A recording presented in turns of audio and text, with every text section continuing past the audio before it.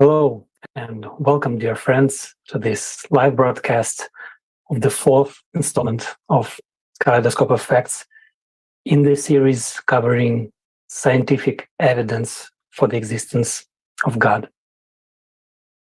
Today, we will talk about why priests become disillusioned with religions and how scientists are discovering God. We'll learn about the phenomenon of faith. What role does the observer play in physics? Who created holidays? And what are we celebrating? Every person, at least once in their life, has reflected on the question of whether there is a God, regardless of whether they are a scientist, a priest, atheist, or an ordinary person. Let's watch the video showing what people say about this.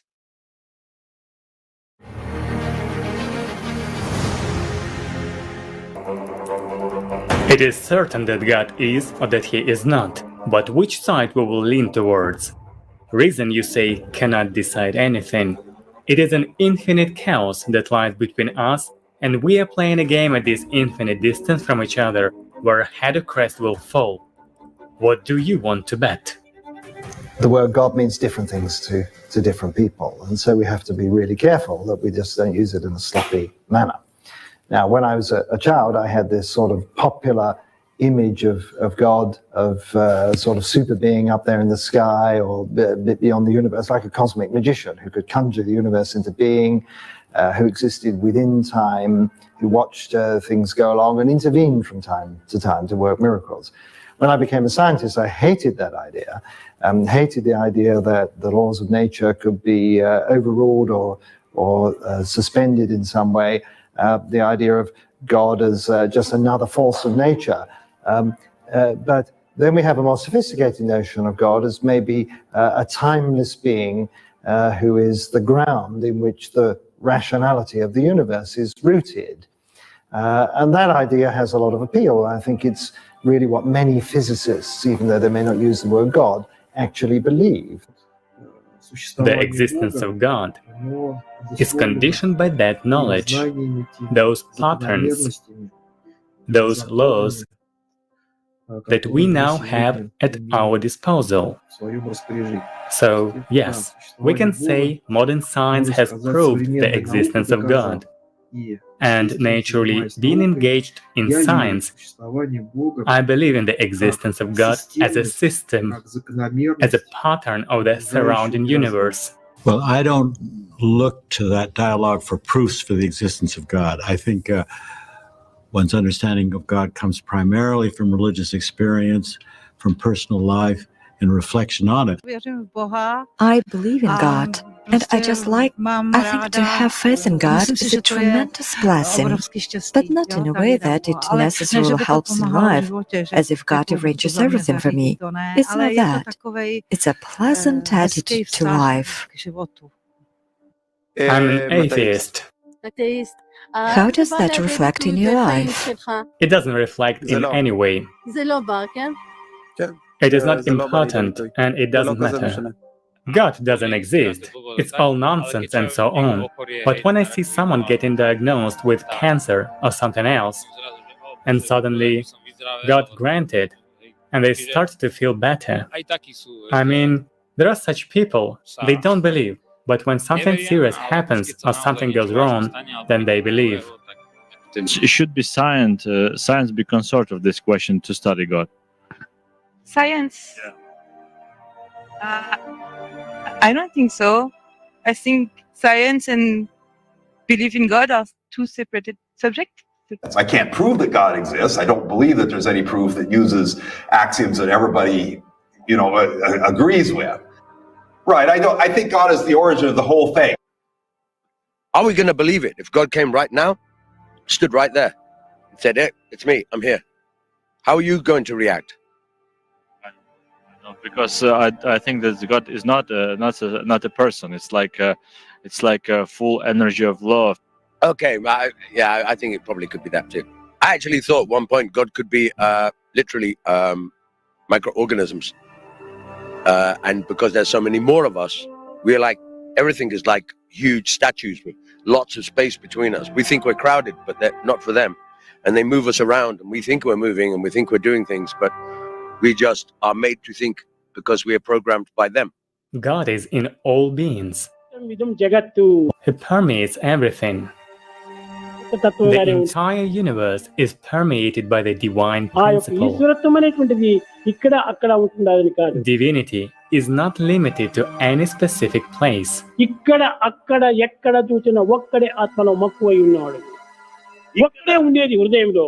The same atom is present in every point of space. Divinity is one in everything. I am more or less a believer, but I don't go to church or anything like that. However, I sincerely believe. I don't have any other way out. I want to ask you, do you think that God exists? I think yes, most likely he does. It had come from somewhere, so in my opinion, he exists. But, when you go back in the history of science and you look at the role that religion has played in the emergence of modern science, I think it's a very natural kind of debate to have, because there's been this kind of traffic of ideas going to and fro over the centuries, ever since the emergence of modern science and the founding of the Royal Society, establishing the first journals. I mean, these were done by deeply religiously committed people.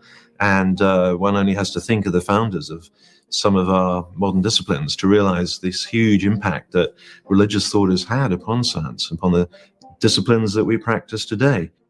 What religion does, what it calls upon people to do, and what, to some extent, as some of our theologians believe, science is also engaged into.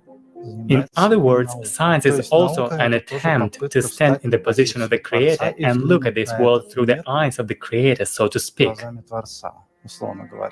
Religion is a kind of opium that allows a nation to lull itself into wishful dreams and so forget the injustices that are being perpetrated against the people.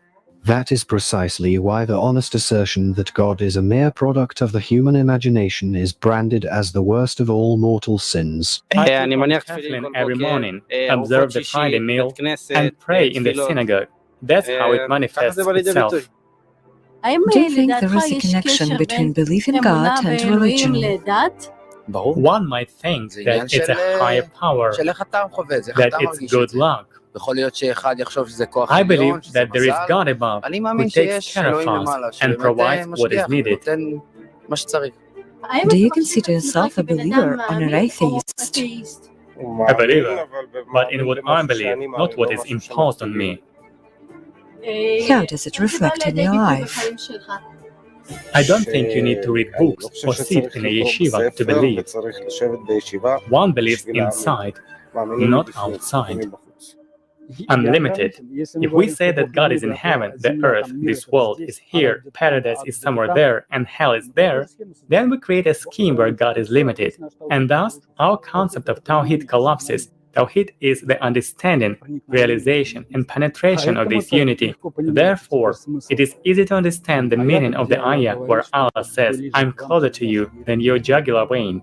Humans think in spatial categories, but God hints that the concept of space does not apply to him. I have a disagreement with churchmen on the following point. They believe that God invented humans, whereas I believe that humans invented God. And that is the answer to this question. From my perspective, everything falls into place after that. The universe is created in such a way that our existence here is not a mere coincidence. However, another question could be asked, could it be that a human being himself created the entire universe? Can you personally create the universe right now? Can you easily create billions of galaxies around you?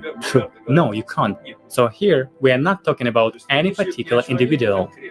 To me, God is not just someone sitting up in the sky. People fly into space in an attempt to see God. It all sounds silly to me because God is a vibration. He is everywhere. That's what was originally written. There's a negative vibration that has a negative impact on us, and there's a positive vibration. I believe that positive vibration is God's presence in my life. I think enormous harm is done by religion. Many people do simply awful things out of sincere religious belief, not using religion as a cover, but really because they believe that this is what God wants them to do. Going all the way back to Abraham being willing to sacrifice Isaac because God told him to do that. In other words, there's evil. Why doesn't God do something about that in this earth and get rid of the evil? Well, we've addressed that. Free will is paramount in our earthly life, and as best I can tell, the afterlife as well. So we're free in this earthly life, all of us, to be loving, compassionate, to embrace the values that we learn in near-death experience. That means we also have the free will to be evil. And so evil seems to be a human choice and not something that God should take away, because God, probably very sadly watches that evil occur, but that's what people chose to do, and it's very unfortunate. But anyway, the top two reasons I think that many people, including scientists, don't believe in God, on closer evaluation, as I've just shared, really don't hold water. There really is a God, and there really is a God that is available to anyone at any time if they seek God out. When I open my eyes every morning, I thank God that I woke up and received the grace to live another day. He manifests himself in every moment of my life. You can know him through nature, through the created things, but also through personal experience that occurs in the life of every individual. And of course, you need faith for that, because scientific evidence is a kind of scientific proof, but you simply cannot do it without faith. And you just can't believe in a personal God without faith. In fact, I would rather get away from the word God altogether and focus on this meaning or purpose, because that's what really matters to people. It's not, is there some sort of imaginary super being sort of lording it over the universe? It's, is there a meaning to existence beyond the meaning of ordinary human life? Living without faith is extremely dangerous, as the potential loss in the case of the existence of God is infinitely great, and this is endless torment if he doesn't exist. The cost of winning is small, since disbelief gives us nothing and requires nothing from us. The actual gain of an atheistic choice would be a reduction in expenses related to the costs of religious rituals. When approaching the end of your life, do you have any fears that there might be an afterlife? No, I think it's nonsense. So, there is no afterlife. Well, there is plenty of evidence that after death, a complex process of transformation takes place. So we can say that death is a transition from the physical body to some other state. Our body is just a vessel, because the human body is very unstable. It eventually perishes and passes away. However, a part of a person, the information associated with their lifestyle, their actions, and so on, that information is stored somewhere in the universe and preserved. Only the Creator truly knows why he did it. Perhaps it is done for people to improve. We go through suffering to perfection. But I don't agree with that, because I believe that we should strive for perfection through joy rather than suffering. I am absolutely certain about one thing. If we are here on this earth for a reason, it is to create love. Not feel, but create love.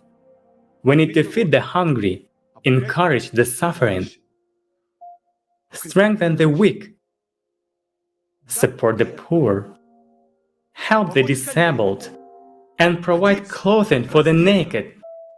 It could be as simple as extending a helping hand, offering a smile, or helping your neighbor with something. Anything that allows their love and your love for each other to manifest. Don't tell me the words. Tell or show what you did. With God, it's simple.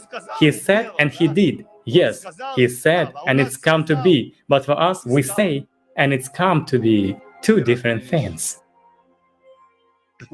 So love is precisely the bridge between our words and our actions.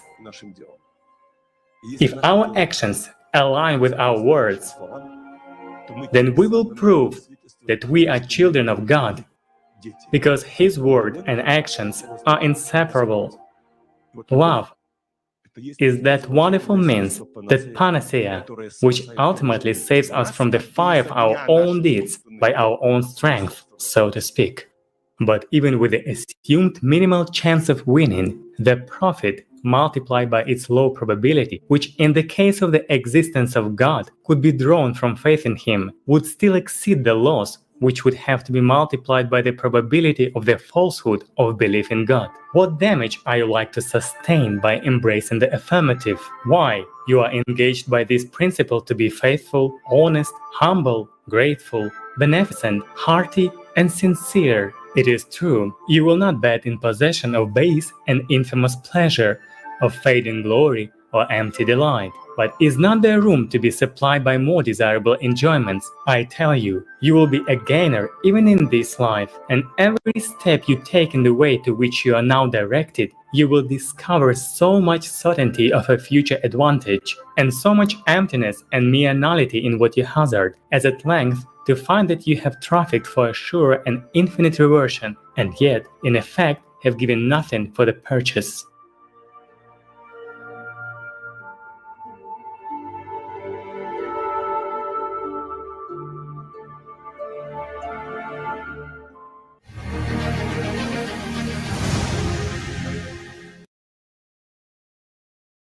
Blaise Pascal pointed out that if one is unable to settle the question of God's existence, it would be prudent to consider what one has to gain or lose by believing or not believing.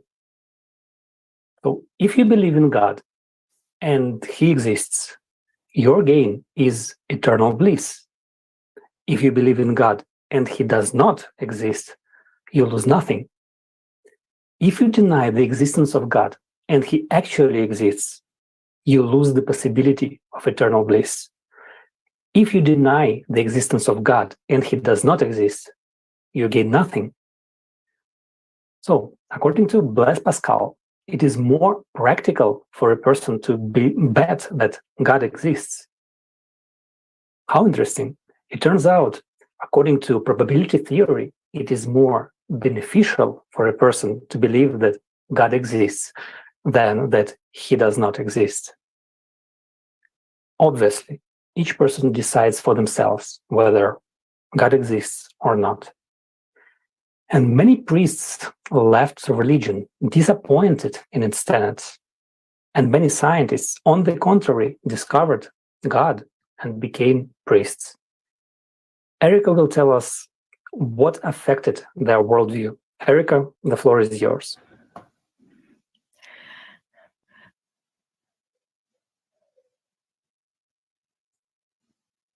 Gracias, Alexei. Thank you, Alexei. Hello, friends. Do you know that there are priests who don't believe in God? In their opinion, the idea of God was born in the human mind. It is just a fiction, nothing more. This is evidenced by the results of a survey conducted by YouGov, which involved 1,500 priests from England, Scotland, and Wales.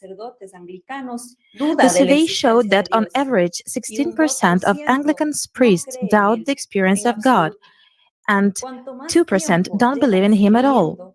The longer they serve, the greater the percentage of doubters. According to one of the survey's conclusions, as a rule, at first, a candidate for priesthood believes in God, but then, after a number of years, he loses faith. Let's look at a few real-life stories. Former pastor Jim Palmer left the church and founded a humanitarian group in Nashville, Tennessee. He speaks openly about his decisions and experiences that destroyed his faith. Palmer experienced shock when he learned that his colleague was beating his wife. It is expected and assumed that clergymen should not be capable of such behavior. In reality, however, clergymen are the same people as everyone else. They are capable not only of heroic deeds, but also of deeply vicious deeds. He was confused by the fact that in the church there is a trading relationship between believers and God. A person comes to church, gives money, and God automatically becomes his debtor.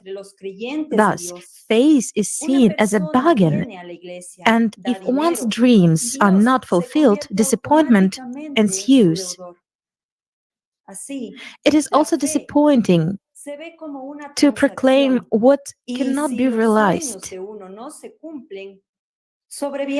Palma shared his experience when a pregnant mother believed that her child with a terminal illness would live when she listened to sermons that things would only become reality with sufficient faith.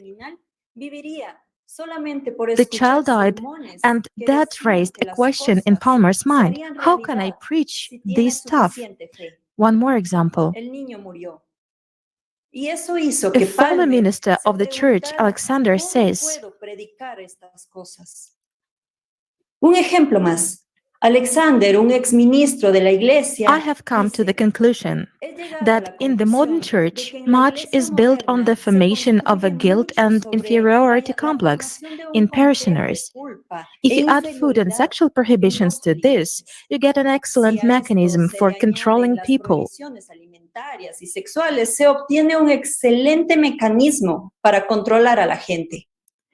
The parishioners do not seek the truth in the church, but engage in primitive psychotherapy. From books on the psychology of religion, I learned that a neurotic person seeks to experience the stability of life through regularly reproduced rituals and holidays, thus trying to reduce the anxiety that torments him. It became more and more difficult to drive away the idea that the service of a priest resembles the work of a pagan priest or a Siberian shaman.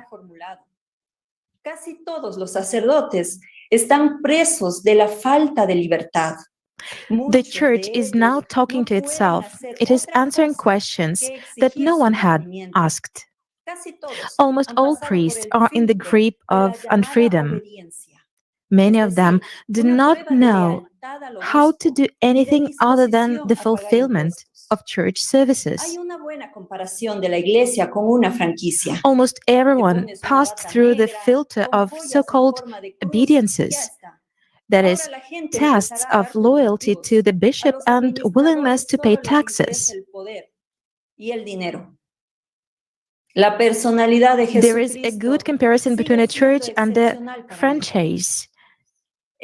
You put on a black robe with jewelry in the form of a cross. That's it. How now people will start bringing you donations. Apart from power and money, its administrators are not interested in much. The personality of Jesus Christ remains exceptional for me, in the sense that Jesus of Nazareth gave people an amazing experience of acceptance and consolidation. There were no hierarchies and restrictions in his community. Everyone was important and dear. A peasant, a publican, a prostitute, and a child suffering from a skin disease and mentally disabled person. It supposes everything I know about human relationships. In this sense, Jesus is still divine for me.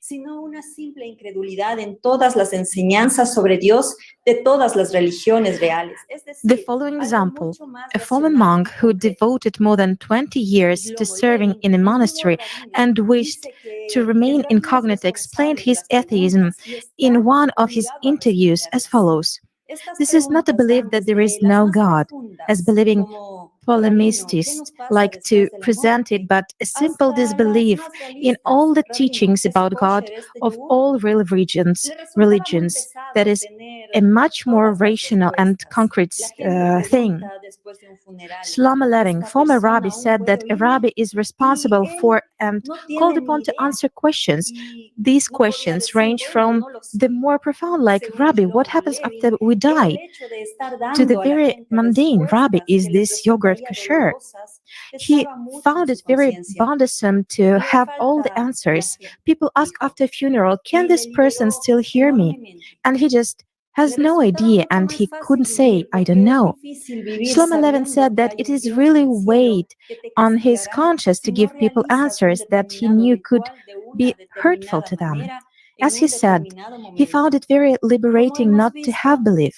It's hard to live knowing that there is a God in the sky that will punish you if you don't do a certain ritual at a certain time in a certain way.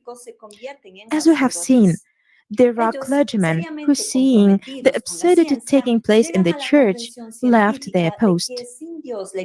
But there is also a reverse process when scientists become priests. They, being seriously engaged in science, come to a scientific understanding that without God, the existence of the world is impossible. Such scientists believe that science only strengthens faith in the Creator, but this does not mean that they agreed with everything that religion offers. Let's give historical examples of such scientists, priests. One of them is the Augustine monk creator Mendel. After his death and the revision of his scientific activity, he was declared the father of modern genetics. Nicholas Stenner was a pioneer in the field of anatomy, geology, and paleontology. Later, he became a priest and bishop. Lorenzo di Vittorio started out as a scientist, but later changed the direction of his life and became a priest. According to him, this change was not the end for the scientific development. On the contrary, he argued that science and faith complement each other. Robert Boyle is an English physicist and chemist who made important discoveries in the field of gas dynamics and chemistry, and was also a Quaker priest. These scientists, priests, like many others, proved that faith and science do not necessarily have to contradict each other and that they can be united in one person. The list of scientists who became priests is quite extensive and includes people from a wide variety of scientists, fields, and denominations. A survey among active scientists in the field of natural sciences who are members of the American Association for the Advancement of Science, conducted by researchers from the Pew Research Center in 2009, show that 51% of scientists believe in a deity or a higher power in one form or another. Of these, 33% of scientists claim to believe in God, and 18% claim to believe in a universal spirit or higher power. Theoretical physicist Kirill Kapeikin is the archpriest and rector of the church. Since childhood, he has been interested in the exact sciences and later became involved in quantum physics. The emotional shock after the loss of his father led him to become a priest, because when he realized that the only thing worth living for is what will remain with us outside the material world, he didn't abandon his studies in science, but transferred them to a different plane. In the late 1990s, a characteristic case happened to him. He was invited to his native university to give a lecture. In his speech, he quoted the Bible. On the first day, God created light. On the fourth, the sun. The students began to argue. The sun emerged from a nebula, gravitational compression. I know, the priest agreed. But if you slightly change the constant of weak interactions, the sun will not work. And where did this constant come from? The listeners spread their hands in bewilderment. So, when I say that the Lord created the sun, I mean by this, God has defined a constant of weak interactions. But in biblical times, no one would have understood such a formulation. One more example. Professor of the Russian Academy of Sciences, Sergei Krivovichev, is a cleric of the Church in Kirovsk. The scientific career of Sergei Vladimirovich Krivovichev developed rapidly. He was one of the youngest professors in the country, made many serious discoveries, became the world's leading specialist in the field of structural mineralogy, doctor of geological and mineralogical sciences, president of the International Mineralogical Association. A new mineral, Krivovichevit, was named in his honor. He heads the Kola Scientific Center of the Russian Academy of Sciences and at the same time he serves as a cleric in the Temple of the Image of the Lord Jesus Christ not made by hands. At the same time, Sergei Krivovichev became the first head of the Scientific Center of the Academy of Sciences in the last 100 years to have a spiritual rank. About how faith and science get along in his faith, he says this: we decipher the crystal structures of compounds, the internal position of atoms. In fact, we open a new reality. We look where no one has ever looked, and when you see it, you experience spiritual joy and can no longer imagine yourself without this hidden beauty. As academician Bogolubov said, there are no unbelieving physicists. Scientific work implies a very subtle spiritual intuition. After all, in the end, science is not built on rationality, but on contemplation. However, not all scientists become priests. Among the representatives of science, there are many who also came to God through their scientific activities, although they didn't join any of the religions. British philosopher, professor of philosophy at the University of Reading, Anthony Flew, has long been one of the ideological pillars of modern atheism. In the book, There Is a God, How the World's Most Famous Atheist Changed His Mind, he shares his experience. My departure from atheism was not occasioned by any new phenomenon or argument. Over the last 2 decades, my whole framework of thought has been in a state of migration. This was a consequence of my continuing assessment of the evidence of nature. Science, qua science, cannot furnish an argument for God's existence.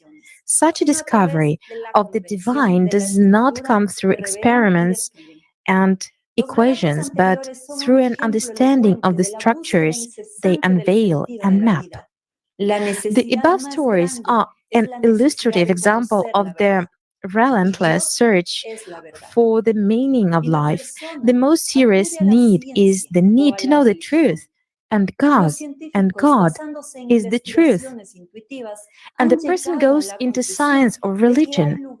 Scientists, based on the research of intuition, came to the conclusion that in every person there is a place for God. Almost all scientific ideas and theories of mankind appeared as a result of insight, intuition, so to speak, revelations from above. Intuition is a person's ability to comprehend the truth without justification with the help of any evidence. And a developed intuition gives a sense of the urgent need to search for relevant knowledge. This is just the right button of comprehension to strengthen the dominant of the soul, to strengthen inner faith. From personality comes the impulse to seek God. This instinct is inherent in a person from the beginning, but a person prefers the logic of thinking to the intuition of the soul. Therefore, there are a lot of religions and scientific concepts, and people take one side or another. And since everything that a person perceives, he perceives through explanations, through the logic of the mind, but he cannot logically explain God. So he runs the risk of not finding God on either side. As we have seen, the priests who have left their post and scientists are repelled by dogmatism, literal interpretation of scriptures, and ritualism in religions. However, I want to believe that those scientists who came to religion will be able to build a bridge between two important aspects of life for every person. Bridge between science and faith in God. Thank you for your attention. I give the floor to the presenter. Thank you, Erica. So, disappointed with religions and those people who call themselves God's servants, many people conclude that God is bad or does not exist at all. They forget that priests are ordinary people with their own internal and external problems. We are first and foremost consumers and want someone else to become a saint, but not us. Someone from whom we could take an example, forgetting that spiritual work is, first of all, work on ourselves, and it consists in eradicating one's own shortcomings, not in condemning someone else's. God gave each person the right to choose, and everyone will be responsible for their own thoughts, words, and deeds. Atheists from science often demand proof of the existence of God in the world around them, saying that if there is a God, he must somehow manifest himself. And there is a huge amount of such evidence. You just have to be willing to see it. The proof of God's presence in our lives is the phenomenon of faith. Caroline is going to tell us about it. Caroline, you have the floor. Děkuji, Alexei. Dobrý den, přátelé. Thank you, Alexei. Hello, friends. What separates scientists from God? Many may say lack of faith, but what is faith and why is it so important in the process of knowing God? If we look at the definition of the word faith, we will see the following. Faith is a deep, sincere, emotional acceptance of some position or notion. Faith allows us to recognize certain statements as true and proven without criticism or debate. Faith is the main tool of all religions to achieve holiness. But how effective is it? There are about 7 billion believers on earth, but there are only a few people who have achieved true holiness. Why did faith used to work well, but now for some reason it has become ineffective? What do we people lack to make our faith indestructible? Many scientists, feeling the need to know God, are faced with inconsistencies in religious texts, which repels them from further investigation into the matter. Therefore, mere blind faith cannot lead a scientist to the goal, because his mind will constantly doubt and cling to inconsistencies. At any moment, the mind can be completely overwhelmed with unexpected doubts, and all the faith that has been formed over the years will collapse like a house of cards. This is the reason why not only scientists but also believers did not achieve the desired result in the knowledge of God. In fact, to believe something is to doubt. And doubts is what destroys faith and any work begun. But if faith stands on a solid foundation of knowledge, which reasonably and thoroughly allows us to prove to our mind the real fact of the existence of God, then a person receives real freedom and can come to God. Knowledge makes faith strong. It would seem that there is no scientific knowledge that could help in strengthening faith. But this is not so. One such example is studies of the placebo and nocebo phenomenon. Placebo, the term comes from the Latin placere, I will please, or I will do good, an effect that causes people to feel better as a result of believing in a positive outcome. And nocebo is the twin brother of placebo that has the opposite, negative effect. The term nocebo is taken from the Latin language. Noceo is translated as harm, bad influence. People who expect a negative result get what they believe in. In the scientific article on fundamental medicine, the mechanism of the placebo effect, the authors of the scientific work are Mikhailov, Selmetina, Urin, Mikhalin, tell about a case of tuberculosis being treated with a placebo mechanism. In the 18th century, in a German clinic, tuberculosis patients were told for a month about a new cure for their disease. The doctors described the chances of recovery with optimism. The drug was brought to the clinic. The patients drank a course of the medicine, which had a striking effect. 80% of the patients recovered. The new drug was aspirin, which has no effect on the cause of such a serious disease as tuberculosis. Placebo has the greatest effect in treating headaches, 62%, depression, 59%, colds, 45%, rheumatism, 49%, seasickness, 58%, intestinal disorders, 58%. It is hardly possible to cure cancer or severe viral diseases, but positive emotions help to improve the condition even in the most severe cases. This is confirmed by biochemical tests. The placebo effect has been associated with self-hypnosis like auto-training, when a person's health improves due to the belief in the effectiveness of a drug or procedure. The story goes that when a medic Henry Beach realized he'd run out of painkillers while helping soldiers during World War II, he told wounded soldiers that a syringe filled with a saline solution contained morphine. 40% of soldiers who received saline reported that their pain decreased. During a clinical study in the USA, led by Harvard professor of medicine Ted Kapchik, an experiment was conducted on the treatment of joint pain in the arm, such as tendonitis, chronic pain in the elbow, shoulder, and wrist. One group of participants was asked to take painkillers, the other was given acupuncture treatment. Both groups were warned that there could be side effects. As a result, 30% of the subjects experienced terrible side effects. People complained that they could not get out of bed. The pills made them sluggish. The needles caused swelling and redness. Some of the patients began to experience unbearable pain. The other part of the subjects, on the contrary, reported real relief.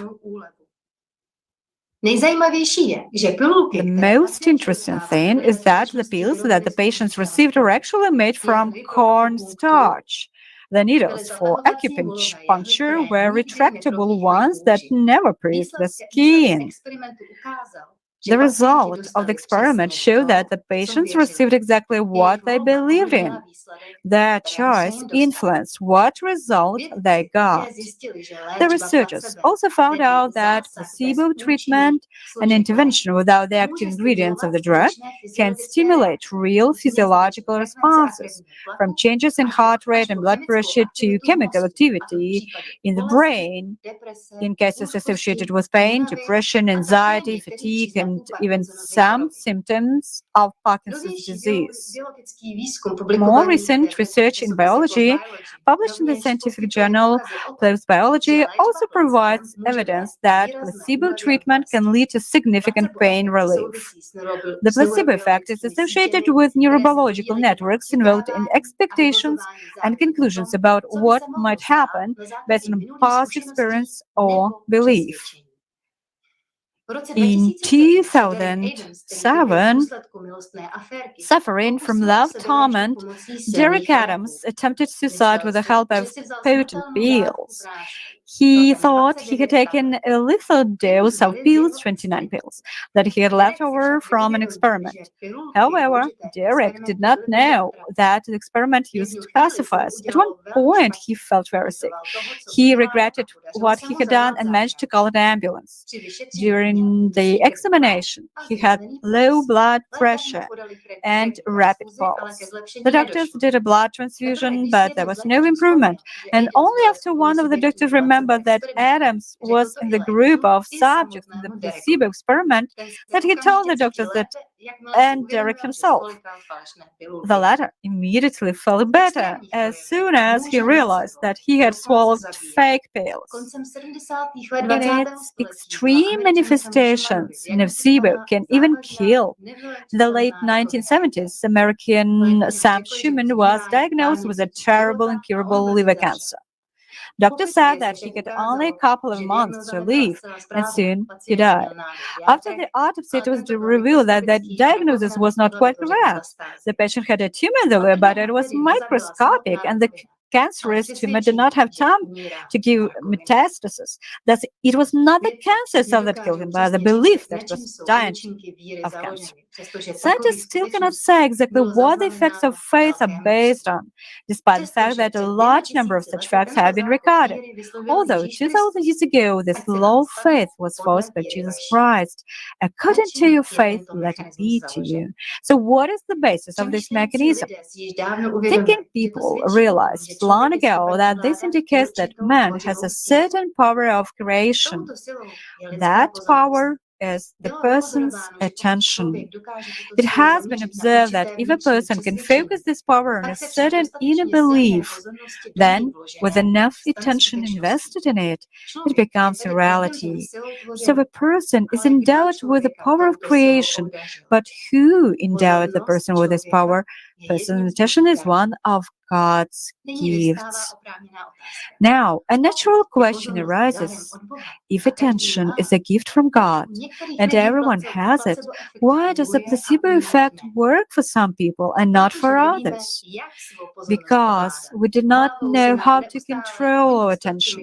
Hundreds of thoughts are constantly running through our head that we don't even notice. Thought, despite its secrecy and everyday grayness, is a very powerful force, the main instrument of human progress or regression, both external and internal. And there is nothing surprising in its duality. Power is power, but who will control it is the question. In the vast majority of cases, it works uncontrollably in people's heads. That is why a person should only give in to external provocation and allow a negative shade into consciousness, as a thought instantly perceives it as a personal order, multiplying the negative outbursts with its power. This is the immediate result. A thousand-fold increased negative thought affects not only the surrounding people, materializing through words, but above all its bearer, burning and devouring him from within. And oddly enough, while the subsequent quirks of fate come precisely from such internal vicissitudes, here is the true source of all worldly troubles and broken destinies. Negative begets negative, the positive forms the positive. It can be seen that this is how God ordered. Everyone is free to choose for himself the path that attracts him more and is paved with a tempting thought. Thus, it becomes clear what in a human is from God. God has the power of creation and influences globally, and man has the power of creation, but influences locally, and he creates his own reality in which God does not interfere. And the reality that surrounds us is formed by the people themselves. And only in our hands there is the tool that allows us to change everything for the better. But is it enough just to wish good and everything will work out by itself? I'm afraid not. If you believe that you will lose weight, you really want it, but you keep eating cakes, placebo is unlikely to help. That is, action is a necessary element for chewing. It is action that reflects the final choice of a person, what thoughts he prefers and tries to implement them. If a person is fighting for his or her health, it is not enough to believe in healing. It is also important to understand modern methods of treatment. get rid of bad habits, maintain immunity, and take appropriate medication. Faith alone is not enough, because in the face of negative thoughts, a tendency to doubt, the nocebo effect, and knowledge and practical actions transform a person's faith into his personal experience, and even consciousness cannot argue with this. A person with unbreakable faith is able to change not only his life, but also the lives of other people, if they also want to believe in it and can hold this thought with the power of their attention. Another amazing fact in the study of placebo effect was discovered by the scientists. They observed that the brain decides how a particular drug will affect us before the information about the drug is conscious to us. Tomography showed that visual and verbal stimuli were processed by the brains of these people at a lower preconscious level in the stratum, which is part of the evolutionary order basal nuclei of the hemispheres, as well as in the subcortical amygdala. Experiments have confirmed that the brain decides on the effects of a drug before we analyze information about it. The placebo mechanism operates regardless of the subject's awareness of the signals that trigger it. It is an automatic and more fundamental process than belief and conscious expectation, a mechanism that regulates our reactions and behavior. In this experiment, we encounter metaphysics, anticipation of the result of the drug's action, magnified by the person's belief in his recovery. The facts related to the action of a force, such as human attention, must be carefully studied. After all, this is the path by which every scientist can approach the proof of the existence of God. For believers in their path of spiritual development, not only faith is important, but also knowledge about their dual nature as well as the tricks of the devil on the way to God. Then their faith will be true because it is built on a solid foundation of knowledge in which there is not even a drop of doubt. What can give an understanding of the value of the power of attention in society? Creating a world in which absolutely everyone will be comfortable. It is the inability to focus one's attention on a single goal for all of humanity that creates countercurrents that slow down the process of the general unification of people into one civilization.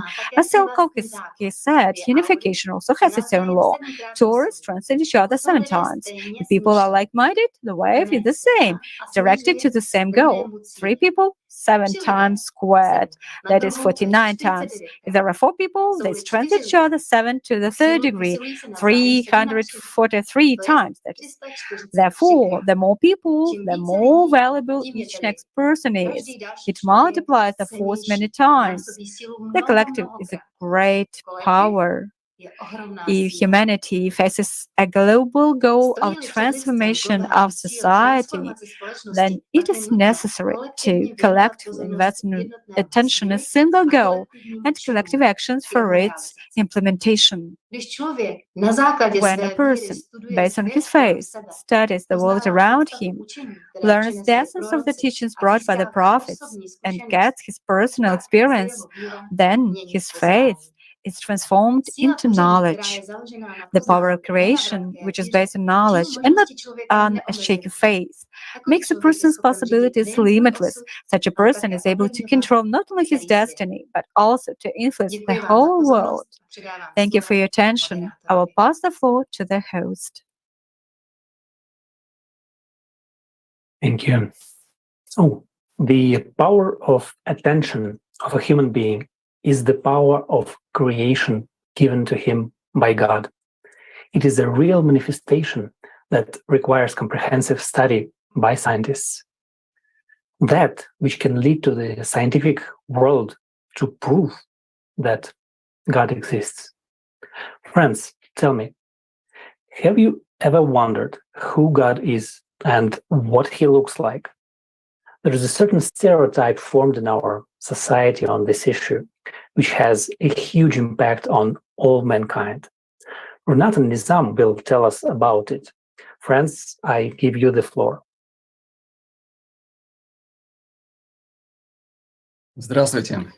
Hello. We want to ask our viewers a question. How do you imagine God? While you're thinking, we'll give you some statistics. A 2008 Pew Research Center poll found that 60% of American adults believe in a personified God. And only 25% believe in God as an impersonal force. A personified God is a deity that can be correlated with a person as opposed to a depersonalized force, such as the absolute, an absolute spirit, an absolute idea. Now, back to our question. Many of us, at the word God, instantly have an image of a white-bearded elder sitting on a cloud. Even if a person does not believe in a personified God or is an atheist, his consciousness gives out this very picture when the theme of God is raised. This image is written in the people's subconsciousness and is deeply rooted in the genetic memory of many generations. The prototype of this image was El, a man who had absolute power. He lived almost 1,000 years and thought he was God. Now this image appeared. How this image appeared, where its origins were, we will learn from the fragment of program From Atheist to Holiness. Once there was a civilization that was much more developed than now. They aspired, like any material, let's say formation, to autocracy. They aimed at single world government, as, let's say, as now many are striving for. But they explained that the world should be united, people should live well, and when there is a single world government, there is one world, there are no wars,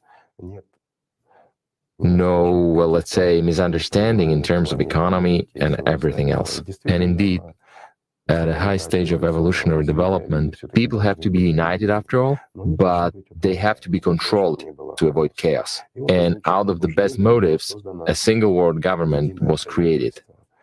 But once again, as I've said, science did not stand still. And it is natural that prolonging human life beyond the species limit, many times over at that, is not difficult for modern science. But due to the fact that the scientific discovery was made, it was tested, gave good results, who needs it? Exactly those who rule the whole world. So that people who lead could exist for a long time and keep order.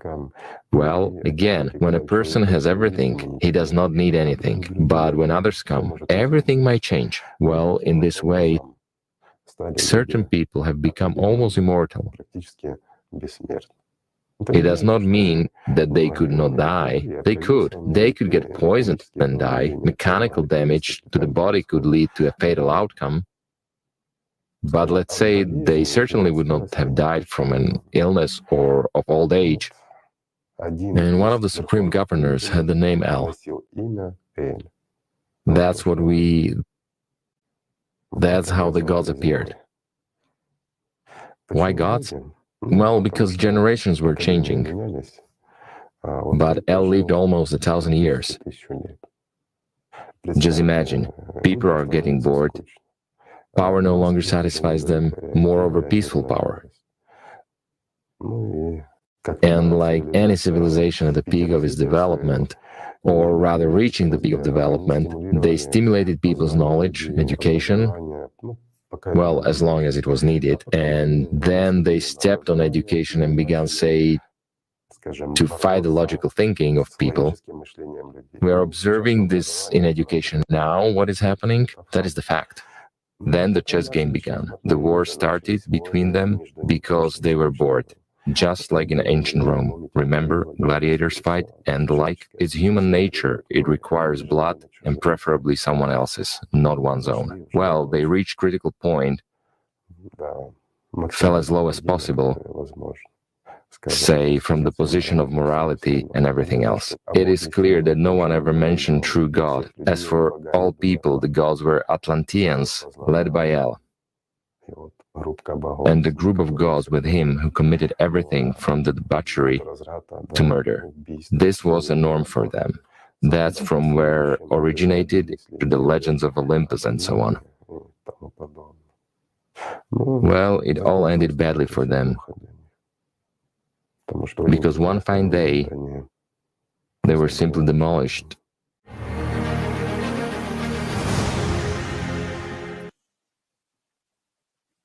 Those who survived after the flood kept the knowledge of how to control and manipulate people for many millennia. And when 6,000 years ago the spiritual component of humanity weakened, the followers of El began to actively destroy the knowledge of one God and substitute it with the concepts of God-man. As a result, already in the second millennium before Christ, the worship of El resumes. This cult first was taken up by the Amorites and then by other peoples and tribes. Agarians, Phoenicians, Canaanites. El was portrayed as an old man with a long beard, wearing long robes. El requires constant sacrifices. Later, new deities appeared, and deliberate fragmentation into religions, confessions, and different directions began. This was done for one purpose: to divide people so that it was easier to control them and push them in conflicts. Thus, the ancient West Semites have the cult of Baal, who is considered to be the son of El. Baal was considered the supreme god and was called simply God of or Lord. This title he wrested from the god Yama, whom he defeated in battle. He is recognized as the supreme god. Thus, there is a hierarchy among the gods. There is a supreme god and there are lower gods. They constantly fight among themselves and try to overthrow each other and the supreme god. These gods have not the best qualities of ordinary people: envy, greed, selfishness, hypocrisy. In this way, the manifestation of low qualities in people was encouraged. After all, if negative emotions are expressed by God, it means it is good. It means it is an example for impatience. During festivals in honor of Baal, there were mass orgies, often accompanied by self-mutilation. The worship of Baal involved human sacrifices, including the killing of one's own children. Baal is identified by various researchers with the Akkadian Enlil, Babylonian Marduk, Assyrian Ashur, Greek Zeus, Pan, Egyptian Seth, and other gods. Ashur, the god of war and hunting, was the supreme god in the Assyrian pantheon. As a rule, he was depicted with a long beard together with bulls.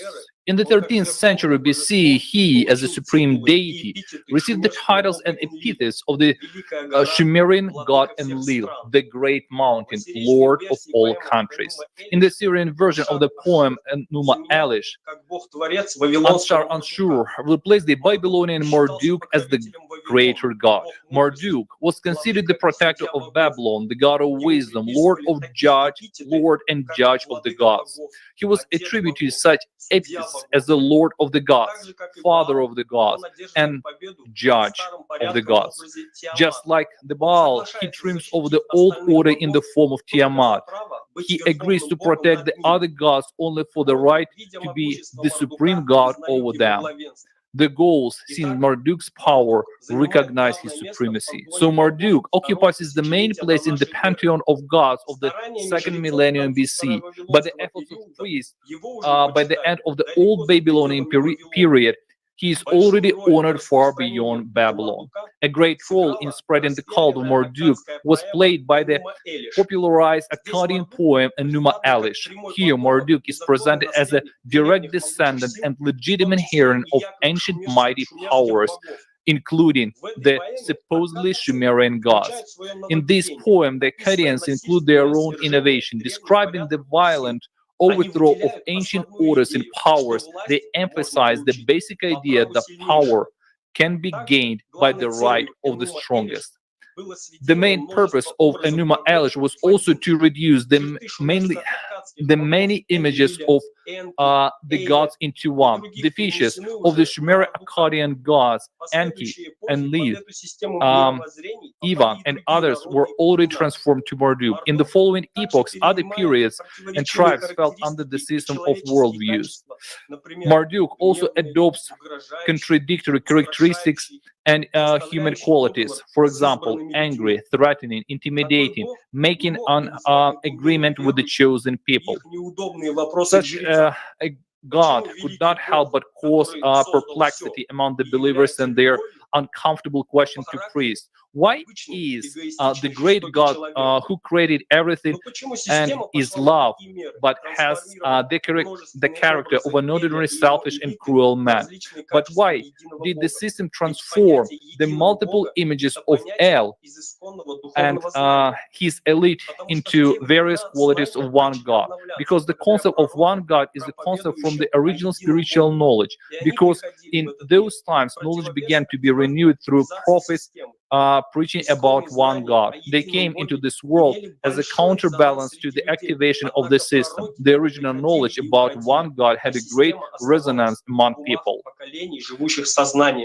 However, prophets came and went, and the system remained in the minds of generous living by consciousness. So the original knowledge brought by prophets, priests of the dominating religion of that time, distorted and endowed one God with the qualities of their multiple mortal gods from the past, such as anger, hatred, vindictiveness, and so on. And they did everything to make people fear God, but not to love Him, to offer Him gifts and sacrifices, but not to serve Him. Later, in the Hellenistic area, the story of Marduk is mostly copied by the archons of the Helios. Only the head god is already called Zeus, and the place of his rule is Mount Olympus. Zeus, like all previous supreme deities, is formidable and vengeful. Many heroes of Greek mythology became victims of his anger. The head of the gods is enormous. He often combined with earthly women. For this purpose, he sometimes turned into various animals. Как и их предшественники, были весьма далеки от совершенства. У них не было ни абсолютного могущества. The gods worshipped by the Greeks, like their predecessors, were very far from perfect. They had neither absolute power, nor omniscience, nor omnipresence, these indispensable attributes of the one God creator. But they led a lascivious life, intrigue, deceit, adultery were constantly present in the pantheon of Greek gods. People thought that gods of Olympus were immortal but not eternal, and none of them, even the great Zeus, could not claim to be the creator of the universe. The question about such a creator in Greek mythology actually remained open. In the 6th century before Christ, Pindar, in an ode dedicated to the Olympic Games, says that gods are the same people but possessing a certain power. There is one race of man, one race of gods, and from a single mother we both draw our breath, but all allotted power divides us.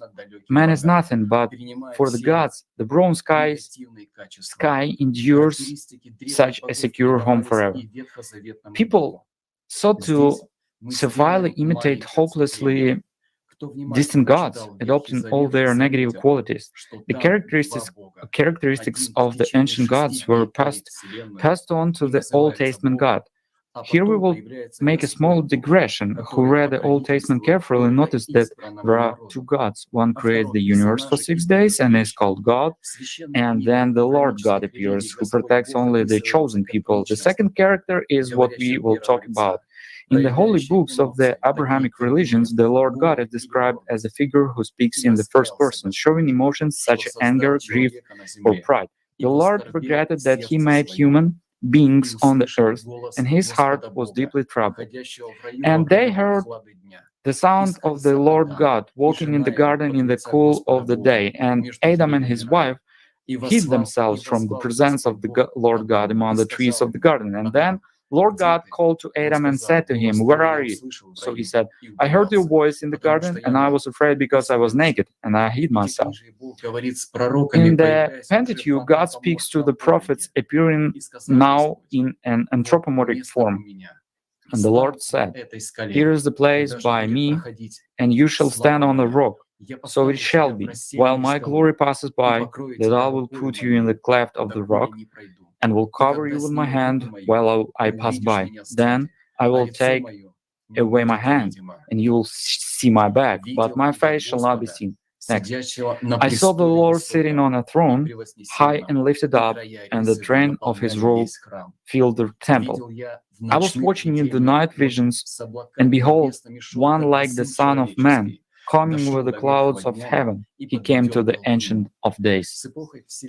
With the epoch of the ecumenical councils, there was a need for direct images of the Christian God. This was explained by the fact that if Christ was truly incarnate, he had a body and bodily appearance, then he not only can, but he must be depicted. And here, the ancient symbolic image of the Lord in the form of an old man, who was called the Ancient of Days, came to the fore. The iconography is based on the two biblical visions. The prophet Daniel described the appearance of God in the form of an old man, and the Ancient of Days was seated. His garment was white as snow, and the hair of his head was like pure wool. John the Evangelist writes about a similar image of his book of Revelation. "Then I turned to see the voice that spoke with me, and having turned, I saw 7 golden lampstands, and in the midst of the 7 lampstands, one like the Son of Man. His head and hair were white like wool, as white as snow." Yahweh is the name by which the Old Testament God introduced himself to Moses. Yahweh is very jealous and forbids to worship of any deity other than himself. Severe punishment awaits those who disobey, and this is what he tells to Moses. "Behold, I am driving out from before you the Amorite and the Canaanite and the Hittite and the Perizzite and the Hivite and the Jebusite. Take heed to yourself, lest you make a covenant with the inhabitants of the land where you are going, lest it be a snare in your midst. But you shall destroy their altars, break their sacred pillars, and cut down their wooden images, for you shall worship no other God, for the Lord, whose name is jealous, is a jealous God." In his book, The Bible Not a Sacred Book, Mauro Bellino describes the image of Yahweh as follows. Yahweh entered into a privileged covenant with the chosen people and used them as cannon fodder with constant bloodshed to conquer territories. And for this, he unabashedly exterminates entire nations, whose only fault was living in the territories in which he, as Yahweh, was interested. Couldn't he, as all-knowing, have taken everything earlier without making his people kill hundreds of thousands of innocent people to occupy a territory he wanted for himself? If he was a universal God, why did he compel people to fight, forcing them to defile themselves with thousands of killings and violence against men and women? He behaves just like an ordinary colonizer and ruler. The entity known as Yahweh was neither God nor himself, but one of the Elohim. Elohim is the plural form of Eloach or El, a general term for the deities among Semitic peoples. In the Bible, the Elohim are never regarded as gods. They were ordinarily actually the subject of respect and subjugation solely because of their great power granted by their technology they exhibited and which instilled terror. They were also feared for their cruelty, a characteristic of which the Bible provides An equivocal testament Yahweh, referred to as the warrior, had no qualms about ordering actual exterminations of defenseless people, conducting operations that we today would unambitiously classify as ethnic cleansing. Yahweh was literally obsessed with the fear that his people would abandon him and follow other Elohim. That is why he constantly threatened them with death and ruthlessly killed traitors and following. The command to offer firstborn children as sacrifices was given by Yahweh himself. He wanted children to be given to him when they were 8 days old, just like animals. Exodus 22, 28, 29. And he wanted them to be burned for him, as he claims in Ezekiel 20, 25 and following. It is not surprising that the Vatican issued a kind of directive to bishops and priests, urging them to avoid using the name Yahweh and to use expressions like Lord, Most High, or Eternal instead. Perhaps they know all too well who he truly was. Therefore, speaking of the Lord Yahweh aloud is strictly forbidden. It was also prohibited to create his images.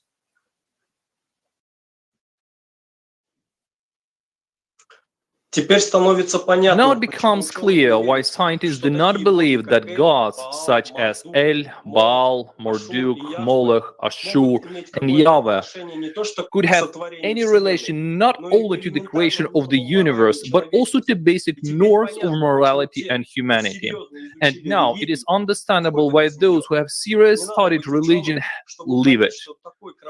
You don't need to be a scientist to understand that such a bloodthirsty God cannot be the creator of the universe. He is most suited for the role of a destroyer, that is, Satan. Worshipping such a character means recognizing and supporting his anti-human behavior. The characteristics of Yahweh were transmitted to the Aztec god Huitzilopochtli in the 14th-16th centuries. Like Yahweh, Huitzilopochtli was very demanding of his chosen people. He was also a rather cruel and ruthless god. He subjected the Aztecs to various harsh trials. He punished them for the slightest disobedience and demanded bloodless sacrifices.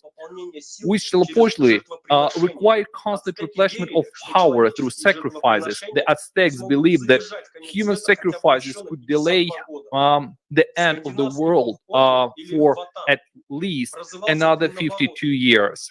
The Scandinavian god Odin, or Wotan, was also called Long Beard. Imitating him reached the point of absurdity. Long hair and beard were especially honored among Scandinavians because that's how God Odin looked like. That is why many Scandinavians men bleach their hair with special soap. They value their beard and hair more than their lives.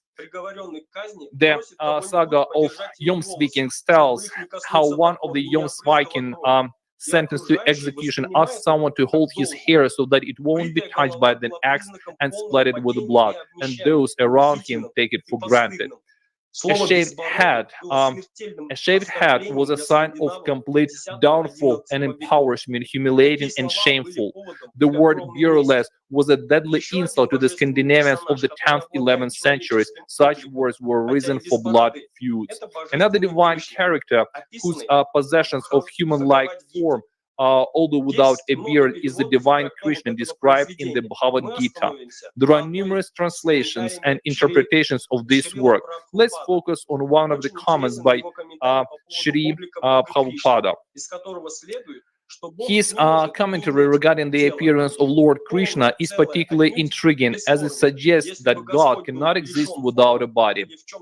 The complete whole is not formless. If he is formless, or if he is less than any other thing, then he cannot be the complete whole. Krishna therefore appears in the form of a human being, albeit an extraordinary one, a prince of one of the royal families of that time. The story begins with a scene on the battlefield. On one of the sides stand Arjuna with Krishna as his charioteer.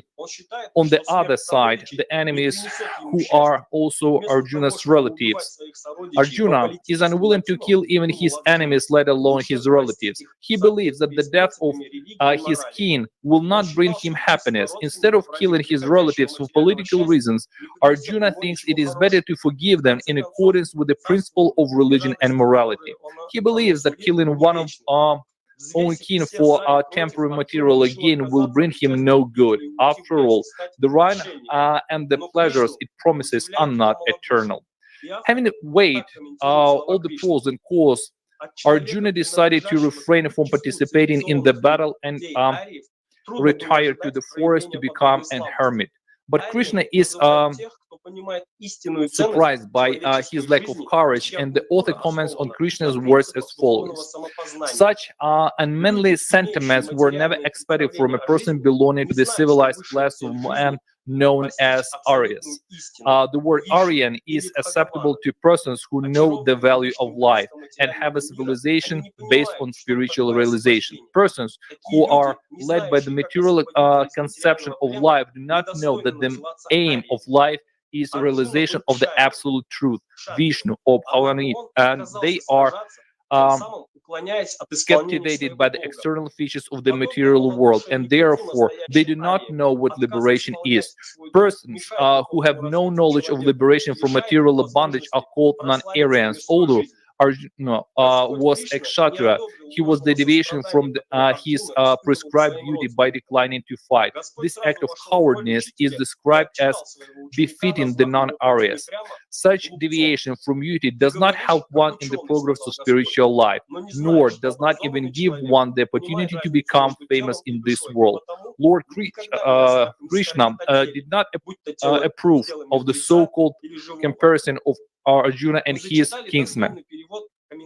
The Lord immediately took on the role of the teacher and chastities his disciple, calling him a fool, although not directly. The Lord said, "You are talking like a learned man, but you do not know what is one who is learned. One who knows what is body and what is soul. One does not lament for any stage of the body, neither in the living nor in the dead condition."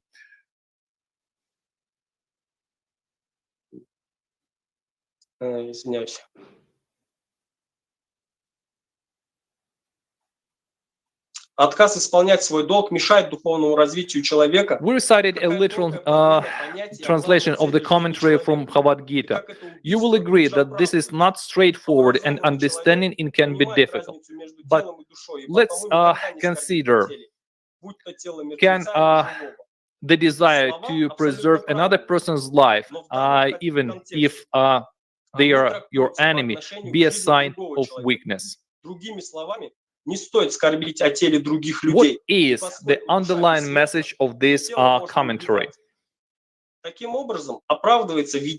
According to it, as a Christian, you must kill, otherwise refusal to do your duty hinders your spiritual development. What a subtle substitution of the concept of a person's ultimate life goal. In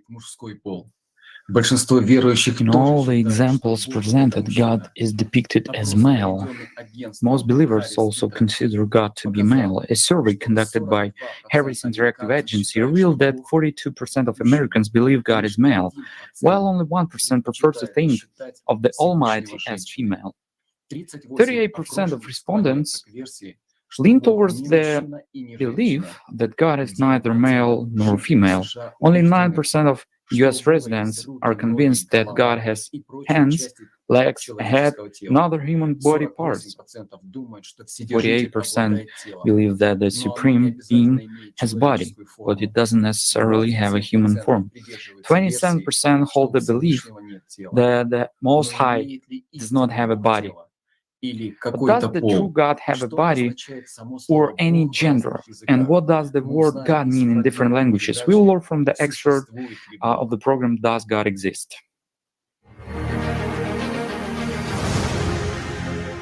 By the way, here is another interesting point. Our translators from Allatra have also sent us interesting information regarding what is being said about the word God. That God, particularly in the Russian language, as linguists say, this word is similar to a Sanskrit word Bach, which says bestowing, that is like happiness, the one who is full. And it's interesting that, let's say, in the German group of languages, such words as God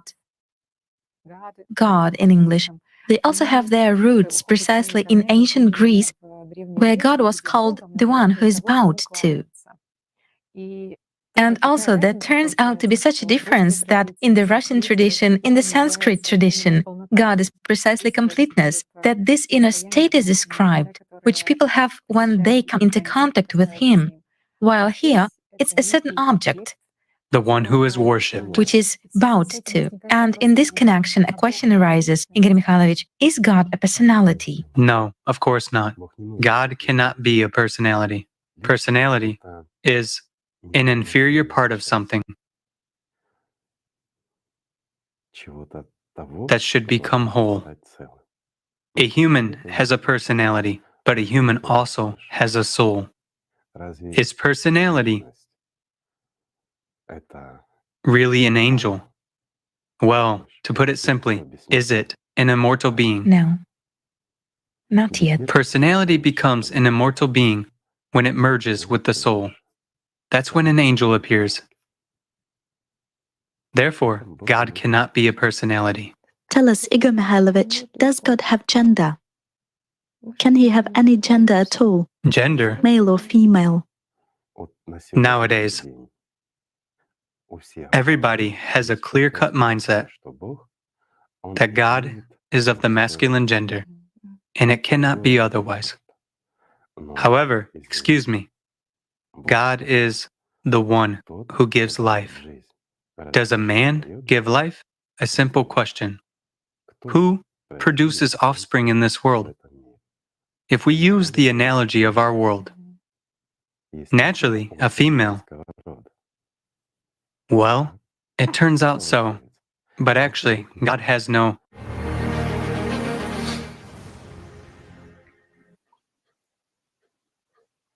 The situation is exacerbated by the fact that the image of God as an old bearded man is ingrained in us from childhood. From an early age, we are taught that if you don't want to be punished and want to receive gifts, we need to be obedient and humble. The character without whom we cannot imagine New Year is Father Christmas or Santa Claus. He brings gifts, and that's all we need to know about him. But shouldn't we stop there? The roots of this tradition go back to ancient Rome and the festival of Saturnalia. Saturnalia was a December festival among ancient Romans. It was initially celebrated on December 17, and later the festivities were extended until December 23, the day of the winter solstice.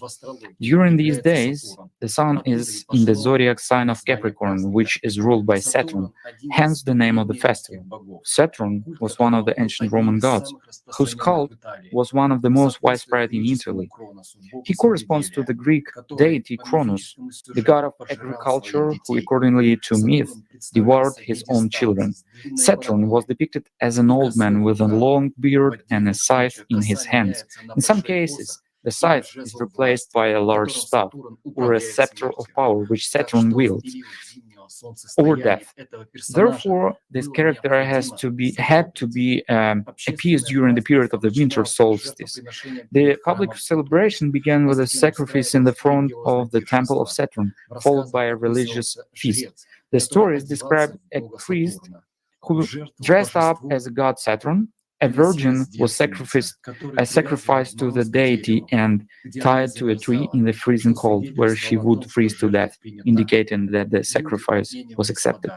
People exchanged gifts. The most popular gifts were simple wax candles and medallions with the image of a male head. The tradition of giving head-shaped images dates back to ancient times when human sacrifices were made to Saturn, with their heads being severed. The worship of Saturn has been preserved in many countries as a custom of dressing up as satyrs and devils for Christmas. In Finland, Santa Claus is still called Joulupukki, which translates as the Yule Gold, transparent hint at Capricorn. But in the 4th century, a transformation of the holiday began. It was due to the fact that in 312 AD, Emperor Constantine proclaimed Christianity as the only official religion. Thus, Saturnalia was replaced by Christmas.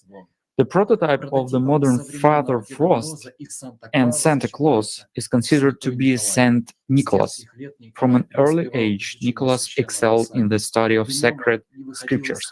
During the day, he never left the church, and at night, he prayed and read books. As we have already mentioned, religions were created as a tool for controlling and manipulating people's consciousness. Where the young Nicholas acquired such a passionate desire to master this tool, we don't know. But he clearly succeeded because he quickly advanced through the hierarchical ladder of the priesthood. According to the one version, his uncle Bishop Nicholas of Patara appointed him a reader and then elevated Nicholas to the rank of priest, making him his assistant and entrusting him with teaching the flock. According to another version, thanks to a miraculous sign by the decision of the Council of Lycian bishops, the layman Nicholas immediately became the bishop of Myra. Having occupied a high position, Nicholas began to zealously defend the Christian faith against heresies. He also fought against paganism, and he is credited with the destruction of the temple of Artemis Eletria in Myra. Numerous miracles attributed to Nicholas have been preserved in history. The resurrection of a sailor who died during a storm, numerous miraculous healing of the sick during the translation of his relics. All of this aroused his personality was exalted in every possible way. No saint has as many prayers dedicated to them as Saint Nicholas. There are 5 of them. He is honored with 3 major holidays throughout the year. December 6th, the day of his death; May 9th, the day of the arrival of his relics in the city of Bari; July 29, the birth of Saint Nicholas. He is venerated every Thursday, and he is also depicted in icons. In icons of the 13th century, Saint Nicholas is depicted between Christ and the Virgin Mary, who handed him the Gospel and the Amophorion. He is even placed higher than Jesus and Virgin Mary, portraying the Christian saint much bigger. According to Slavic folk beliefs, Nicholas is the senior among the saints. He is part of the Holy Trinity, and he can even replace God on the throne. Even in the 19th, 20th centuries, it was possible to come across the opinion that the Trinity consists of the Savior, the Mother of God, and Nicholas. The special veneration of the saint is evidenced by the plots of folk legends about how Saint Nicholas became the ruler. He prayed so fervently in the church that a golden crown fell on his head by itself. And the golden crown is a symbol of power, a symbol of elevation in the material world. Was Jesus wearing a crown? No, a crown of thorns is what Jesus received from people for his true service to God. And it is precisely this character, Saint Nicholas, who becomes the main protagonist of Christmas celebration. In Germany, Nicholas became popular around the 11th century. The holiday in honor of the patron saint of children is one of the winter festivals where children, not adults, become the objects of attention. Devils in masks who behave provocatively and aggressively have been known generally since 16th century.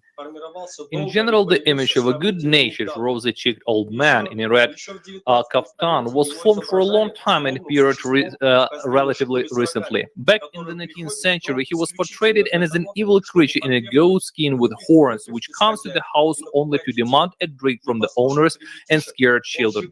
He boiled naughty children alive in a cauldron. model. Then the image was divided, and Father Christmas began to walk with Krampus. He probably took it in order to look better against the background. Krampus is a legendary figure in the folklore of the Alpine region, the Christmas devil, a companion, and at that time the antipode of the Nicholas the Wonder World. Extremely, Krampus looked like a demon with a red muffle and goat horns covered with shaggy black hair. According to the legend, he has a long red tongue. Krampus beats naughty children with rods and puts completely hopeless children in a basket and takes them to his castle, which according to one version is high in the mountains, according to another right in hell. To intimidate entering the house, Krampus rattles chains. Santa Claus gradually replaced Nicholas. The modern image of Santa Claus is believed to have been created in 1860s by Thomas Ned, a draftsman for popular weekly Harper's Illustrated Weekly. In England, the Christmas gifting character was first called Father Christmas. Gradually, the American Santa Claus conquered Britain, Canada, and Australia. His companions are still the evil creatures, Benskinen, Swat, Piet, Krampus, and the like. Thus, we get a convenient distribution of roles: white knight, black knight, good king, and bad boyars. All the negative characteristics are shifted towards the evil companions, but then the image is separated. The black forces seem to exist on their own, and the good king gains positive character points. Krampus is already acting as if he is on his own, but the purpose of the actions remains the same: to intimidate, so the children are taken away in shackles into slavery. And what about Santa Claus himself? He, having separated him from evil assistant, has also gradually changed his image to that of a good-natured old man with present. In this card, Santa Claus seems to be doing the same thing as his helper Krampus, stuffing a child into a bag, but somehow so kindly as if it is should be the norm. The characters are different, but the essence is the same. Initially, the pagan custom was gradually Christianized, became more human, and more recent has completely turned into an advertising character for Coca-Cola. The horned villain from Lapland has forever been replaced by a laughing pumpkin with a bag of gifts. In parallel with the image of Santa Claus, the image of Father Frost was formed. Now, we consider him a kind beard man, but a few centuries ago it was not like that. For example, the Slamers did not call him the Father Frost, but Morog, the name of the god of cold and winter. Another name is Morozko, or grandfather, a snow demon. And he was very evil. And the bag of Father Frost was also at first intended for collecting offerings. And with his staff, the veiled old man beat up naughty children or intimidating them. And only in the 19th century, Father Frost, whose prototype was also Nikolai Ugodnik, took better and began to give gifts. The word frost itself goes back to the ancient Indo-European root to which the word veil also belongs. It means to exhaust, to destroy, to spoil, to decay, to rot, that is, to die. About the appearance and character of Father Frost, associate professor of the Department of Philology, candidate of pedagogical science, Ekaterina Valerievna Gileva says, there were no specific idea about how they looked like. The legend conveyed the fact that he is evil, and meeting him does not bode well for a person. If you remember, that word frost itself means to destroy. You could even die. Active promotion of New Year characters began in the second half of the last century. To raise its popularity, on the days of these holidays, they gave days of extra salaries, arranging banquets and expensive shows. To interest children, they wrote fairy tales, songs, made movies and cartoons. But despite all the efforts, at the first meeting with the new character's grandfather, a child always caused fear. Why? Because this cruel ancient tradition of child sacrifices is preserved in genetic memory. but the annual abundance of gifts outweighs this fear, and later the child is already looking forward to the New Year holidays. Thank you for your attention. Now, that is something that can be called a worldwide deception that has been going on for over 25,000 years. The discrediting of the real God, an attempt to narrow him down to a mere mortal man with a huge amount of vices, hatred, and trivial worldly desires. This is not just a substitution, but a substitution that leads to the denial of all that is holy and the failure to understand how he who is love can be so petty, evil, and cruel. The devil himself is interested in such substitutions. It is not for nothing that for thousands of years he has kept in our heads the image of God as a white-bearded old man sitting on a throne in the sky. Knowledge is what will help us defeat the devil.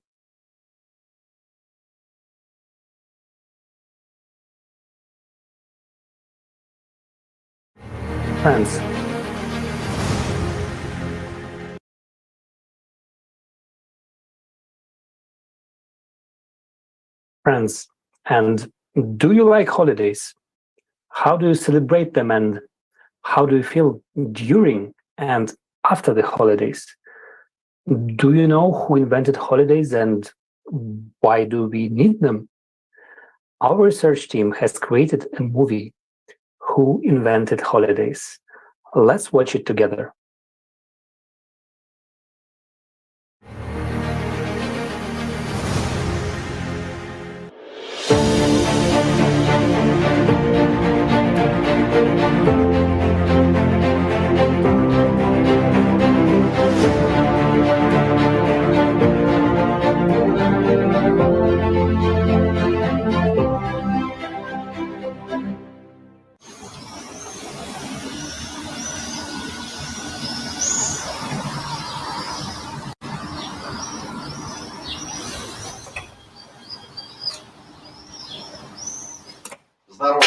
Hey, buddy. Hi. I'm so happy Likewise. to see you. This is for you. Thanks. Well, come in, and I'll go put the kettle on.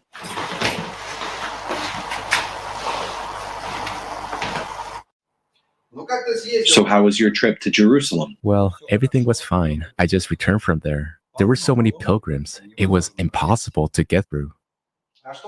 What was happening there? Holidays, as usual. Imagine.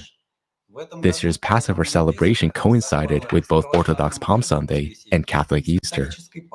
And it was Ramadan for Muslims. There were many people, but at the same time, there was a feeling of unprecedented uplift. But after only a few days, it all disappeared like a mist. After all, a holy place remains a holy place. Wait a minute. What date was that? The 9th? Yes, April 9th. Right. At that time, I felt an unprecedented uplift, even though I was thousands of miles away from the holy place. So it's not about the place. Perhaps. Well, yes, someone must be setting these holidays. I guess it's not a coincidence that so many religions celebrate their holidays on this day. It will be interesting to learn about this. I've been wondering about it for a long time. Where does this tradition of celebrating holidays come from? Why do some holidays have a fixed date, while the date of others changes every year? And what actually happens on these days? What would you like? Tea or coffee? Yes, I find it very interesting too. I've even tried to uncover some patterns behind these days. And you know, a very interesting picture emerges. But first, tell me, what do you know about the calendars? Well, practically nothing. It's just there, and that's it. Sometimes I even forget what the current date and the day of the week are. You're underestimating it. It affects our life very much, especially when you know what day it is, which zodiac sign the sun is in, what lunar day it is, and whether the moon is waxing or waning. In ancient times, people paid a lot of attention to everything related to the movement of the stars. They devoted considerable effort to studying the planets of our solar system and the movements of the sun and the moon. That's exactly why they use solar lunar calendars. As I discovered, holidays are linked to cosmic cycles. Nowadays, the church dismisses astrology with disdain, which has been discredited by charlatans and pseudo-astrologers over the past 2 centuries, to such an extent that the horoscopes are printed on everything except toilet paper, maybe. The internet and social networks are full of horoscopes for all occasions. However, this doesn't prevent the church itself from using the fruits of this quite ancient and serious science. Since ancient times, astrology has been science of kings and sages. It was studied and practiced as far back as ancient Egypt. The concept of astrology encompasses astronomy, as well as mathematics, physics, and chemistry. One of the commandments of the ancient Egyptians stated that it was forbidden for a person to try to know the future and resort to the service of soothsayers. The rules for the priests were written as follows: do not attempt to know what has not yet come to pass. In ancient Egypt, the priests possessed comprehensive knowledge, primarily on the path of the person's spiritual development. And they also had a good understanding of the exact sciences. One example of a person who managed to combine spiritual development, knowledge of natural sciences, and the role of government official was Imhotep. He brought immense benefits not only to his contemporaries, but also to us, the people of the future. Imhotep, Egyptian Imhotep, the one who comes in peace. In ancient Egypt, sage, architects, astrologer of the ancient kingdom period, vizier Tiati of Pharaoh Djoser, the first pharaoh of the 3rd dynasty, 2630-2611 BC. The word Tiati means the great ruler, the highest position in ancient Egypt. Imhotep was a person who had extensive knowledge of medicine and skillfully treated people, thanks to which he later became revered by people in ancient Egypt as the god of medicine. Although there was no magic involved, Imhotep truly possessed profound knowledge. Today, he is known as the great architect of the ancient Egypt and the designer of the first step pyramid of Djoser. It was he who laid the foundation of the construction of the 3 great pyramids in Giza, aligning them according to the geographical coordinates of the star map. The Great Sphinx, erected long before that time, served as an important landmark for the precise positioning of the step pyramid of Djoser. The activities of this sage were not associated with magical predictions. His goal was to correctly interpret events that had already occurred, in order to understand the will of God upon which the future depended. Furthermore, Imhotep was later awarded the title of High Priest, referred to as Ur-Ma'ar, meaning Great Seer. The ancient Egyptians paid great attention to significant events, signs, and dreams, believing that through them, God attempted to warn people about something. Due to such beliefs, the ancient Egyptians were generally observant individuals, both in realm of natural phenomena and in social matters. Drawing analogies and identifying patterns took the form of predictions. The same applied to astrology.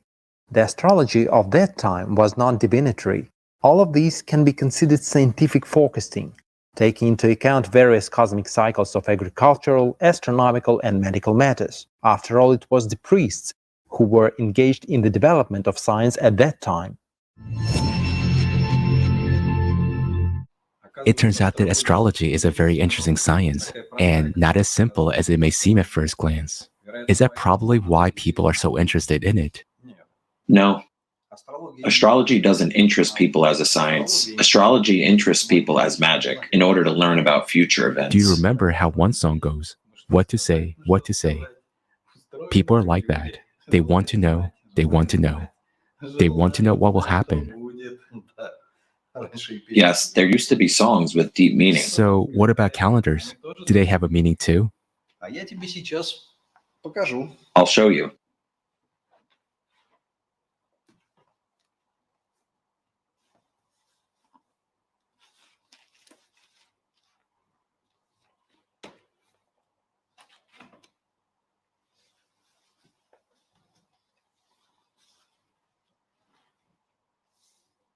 Since olden times, people have used several calendars, the lunisolar calendar and the lunar calendar. The lunisolar calendar reflects the visible movements of the moon and the sun.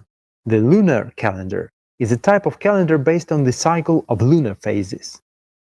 A lunar or synodic month is the period of time between two consecutive new moons. There are many calendars. The Dendera calendar, the Assyrian calendar, the Vietnamese calendar, the ancient Persian calendar, the ancient Greek calendar, the Jewish calendar, the Chinese calendar, the Rapa Nui calendar, Easter Island, the Roman calendar, the Sumerian calendar. One of the oldest lunisolar calendars was discovered in 1972 at the Achinsk site in the North Minusinsk Basin. It was carved from a mammoth tusk and shaped like a staff with a spiral pattern of serpent-like bands. The age of the finding is around 18,000 years. Researchers concluded that people counted days according to the phases of the moon during the Paleolithic era, since the convenience of counting requires a whole number of days in a month, and the various lunar cycles range from 27.2 to 29.6 days and cannot be evenly divided into whole days. Calendars have long sought to compensate for the inaccuracy with variable month length or the introduction of additional days. Buddhist calendar. In Buddhism, all significant dates are tied exactly to the lunar calendar. The full moon, 15th day of the waxing moon, and the new moon are considered major auspicious holidays, while the 8th days of the waxing and waning moon are considered minor auspicious holidays. In addition to the lunar calendar, Buddhists are also use the regular solar calendar, where the months have their own names. Babylonian calendar. The Babylonians reckoned the month from the new moon. The months always began in the evening with the first appearance of the lunar crescent. A year consisted of 12 or 13 months. Monday was dedicated to the moon, Tuesday to Mars, Wednesday to Mercury, Thursday to Jupiter, Friday to Venus, Saturday to Saturn, and Sunday to the Sun. Ancient Slavic calendar. The Slavic calendar was also originally lunar. The very word month indicates that this period was determined by the lunar cycle. However, the necessity of engaging in agriculture prompted them to pay more attention to the sun. The main holidays were also tied to the sun. Thus, over time, the calendar became lunisolar. Boris Alexandrovich Rybakov, a researcher of Slavic culture and the history of Kievan Rus, and a member of the Russian Academy of Science, concluded, through a comparison with the folk calendar, that the Slavs considered the correlation of the entire annual cycle with astronomical events. These events included the days of the solstices and equinoxes, which were celebrated as Slavic holidays such as Maslenitsa, Kupala, Osinini, Kaleda. On the wheel of the year, they formed an equilateral cross with 4 apexes. The encounters, or stretchi, between the apexes were marked, which were more closely tied to the lunar calendar and extended over time. Thus, the wheel of the year formed an 8-pointed star. The Celtic calendar of annual festivals. Samhain, Hallows, the night of October the 31st to November the 1st. Yule, winter solstice. Imbolc, Candlemas, February the 1st to the 2nd. Ostara, spring equinox. Beltane, the night of April the 30th to May the 1st. Letha, midsummer, summer solstice. Lunasad, Lammas, August the 1st to the 2nd. Mabon, autumn equinox. In Celtic region, there are 4 main religious festivals that are periodically mentioned in Irish mythological texts: Samhain, Imbolc, Beltane, and Lunasad. The Celtic year is divided into 2 seasons: the dark season, which begins with Samhain, and the bright season, which begins with Beltane. But I've always thought the priests determined them. And it turns out that all holidays are tied to the sun and the moon. Exactly. Since time immemorial, they have been led exactly on the days that coincided with certain cosmic cycles. The calendar nature of holidays coordinates the rhythms of human life and the rhythms of the universe, helps us make a choice in favor of order, the meaning of life, against chaos and death. There is cyclicity of holidays, the cycles of the moon's rotation, cyclicity of the sun's movement, and other cosmic cycles. Now I understand why ancient peoples observe equinoxes and solstices with such precision. It turns out that in ancient times, people on different continents had the same knowledge. Yes, you're right. Remember I told you about the chart? Well, when I drew the holidays of the major religions on it, I saw an interesting picture, that almost all of them coincide. Let me show you.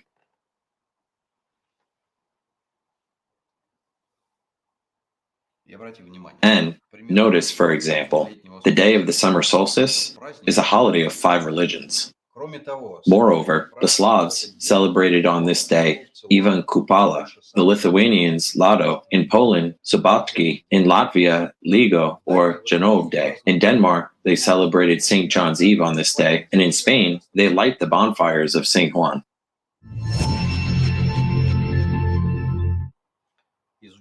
While studying the holidays and their cyclicity, I noticed that almost all calendars have a dark and light time. I have a question.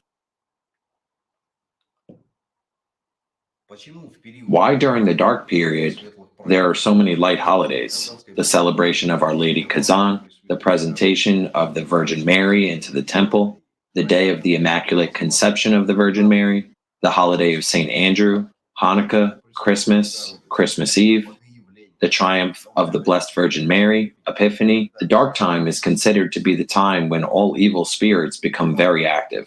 This can be identified by the inner state of the people. People are often in a negative and depressed state during this period. Let me guess. This is autumn.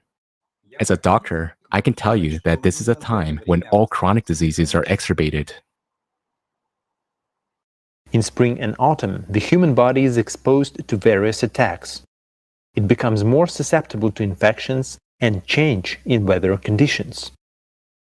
A large epidemiological study involving 7,000 people was conducted in the Netherlands. It showed that the overall prevalence of mental disorders is higher in the autumn-winter period. The same tendency was found in the United States. Seasonal exacerbation of diseases occurs in almost 40% of the population and lasts approximately 6 to 8 weeks and passes by spring. In the autumn-winter period, the mood worsens, the ability to enjoy pleasure decreases or is lost. Drowsiness, apathy, and increased appetite occur. Even young people may experience insomnia, irritability, and eating disorders in autumn. In older people, especially those suffering from mental disorders, these manifestations can be vivid. There may occur impairment of short-term memory, increased suspicion, anxiety and fears, isolation, as well as domestic helplessness. In severe cases, hallucinations and voices in the head may occur. Autumn exacerbation is more than just a mood. It is a special psycho-emotional state characterized by an unstable mood, fixation on certain situations, inhibition, both motor and mental. According to the statistics, most people die in winter.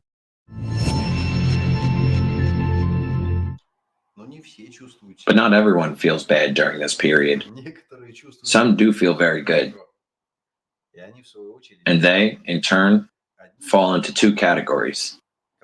Some of them are mages who receive energy of those prisoners who are in their web, and others are those who aspire to God and are seriously engaged in their spiritual development.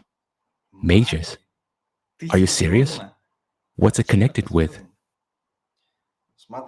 Look how mages and witches themselves describe this period. After Perun's day, the days of the sun come.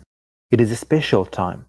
Just as the deity gives us its final cares and strength, so do we give back. During this period, there is no concept of must give. No, it is different. It is not even a desire.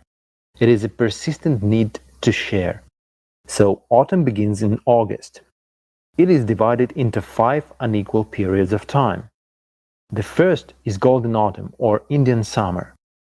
It starts at the end of August and extends into the beginning of September. It is bright and active, a real time of wonders. A time of impulsive magic, beauty, and inspiration. The second period is called the time of farewell. It is a short interval from the second decade of September until its end.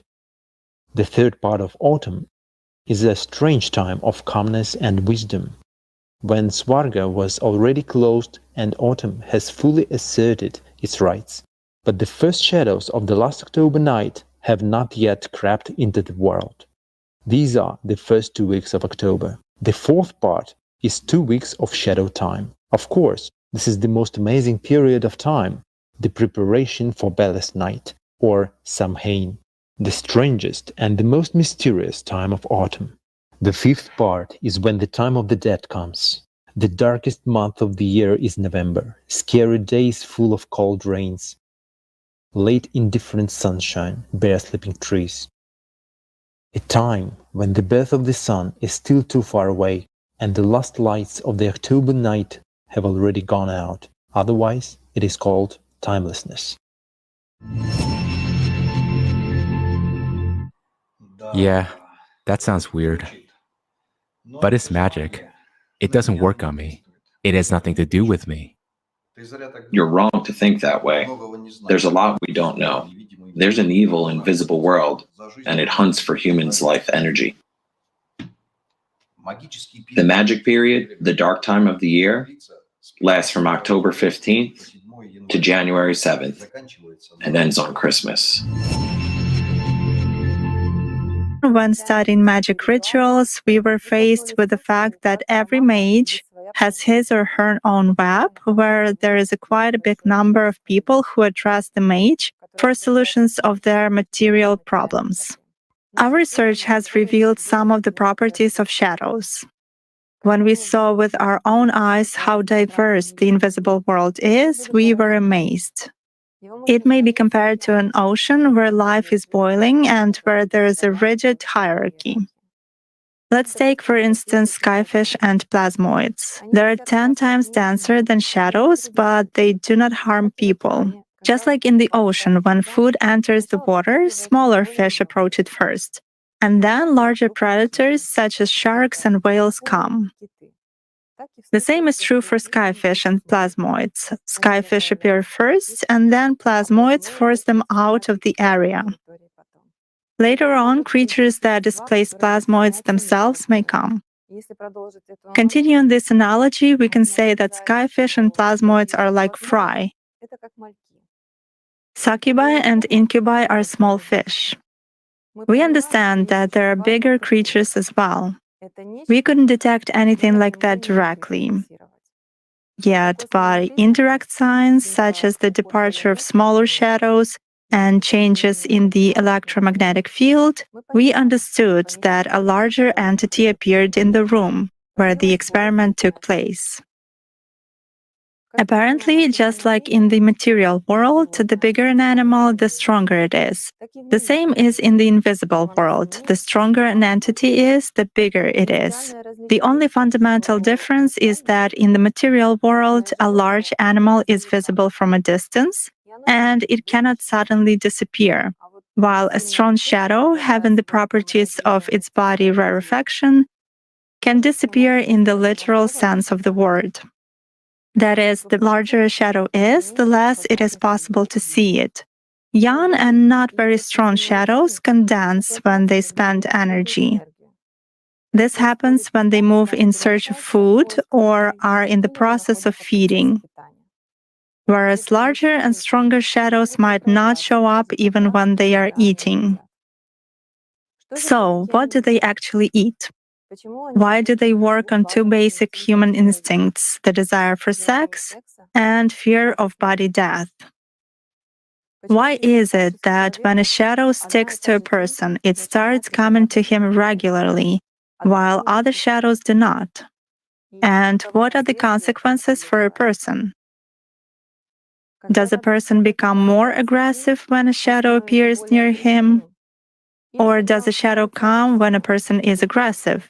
That's a very interesting question. We are still observing. People have been seeing shadows without any equipment since ancient times. It seems impossible, but still. We find mentions of this in historical data and in the words of the prophets. In his Omnipotence treatise, Mir Said Baraka wrote, "The invisible world is like a sea. It contains plenty of life, but a human is so stupid that he doesn't see that. A sage differs for the fact that he sees what an ordinary person doesn't see. Whereas Aladhyara differs from a sage for the fact that he controls what a sage sees. A human being is a unique object. He has an ability to perceive the subtle world. At the same time, he possesses mechanisms for blocking this ability. Many people noticed that they saw shadows with their peripheral vision without any additional equipment, when shadows were moving or appeared near a person." Wow, I had no idea such things were happening in the world. That's why I used to have heavy thoughts and strange states in autumn and winter. It turns out that this is a magical influence. Mages weave their web in the invisible world using those people who come to them for help for fulfilling their wishes and feed on their energy. It's good that I never went to them, though I have plenty of wishes. And you have also mentioned that people who are engaged in their spiritual development feel good too, just like mages. How can that be explained? It's clear that mages gather energy from people, but why do people who are spiritually developing feel good during this period?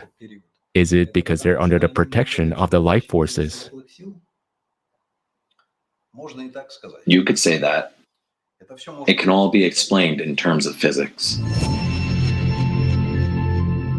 A belief that at the crack of dawn, all evil spirits immediately disappear. Not only evil spirits. Why does an activation of subpersonality happen more often in the dark, as it turns out? Right, in the dark. How do photons affect this? Just for understanding, this applies not only to dark forces. Let's say a prayer is deeper exactly when a person is in darkness or in a room, preferably either darkened or dark. A practice, even a spiritual one, works well under the sun too. But it is much more intense and deeper when it takes place either in a darker room or actually at night. During the night, it works simply magnificently. Therefore, not only what is bad works at night, but also what is good. When we talk about some subtle energy processes, so to say, we should understand that everything has an impact here. The electromagnetic field, and again.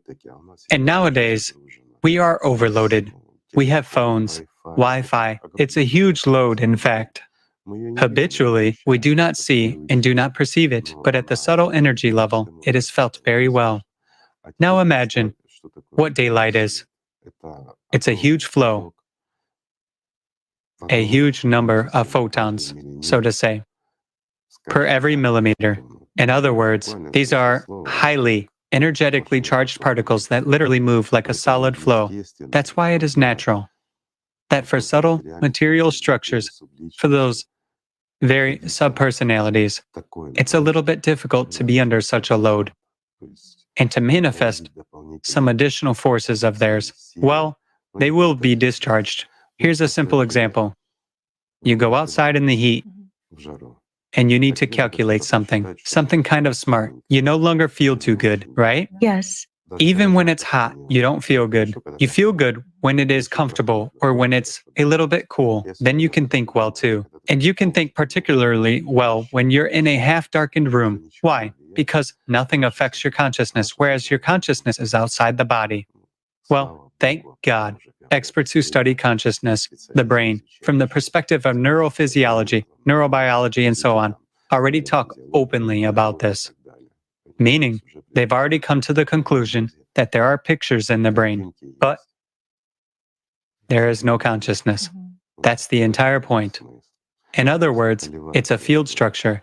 And being a field structure, which is located again, so to say, in the same environment where you are, it's a natural process because it is always near.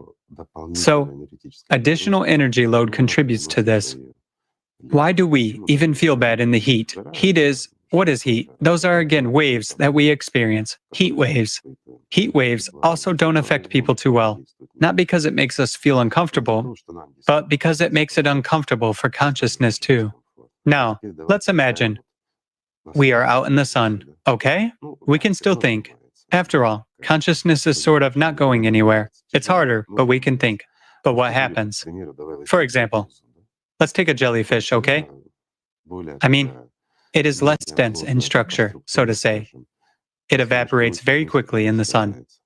And now, let's reduce its density by at least 1,000 times. What would happen to such a structure? Yes, very quickly, right. Of course. After all, the density of, let's say, subtle energy structures, whoever it is, and whatever we call them, including consciousness, subpersonality, all sorts of third forces, and many, many other entities, everything that hides in the shadows, so to say. It's not very comfortable for them in the sun. These are additional expenditures of energy. Therefore, they try to avoid that. That's normal and natural. It's interesting. It's interesting, of course. So it turns out that this period of time when it's dark is good for subtle energy processes because depending on what predominates in a person, either good and his spiritual practices will work out better or bad, and then he is more open to the impact of those. Yes, to the impact of third forces on him.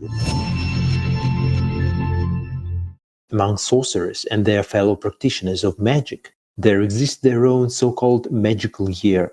It is important to understand how it is structured and at what moments its seasons change, in order to trace the time when energy from the universe, which depends on the movement of stars, the sun and the moon, will flow in the most powerful stream.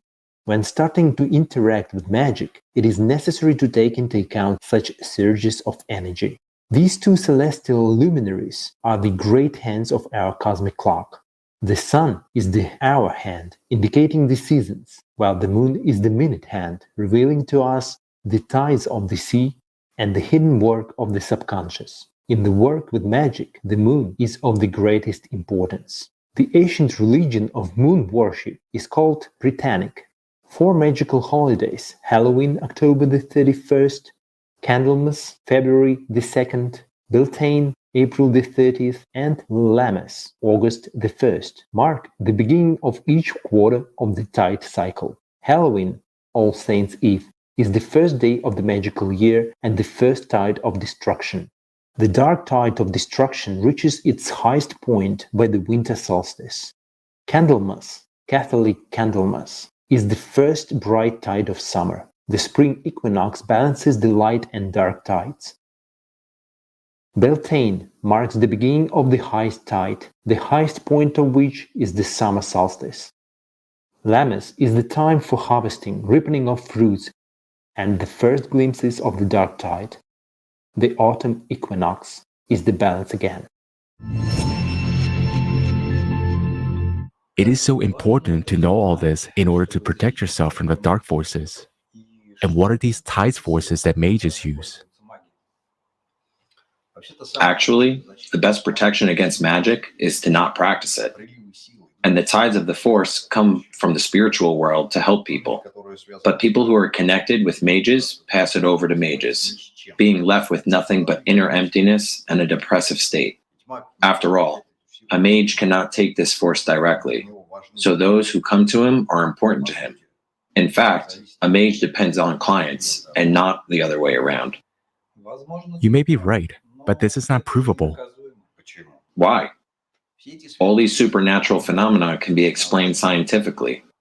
Did you know that changes at a subtle level are reflected in the water and can be recorded by devices? For example, Masaru Emoto's experiments with water, people also react to all these changes. Look, water is used in many rituals of different religions. I'll go get some boiling water. You're right. We have the ritual of the sacred washing in mikvah. If the community has to choose between building of mikvah or a synagogue, preference is given to mikvah. If there is no mikvah in the community, it is prescribed to even sell the last scroll of the Torah, but still build a mikvah. You see, a ritual with water is more important than a scroll of the Torah. And there's a reason for that. For example, on Epiphany, water changes its properties. The ancients knew that on this day, the sun, the earth, and other cosmic bodies are positioned in such a way that water changes its structure, opening a channel for communication between the human and the spiritual world.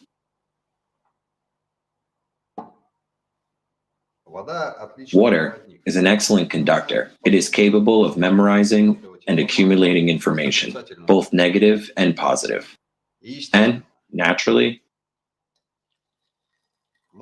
it can either restore a person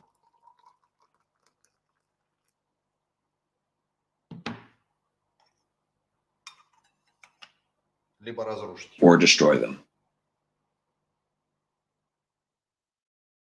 Water is the foundation of life on Earth. It is a component of all living organisms ranging from 45 to 98%, including the human body, where it accounts for up to 80% of total mass. It is present in natural minerals and the atmosphere. Even fire contains elements of water in the form of hydrogen and oxygen, which fuel combustion. Therefore, any alterations in the structure of water have an impact on everything where it is presented. Water is the first to react to changes in the external environment. Nowadays, there are experiments that confirm this. One of them was conducted by Vladimir Vladimirovich Tsetlin, Doctor of Technical Sciences. While studying the properties of water consumed by astronauts on the International Space Station, Dr. Tsetlin noticed that at 1000 and 1800, the water exhibited maximum conductivity, meaning its molecules were exceptionally active. However, at 1 p.m. and 4 a.m., the water seemed to come down and become less active. Vladimir Tsetlin said, "I began with the understanding of the variability of water depending on the diurnal cycle. It is surely related to the Earth's oscillations. Our Earth's spheres can oscillate both vertically and horizontally. This process depends on the gravitational impact of the Sun and the Moon. Water in oceans, rivers, and our bodies captures all these changes in the external environment. That's why we sometimes experience extraordinary vitality or, on the contrary, a sudden lethargy. We proved this through an experiment with Mexican Epuntia cactus in my office. By attaching electrodes to the roots, we started to monitor. My hypothesis was confirmed. During the hours when water naturally comes down, the plant's biopotential decreases. Further, Vladimir Tsetlin stated, the Sun also has 27-day cycle. During this time, it completes a full rotation around its axis. Ancient people always celebrated the New Year in the period of the winter solstice, around December 22nd, 23rd. At this time, the distance between the Sun and the Earth is at its minimum, reaching 149 million kilometers. When measuring water conductivity on December 22nd, water abnormally changed its properties, meaning it remained calm not just for an hour, as it does daily, but for 6 hours. On January 18, the eve of Epiphany, we checked the indicators of water conductivity and couldn't believe our eyes. It happened again. Then, every 27 days the water would transform into baptismal water. And what's astonishing is that these days were always close to some Orthodox holidays: Candlemas, Matrona's Day, Annunciation. Apparently, ancient people knew the properties of water better than us. We realized that this water may be beneficial to humans by possibly reducing excessive aggression through the lowering of membrane potential of the cells. People become calmer and more measured in their actions during these days, regardless of whether they bathe in an ice hole or not. Additionally, this water does not spoil easily due to decreased conductivity. which suppresses the growth of microorganisms. During the hours of great calmness of water on the planet, it can be collected from a river or tap. It will retain its good quality in a vessel for a long time. It is good to wash with such water, and since water exists in a gaseous state on the planet as well, it becomes easier for all of us to breathe during these special days on the solar 27-day cycle. You see? It's all just physics. There is a certain conductivity in water, and signals are transmitted through it. But when the conductivity decreases, the signals start to travel slower. As a result, the functioning of all the structures slow down, and a person becomes kinder and calmer. It's true.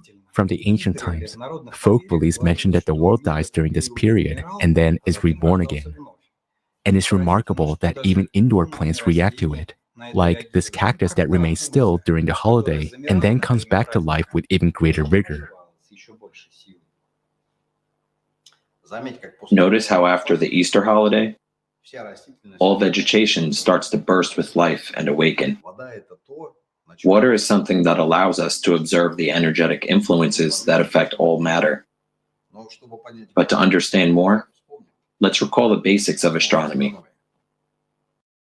The astronomical year is the sidereal year, the period of Earth's orbit around the Sun with respect to the fixed stars. The duration of the astronomical year is 365.2564 days. The tropical year is the time from one vernal equinox to the next, or from one summer solstice to another. The average duration of the tropical year since January 1st, 2000 is 365.2422 days. Sidereal day is the time it takes for the Earth to complete a 360 degrees rotation around its axis.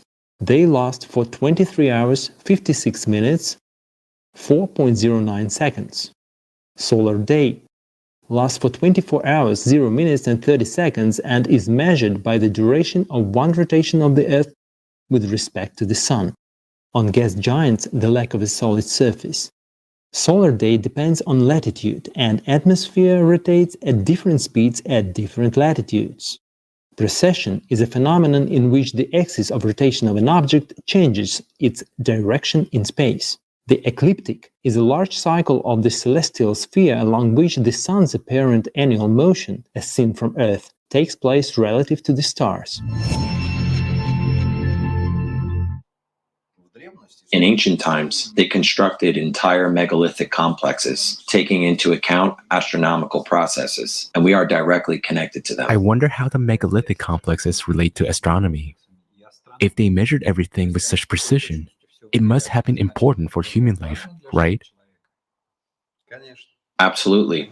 They observed astronomical phenomena, and precision in their measurements was of great importance to them.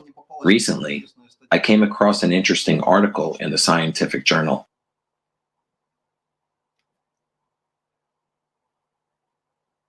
Simon Elievich Knoll is a biophysicist, professor and doctor of biological sciences. He is one of the organizers of the world's first biophysics department. His area of scientific interest lies in oscillatory processes in biological systems. For over 40 years, he conducted observations of oscillatory processes in various systems, including the alpha decay reaction. This type of radioactive decay always exhibits slight variations in time. These variations are shown on the graph called histogram. A histogram is a graphical representation of tabular data in the form of a bar chart, along with measurements of radioactivity. In some cases, phenomena at other objects were investigated, such as noise in electronic circuits, Brownian motion, fluctuations, random deviations in the intensity of light generated by a LED or laser. Scroll's group had an opportunity to conduct observations and create histograms continuously for many decades. They noticed that at the same time and in the same place, histograms have the same shape for different processes. The change in the shape of histograms doesn't depend on the nature of the processes, on the absolute values of the measured characteristics, and on the absolute values of the amplitude of scattering of results. The shape of histograms does not change in the presence of shielding, such as walls and interfloor ceiling of laboratory rooms, since alpha decay is not affected by influences in real terrestrial conditions, and the shape of alpha decay histograms practically coincides with other processes. Scientists have concluded there is a common cause for the discovered regularities. The shape of histograms is determined by some external factors relative to the studied processes. As a result of years of research, by 1995, it was established that the shapes of histograms change in conjunction with circadian periods, and these changes are not caused by visible reasons. Within a day, there are two special moments, when the signs of the Earth's rotation around its axis and its movement along the orbit change. The first moment occurs during the daytime from 6 a.m. to 6 p.m. local time, when these directions are opposite,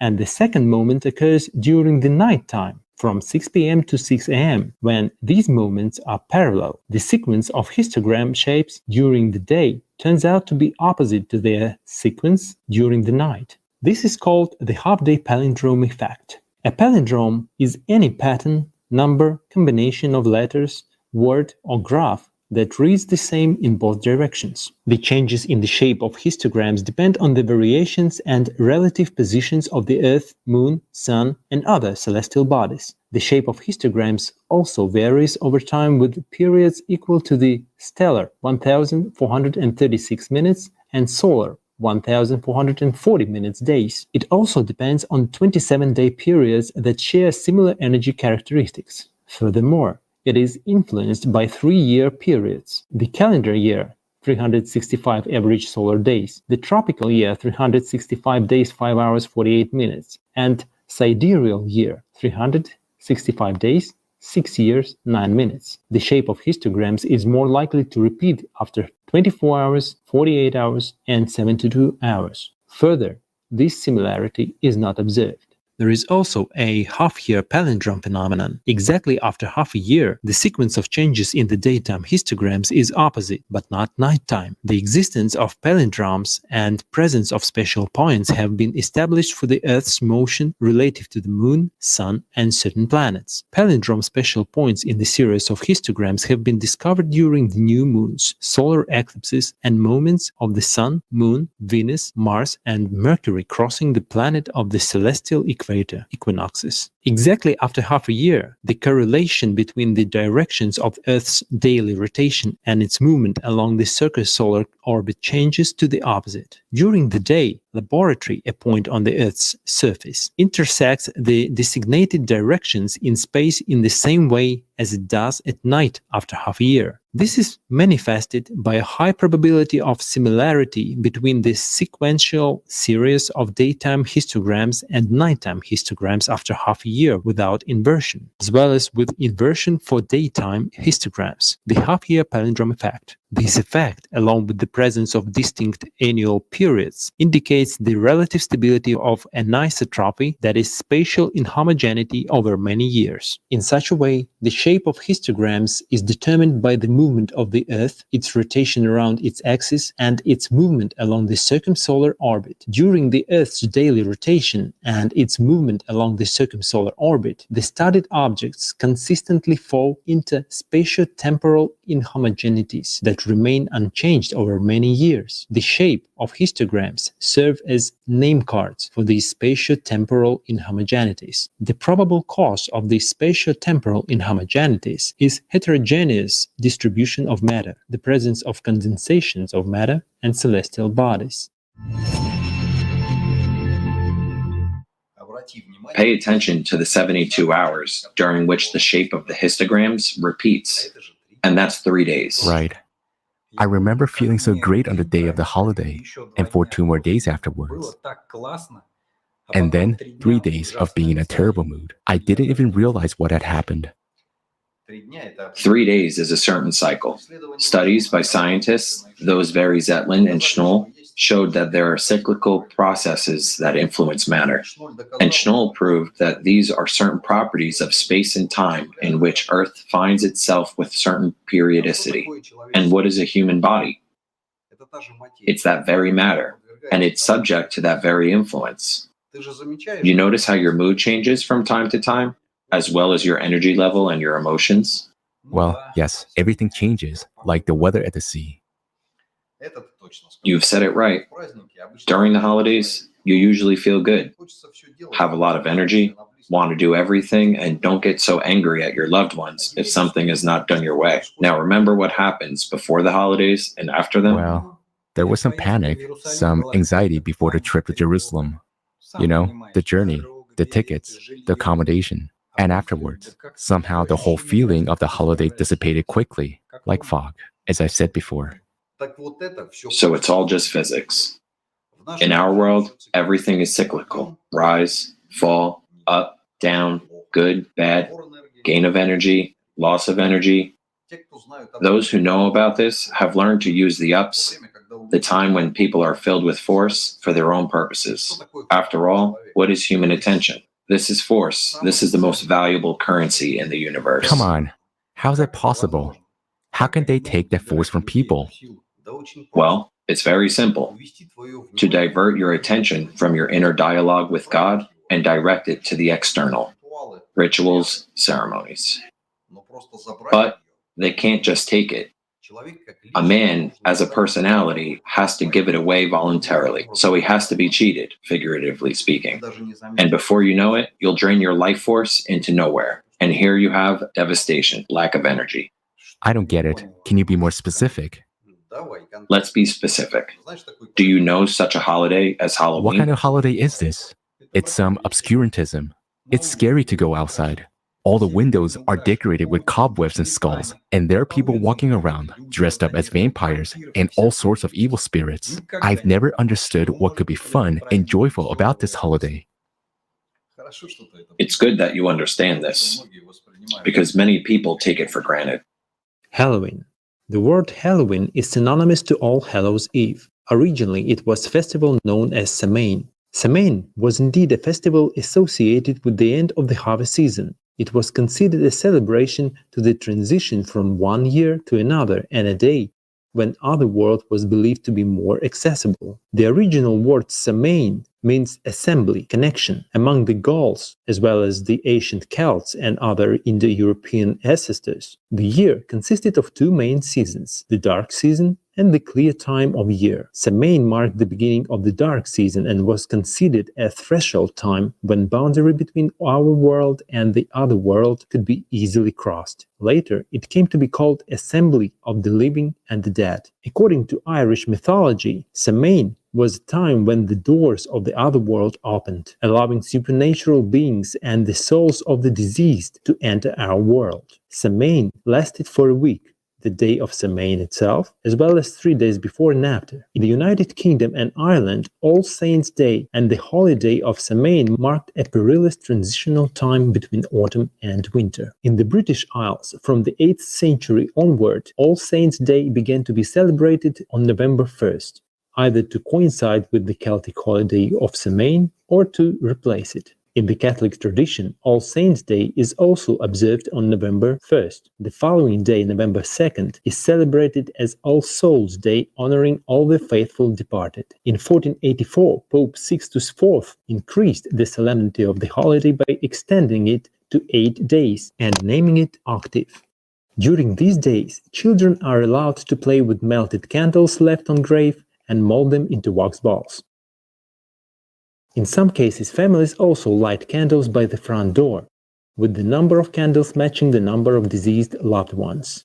Mexico. All Saint Days in Mexico coincides with the first day of the celebration of the Day of the Dead, known as Dia de Muertos. On this day, deceased children are commemorated, known as Dia de los Inocentes. The second day is dedicated to honoring all deceased adults. Philippines. Filipinos traditionally celebrate this day by visiting the graves of their family members to clean and repair the tombs. November 1st is a fixed date public holiday in over 50 countries around the world.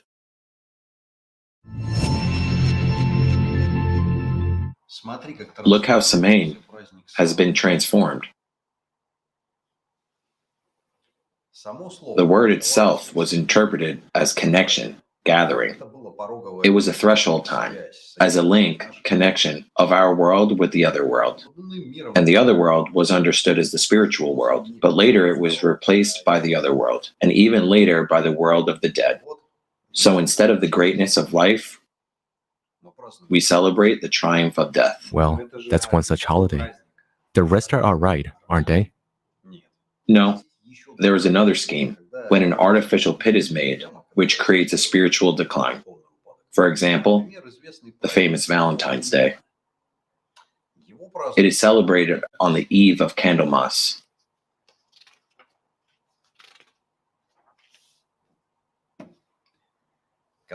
Which mark the midpoint between the solstice and the vernal equinox. But I wonder, why then Valentine's Day, not Candlemas, became so popular? And it's enough to see what people are striving for on this day. Well, Valentine himself is quite an interesting historical character, which is difficult to attribute to saints.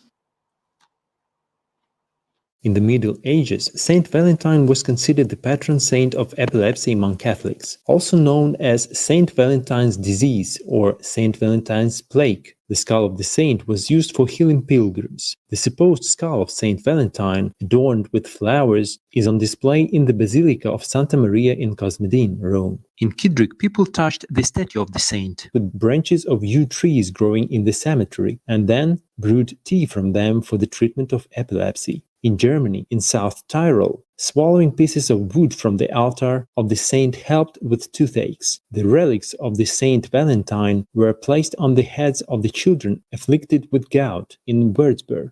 People also turned to the saint for abdominal ailments, bringing him wax frogs as sacrifice. From February 13th through 15th, ancient Romans celebrated the festival of Lupercalia, during which women were beaten with straps made of goat skin offered as a sacrifice. It was believed that such a ritual would help overcome infertility. This festival was abolished by Pope Gelasius in the late 5th century, but gradually transformed into the day of celebration of love and affection. Just think about it. Valentine is the patron saint of epilepsy. But I have a question.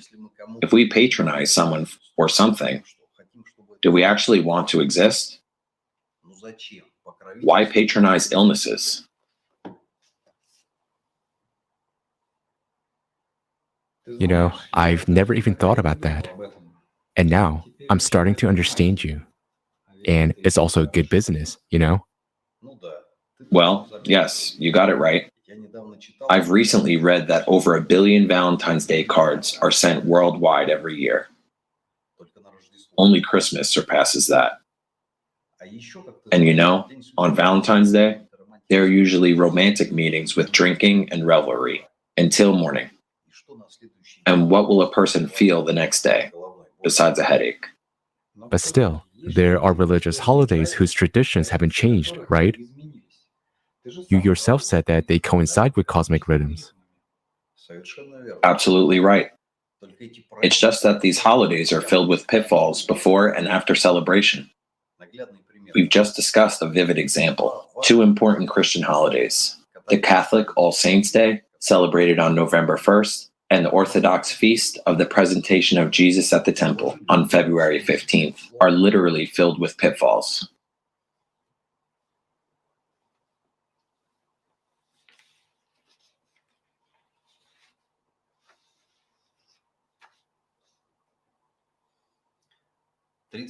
October 31st is Halloween, and November 2nd is the Day of the Dead.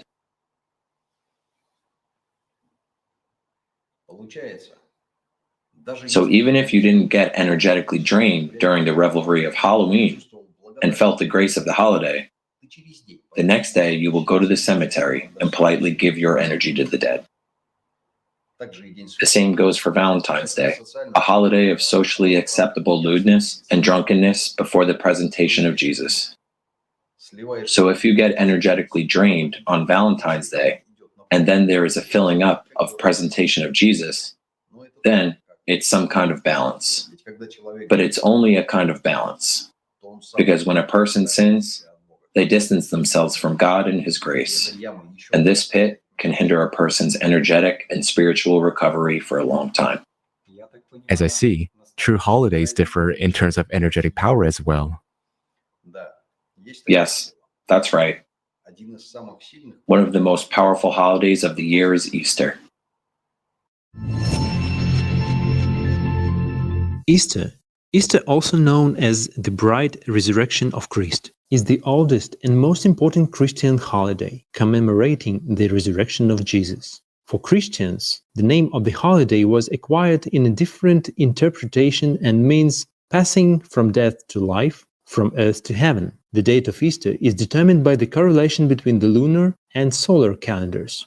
The general rule for calculating the date of the Easter is that it is celebrated on the first Sunday after the first full moon that occurs after the spring equinox. The week before Easter is called Holy Week, or the Week of Mourning. Good Friday is considered the saddest day of the year for Orthodox Christians. All believers mourn and remember the Savior. Maundy Thursday, Good Friday, and Holy Saturday are sometimes referred to as the Easter Triduum, meaning 3 days in Latin. In the Netherlands, Belgium, and France, church bells remain silent for 1 or several days before Easter as sign of mourning.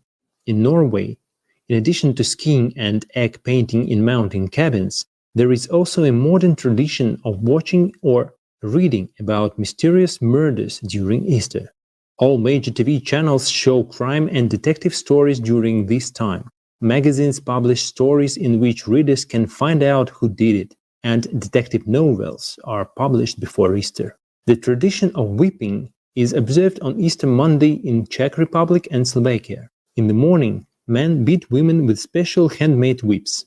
The whip, called pomlaska or korbach, consists of 8, 12, or even 14 branches of willow twigs, usually half a meter or 2 meters long, and decorated with colored ribbons at the end. According to legend, women are whipped to preserve their health and beauty throughout the following year. As a sign of gratitude, a woman who has been whipped gives the man who whipped her a painted egg or a small amount of money. In some regions, women have the opportunity to take revenge, and following day or the day after, they can pour cold water on any man. A similar tradition existed in Poland, where it is called Dingus Day, but it has turned into a one-day water battle. In Chinese culture, during the celebration of the spring equinox, the main popular amusement is balancing eggs on their heads. In Christianity, the Easter holiday is accompanied by feasting, Easter cakes, and colored eggs. The most popular tradition is the egg fight, where children and even adults choose Easter egg and hit them against each other. The one whose egg breaks is the loser. In the past, holidays were not celebrated from morning, as it is customary now, but from the evening. For example, the Celts counted days from evening to evening, not from morning to morning. Therefore, any significant holiday began from the appearance of the first star in the sky. Since ancient times, there has been a strong belief that on the night of a holiday, the gates of heaven open and the boundary between worlds is blurred, making it easier for a human to feel the connection with the higher spiritual world, the world of God. Can you see what they have turned a holiday into? Some people beat women, others beat eggs. What do eggs have to do with it anyway? The true meaning of the holiday has been lost, and the egg is just a symbol. Originally, it symbolized the birth of the universe. It was the most convenient form for life to develop in it. But, as always, with the loss of knowledge, everything turned into mundane rituals. Very interesting. Where can I learn more about this? There's an interesting video about the egg shape and its properties. I'll send you the link.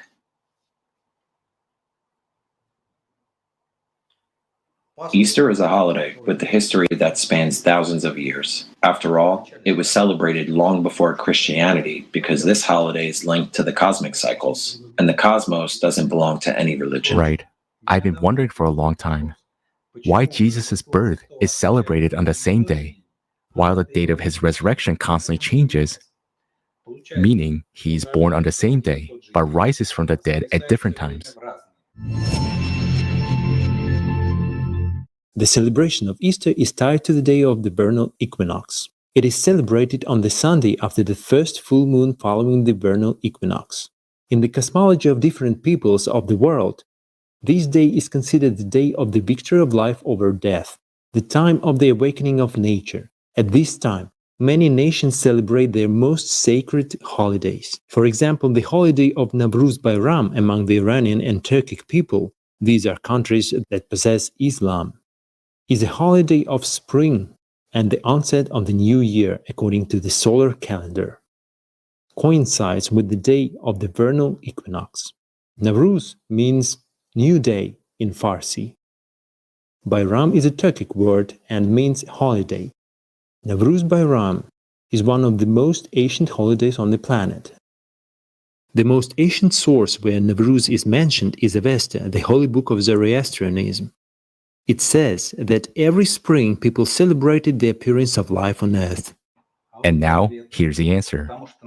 It's because religions have appropriated the universally cosmic holidays of the new cycle of life and named them as they fit, concealing their important essence. Yes, but we, humans, are not interested in the bigger picture. And actually, going back to the graph of uplifts and falls, Easter is a big, bright holiday. Before it, there is a special week called Holy Week, during which the Last Supper, the betrayal, the crucifixion, and the burial of Jesus Christ are remembered. In fact, people are being pushed into a state of guilt and negativity. An energetic pit is formed because people are made to think not about love for God, but about suffering. Then comes Easter itself, a time of being filled with life. The gap is balanced. And after this bright holiday, Christians begin the days of Commemoration. Doesn't it seem weird that after being filled with life, people give it away to the dead without even thinking about it? Well, they say it's tradition. That's what our ancestors did. But what actually happens to a person during these periods?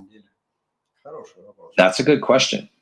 Knowing the name and image of the deceased, a person directly gives their energy to a specific address, draining it into the system. But it's important for everyone to know this.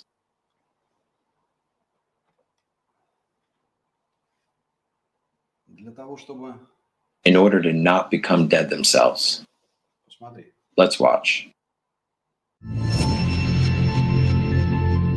Interesting that in Turco-Mongol beliefs, we have also found that subpersonalities, the dead ones, live in the underground world as long as they are remembered. Of course. So as long as these commemorative public prayers are performed, as long as these I fines... put it differently. They live well, as long as they are remembered. All this cannot be called a good life anyway, but they live better than those who are not remembered. Why? Because the latter do not get power. Right. Moreover, it is precisely indicated that they get fines at this moment. Yes, this is actually food. When these feasts of course. of commemoration of the dead take place. Feasts of commemoration, right, when we also eat. They eat together with us. Yes, it's just that we eat earthly food, while they eat our life. This is also true. Jesus Christ said well in this regard, let the dead take care of the dead. While you follow me, let the alive follow me. So whom are we going to believe? Jesus Christ? Or mediators who simply earn well on that? You know what caught my attention? Why is it that in many religions, women are revered only in a formal sense, but humiliated in practice? Take these rituals of whipping with willow branches as if they create a certain stereotype in society that women are not worthy of respect. And it's done deliberately. The importance of the feminine principle is enshrined in many religions and holiday cycles. Remember we were discussing the wheel of the year and the major holidays?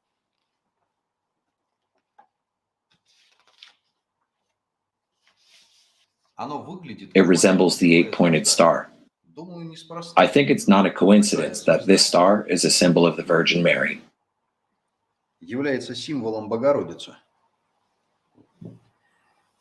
I was once interested in the religions of ancient Semitic people, the nomads of the Arabian desert. They attach great importance to a female deity named Alat, which sounds very similar to Allah. In the pantheons of gods of the Arabian Syrian desert, Alat was considered the wife of Allah, the mother of the gods. Some Arabian tribes worship Alat as a goddess of the sun, but more often, she was associated with the planet Venus and identified with a goddess of love. You know, in all the sacred scriptures, there is a primary female deity who provides spiritual assistance and support to people.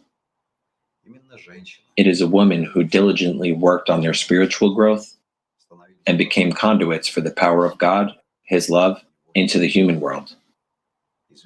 We know them as Isis, Inanna, Tara, Hathor, Mary, also known as Sophia. I've also noticed that in Orthodoxy, there are many festive days dedicated specifically to the Virgin Mary. People turn to her for spiritual help and protection. Those who turn to her with love, they indeed receive spiritual assistance. And it's not surprising.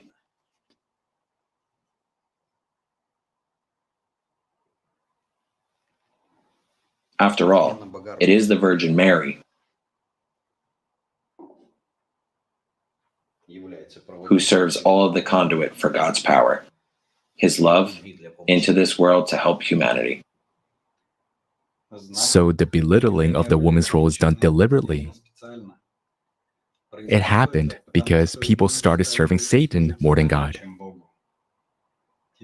Now it's clear why, alongside unchanging spiritual holidays, there are so many man-made pits invented by people.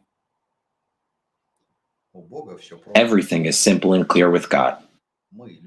We, humans, constantly complicate and distort things under the influence of Satan. Society emphasizes stories of wars, but few are interested in the spiritual history of humanity. And that's much more important, because life is more important than death. If holidays reflect cosmic cycles and are not connected to religions, then who established them? Does it mean that holidays can only disappear when the entire universe ceases to exist? So whoever did this has a level of access to govern the entire universe. It's a kind of protection against foolishness, because if someone attempts to cancel or move holidays, they won't succeed. This means that God created holidays to assist people on the spiritual path of development. It turns out that spiritual development is the fundamental, inherited meaning of human life.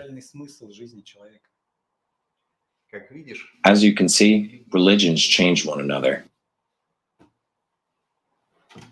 But spiritual knowledge and holidays have remained. And in fact, much of the primordial knowledge about human spiritual development has been distorted and replaced. Yes, holidays have not been exempt from this. Every time there was a change of religions, the names of the holidays were altered, and their essence was lost. People tried to replace the internal celebration of communication with God and the feeling of spiritual world with some invented external rituals. In the past, major holidays were not designated for the sake of enjoyment. Throughout the ages, they were celebrated on specific days that coincided with certain cosmic cycles. On these days, people received spiritual assistance, making it much easier to feel the spiritual world. This, in turn, brings a tremendous positive internal surge. So it turns out that every person who seeks God and follows a spiritual path, who feels their soul, will never miss this spiritual surge, this celebration of the Spirit. And they can celebrate the days of the bright holidays themselves without any intermediaries. How wisely God arranges everything for us. According to my research, there are a lot more bright holidays in a year than pits. In other words, the spiritual world has done everything possible to provide additional spiritual assistance and power to those who truly desire to come to God. God, in turn, respects the individual's right to choose, and we ourselves choose whether to sit in pits or rejoice in life.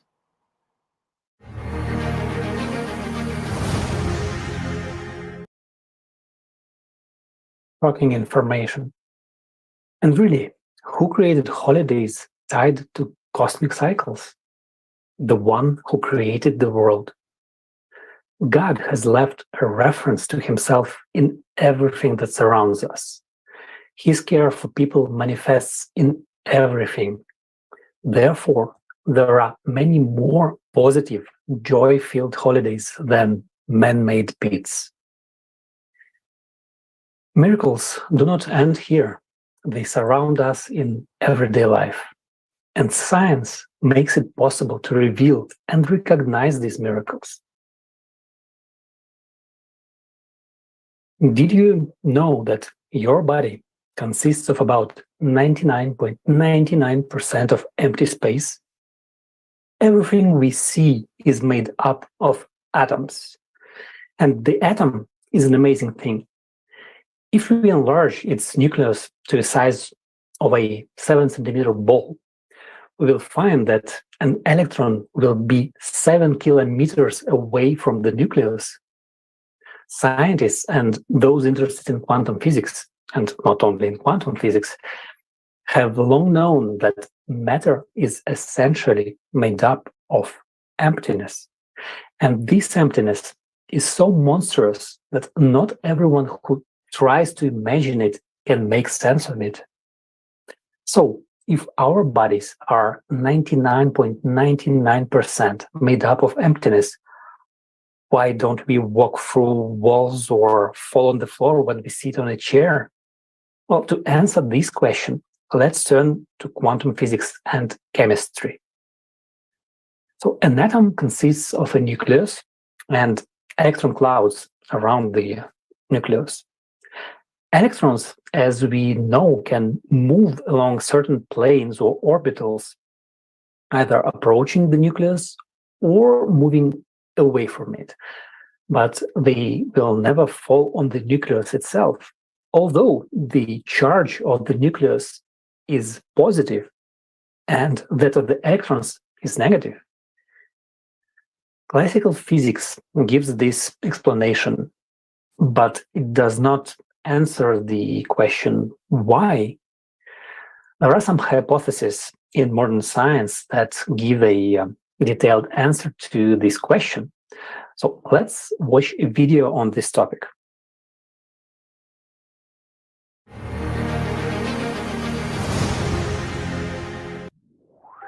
Have you ever wondered why the moon doesn't fall to the earth? And why don't the planets clump together? We know from school physics that all bodies with mass attract one another. This property of bodies with mass was first noticed by Isaac Newton, and today it is known as Newton's first law.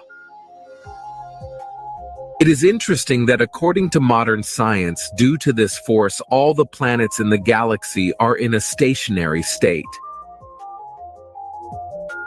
But is this really true? Is it true? The assumption that a second opposing force is needed to achieve equilibrium seems quite logical. Another interesting question to which modern science cannot yet answer either: why doesn't the electron fall on the nucleus? Again, from high school physics, we know opposite charges are attracted. The electron, having a negative charge, must necessarily stick to the nucleus, which has a positive charge, but for some reason this does not happen. In this matter, modern physics is not like itself at all. Instead of explaining why, due to what processes this happens, why, it hides behind Bohr's postulates, approved, one of which says that there are some stationary orbits, moving through which the electron neither radiates nor loses energy. Sounds like science fiction, doesn't it? Science fiction, isn't it? Quite clearly, both examples involve additional forces that modern science does not yet know about, and therefore does not take them into account. But what are these forces, and what is their nature? What are these forces? What is their nature?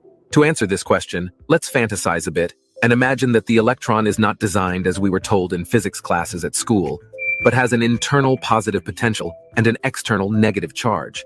In that case, due to the external negative charge, the electron is attracted to the nucleus up to a certain point, from which it will be repelled, due to the internal positive potential. It is the internal positive potential that allows the electron not to stick to the nucleus. This structure of the electron helps to explain how electrons differ in different energy orbits. As Anastasia Novik says in her book Exosmos, it is the difference in internal potential and external charge that creates stationary orbits for both planets around the Sun and electrons around the nucleus. The difference in internal potential and external charge exactly creates stationary orbits both for planets around the Sun and electrons around the nucleus. Exosmos.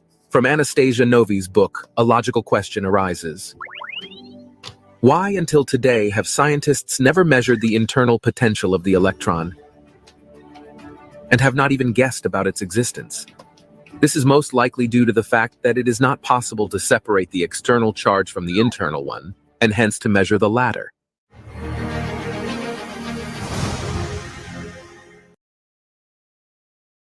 In essence, the retention of atoms and matter in a certain form is ensured by fields, which, as we know, have enormous energy. You are well aware of these examples. For example, the nuclear explosion. When the nucleus of a substance splits, a tremendous destructive force is released. And mankind is trying to harness the energy of the atom and channel it into peaceful purposes by creating nuclear power plants. To understand what energy is contained in the atom, let's try to separate the protons from the neutrons contained in the nucleus of the atom. To break one bond, we need 8 mega electron volts. To illustrate this example, a pellet of nuclear fuel weighs only 4.5 grams, but in terms of energy effect, it is equivalent to 350 kilograms of oil or 400 kilograms of coal. So burning 1 kilogram of coal releases 7 kilowatt hours of energy, and 1 kilogram of gas releases 14 kilowatt hours of energy. So from 1 kilogram of uranium, it is possible to obtain 620,000 kilowatt hours of energy. Means 90,000 times more than when burning coal. So physicists have noticed that the deeper they delve into the microcosm, the higher the energies there are. Fields, like an invisible framework, hold all the elements of matter very firmly in their places. On one hand, there is a lot of emptiness in the object. On the other hand, it is this emptiness that there are fields that create the necessary volume and shape of the object. That is, why we do not fall on the floor when sitting on a chair. Another amazing discovery was made by scientists in quantum physics. Imagine you're in the kitchen and are cutting vegetables for salad, and then you accidentally cut your finger. There's a little bit of your blood on the blade of the knife. It's not a very pleasant picture, is it? But what is interesting, even with such a tight contact, the blade of the knife never comes into contact with the finger that is cut. It's all down to the almighty fields. In essence, the knife does not cut, as its edge only slides between something. In terms of molecules, a sharp knife is no different than a dull knife. But because of the configuration of the field at the edge of a sharp knife, it allows the entire force to be directed to a much smaller area, and therefore more effectively breaks the bonds between the molecules. Well, eventually, the material is deformed to the point where weak bonds between molecules break, especially near areas with defects or other weaknesses in the material. Note, the knife does not break atoms, it breaks intermolecular bonds. Thus, scientists have explained that atoms of different objects never touch each other. It is a paradox, as physicists joke about themselves. A physicist studying atoms is a bunch of atoms trying to become self-aware or make sense of themselves. What are these almighty fields that so skillfully put matter together like a Lego construction set and do not allow it to disintegrate? They create an illusion of volume out of a small amount of matter, and also, if we try to somehow change the structure of matter, we will not succeed. In this case, the Mendeleev periodic table of elements is like a box with a set of certain indestructible building blocks. In order to understand what makes what it is, let us consider an example. Imagine you are going camping and have a 4-person tent with you. The folded tent can easily fit on your back, but when you unfold it, the volume of the tent will increase many times, almost 600 times. And here is the illusion of volume. If you have never assembled a tent and you don't have a manual, you will of course assemble it after a while. It will be the only possible option. With an instruction manual, you will do it much easier and faster. What can you call an instruction manual for assembling a tent with construction elements and fasteners? It is none other than information. That is, in relation to the atoms of the matter, the same thing happens. It is information that sets the order of atoms, and therefore the volume, shape, mass, and other characteristics. Information is manifested precisely in the form of strong fields that organize atoms inside bodies. This begs the question, who created the instructions for assembling atoms and molecules? There is the paradox, the human paradox. Let's take, for example, a middle-aged man weighing 70 kilograms, 1 meter 70 centimeters tall. So if you put together all the elementary particles that make up this person, they will not fill even a small thimble, and their weight will not exceed 1 gram. And if we again place these elementary particles in their places according to the information structure of this man at a given moment of time, in a given point of space, we will get again a big and heavy man of middle age with the weight of 70 kilograms and height of 1 meter 70 centimeters. The question is, where did his volume and mass come from? The origin of different kinds of matter is none other is one of the main questions of modern science. So there are a lot of theories about it, but none of them corresponds to reality. Another unsolvable mystery of physics is the emergence of particles from vacuum. It consists in the fact that we observe the emergence of particles in the absolute vacuum. This is stunning because there's nothing in the vacuum and it is not clear where particles can arise from. Scientists say that this happens because of fluctuations of vacuum. Well, it is not entirely clear how something arises from nothing. In order to answer this question, modern physics has introduced the concept of virtual particles.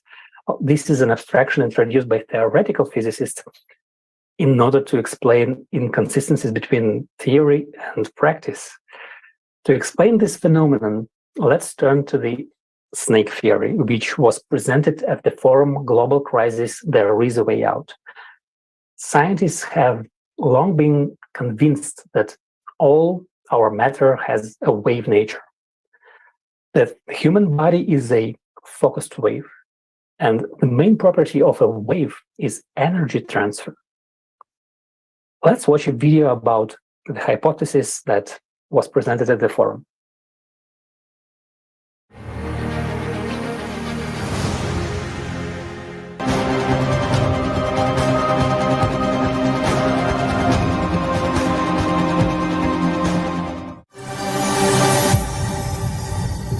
Modern science knows that all substances consist of molecules and atoms. Atomic nuclei are formed from protons and neutrons, which consist of quarks. It is generally believed that quarks are the smallest particles, along with leptons, electrons, and neutrinos, and they are structureless. Our hypothesis says that leptons and quarks have a structure. They consist of certain energies, waves. According to our hypothesis, a lepton and a quark represent a coil state of short elastic waves. What is it? Associatively, it can be compared to a tangle of snakes intertwined with each other. Each tangle is the smallest particle, a quark or a lepton, while each snake in a tangle represents a different kind of energy. When the snakes are in a coil state, we observe a particle. When under certain conditions, a tangle becomes untangled and the snakes line up linearly one after another, we observe a wave. That is, a wave state of the same particle. This is clearly demonstrated by the double-slit experiment, in which a wave passed into a particle state when the conditions changed in the presence of an observer. In essence, the intertwined tangle represents the quantum level, the level of particle manifestation, while short elastic waves, the snakes that make up everything, represent the beyond quantum level. What processes take place at the beyond quantum level?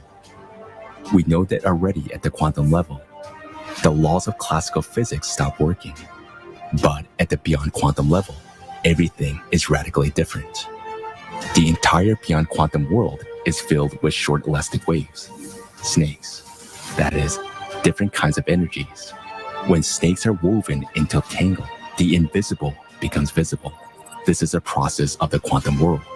Each such tangle is nothing but that very elementary particle of the material world.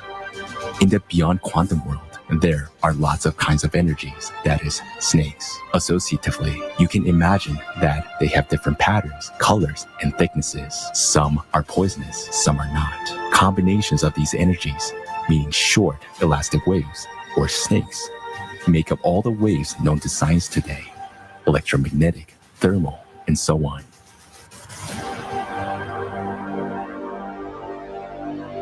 In other words, any wave is discrete in its true nature because it consists of a multitude of short elastic waves, snakes. None of the snakes ever disappear. They just transform from one state into another. Also, all material objects consist of tangles of snakes as the smallest material particles. Each snake in a tangle is a carrier of certain information, a code. Depending on the combination of snakes in a particle, one or another matter with given properties is formed in the material world.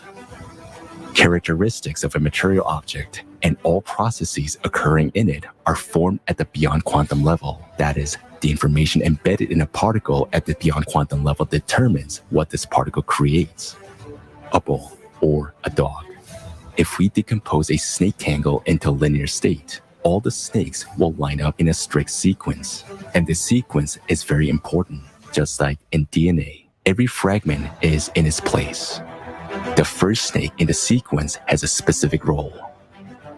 It is a carrier of information about the whole tangle and carries the main code of the program.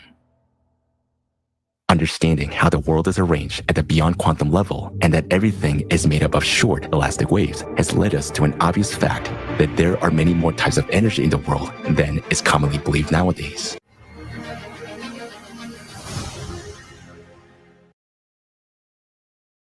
According to this theory, all the space is filled with snakes, short elastic waves, which are in linear or tangle states.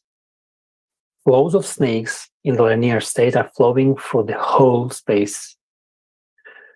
Where they become entangled, matter arises. The stream of snakes is like a river where there are whirls, matter is formed. In three-dimensionality, we register only entangled snakes, but we have not yet learned to register the stream of snakes. And as we understand, vacuum is emptiness, that is, the absence of particles. And in this case, it is not clear how particles are emerging in it, meaning something comes out of nothing. The point is that there is energy in the vacuum. Vacuum is just a stream of snakes in a linear state, and when snakes get entangled, a particle appears. Snakes in a linear state form fields of energies of the beyond quantum world, from which all matter is born. Scientists already record the transition of matter into energy and energy into matter. Here's the answer to our question, how quite real particles appear from empty vacuum.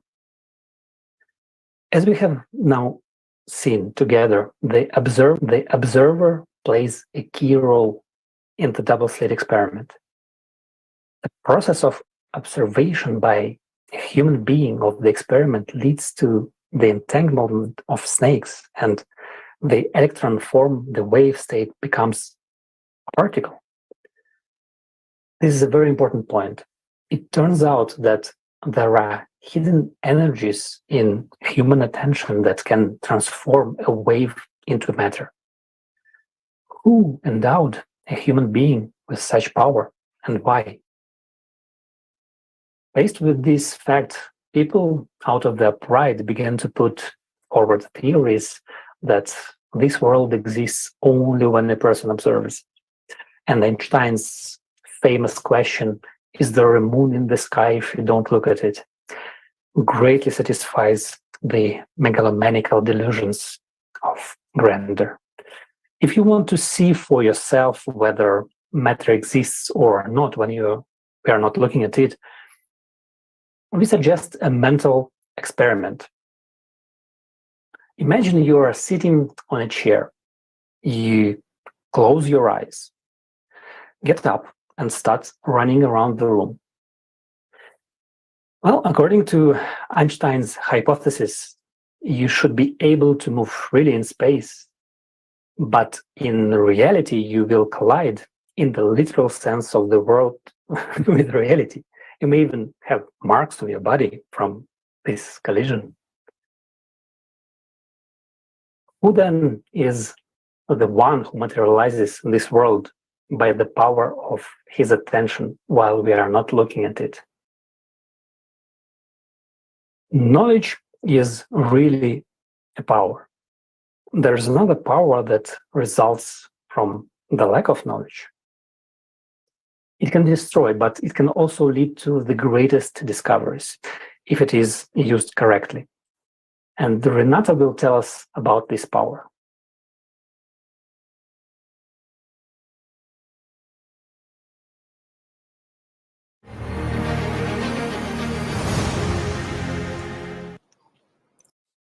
Our friends wrote to us, in particular our viewers.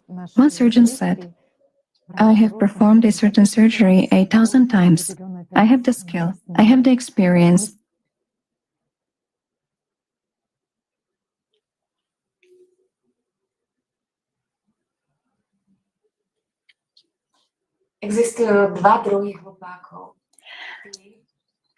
There are two kinds of fools, those who have no doubts about anything and those who doubt everything. Charles Joseph Delin. Doubt. Is it good or bad? Believers argue that doubts are destructive on the path to God. They see it as something that undermines faith.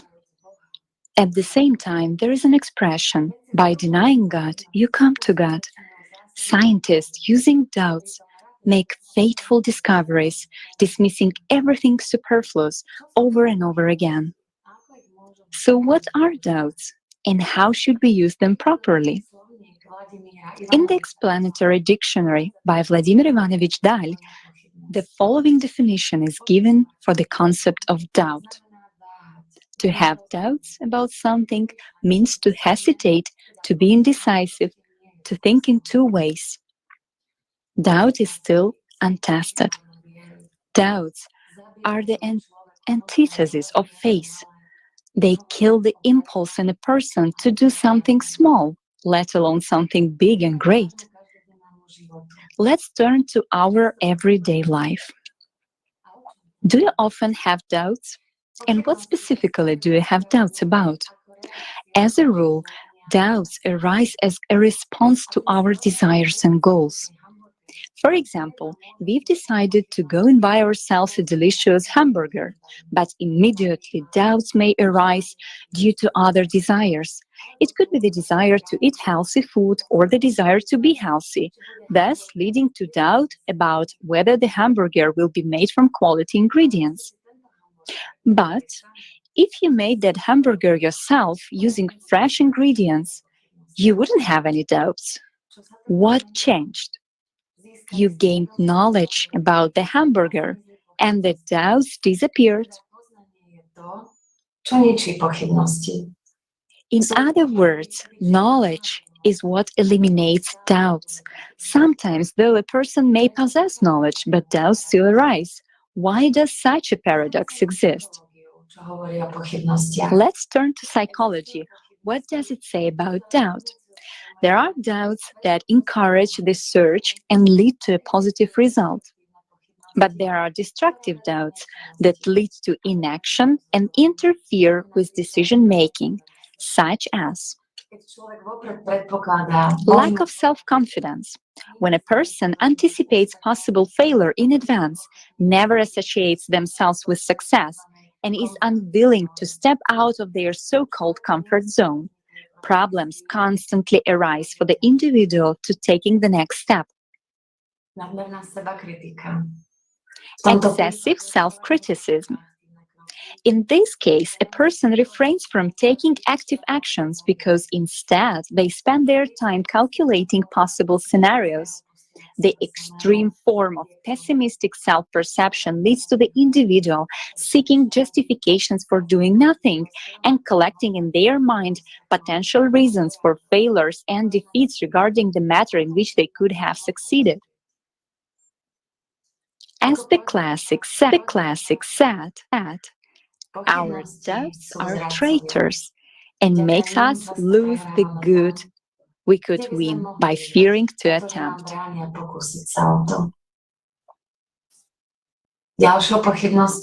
Reluctance to change. In this case, a person is confident in the current situation that fully satisfies them. And there is a fear that if they start changing something, they might lose what they have. Unfounded hopes and illusions. When a person fails to set realistic and achievable goals for themselves and dismisses unpromising or unlikely options. Unfounded belief in favorable circumstances can become an unsurmountable barrier on the path to success. To provide an example for better understanding, let's consider a job interview in the context of job search. There is a rather formal phrase that one can hear from a company manager at the end of an unsuccessful job interview. We will call you back. Instead of searching for the next opportunity, the person waits for the call, rejecting other offers that could potentially be even more advantageous. As a result, they end up with nothing. As the saying goes, our reason is only suitable for making everything perplexing and for raising doubts about everything. Next, dependency on the opinions of others. The inability to develop immunity to incompetent criticism and unfounded judgments based solely on emotions and stereotypes. It is impossible to completely isolate oneself from public opinion, but it happens that the desire to follow certain behavioral patterns, images, and modern standards of appearance and taste transforms into detrimental dependence, and the person becomes driven by the expectations of others. As we can see, doubts often arise from insecurity or suspicion towards something or someone. But can doubt be productive and lead to positive outcomes? American idealist philosopher John Dewey believed that a problematic situation experienced by an individual as doubt is the source of his self-development. The transition from a state of doubt to resolving the situation constitutes an act of personal development. René Descartes, a French philosopher, mathematician, and scientist, considers doubt as a universal method for seeking truth. Throughout history, we often come across discoveries that were prompted by doubts about existing postulates or theories. Today, we all know that planets and their moons revolve around the sun. However, there was a time when people were aware of a Ptolemaic paradigm of the world, according to which it was believed that the Earth was the center of the universe and that the other planets, the sun and the moon, revolved around it. However, the scientific doubts of Nicholas Copernicus, a Polish and German astronomer, mathematician, economist, and mechanic, regarding the accuracy of the Ptolemaic system, served as a source that led him to new scientific perspectives on the universe, marked the beginning of the first scientific revolution, known as the Copernican Revolution. Copernican Revolution. Then there was a paradigm shift from a Ptolemaic model of the universe, which postulated that the Earth was the center of the universe, to the heliocentric model with the Sun at the center of our solar system. This event became one of the starting points of the scientific revolution in the 16th century.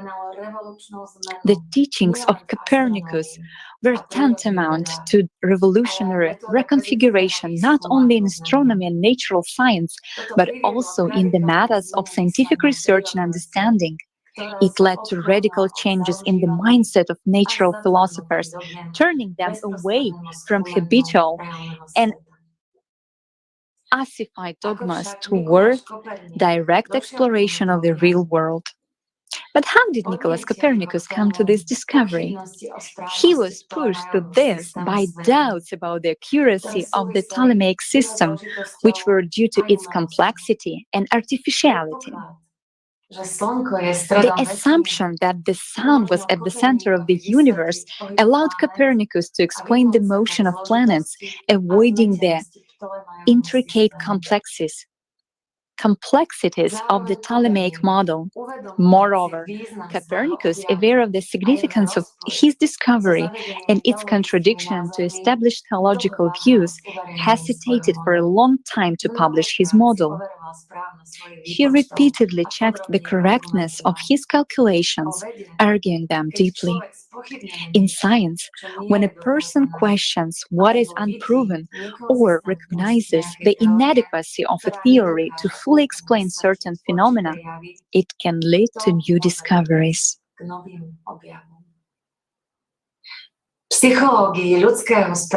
In the psychology of human behavior, amazing phenomena based on doubts have been noticed. Let's provide a few examples.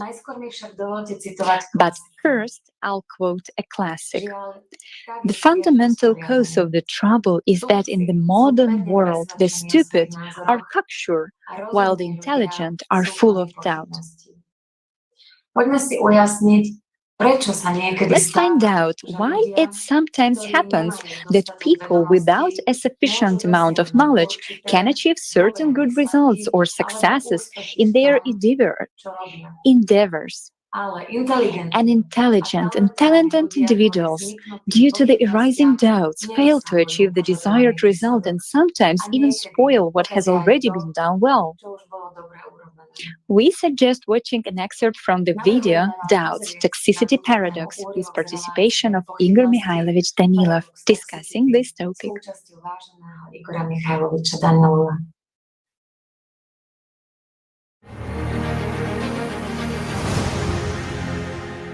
Our friends wrote to us, in particular our viewers.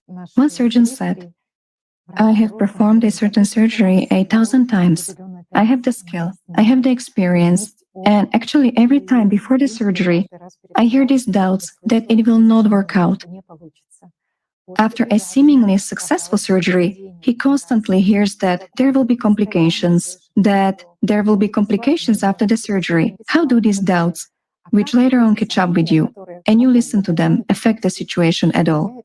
Do they actually affect? They do. They do. They do, and very strongly. And there is an important point here too, friends. For example, those who are engaged, at least in small business, they will understand and see themselves. I'll give a simple example. For example, a deal is going on. Okay. Two parties. They've already come to an agreement. They have solved everything. They have struck a deal. They are both happy with each other. That's all. A little time will pass and everything will be fine. The contract will be signed tomorrow. When you come home, you start doubting. Everything is somehow too good and smooth. It cannot be this way. There's something fishy somewhere. They are obviously trying to trick me because it's too good. How did we make such an easy deal? Doubt after doubt. And the next day, the contract is not signed. But it was mutually beneficial. The question is, why? Another example.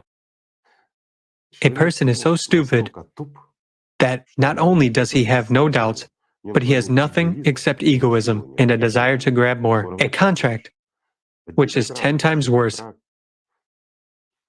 let's say, which is practically unprofitable for the same company that your contract was terminated with. So this guy comes with a bad contract for them. He sits down and signs the contract right away. Why? Who hasn't encountered this? Is it thanks to friends, connections, or something else? No, friends. Doubts. You have doubts which are passed on to those very people.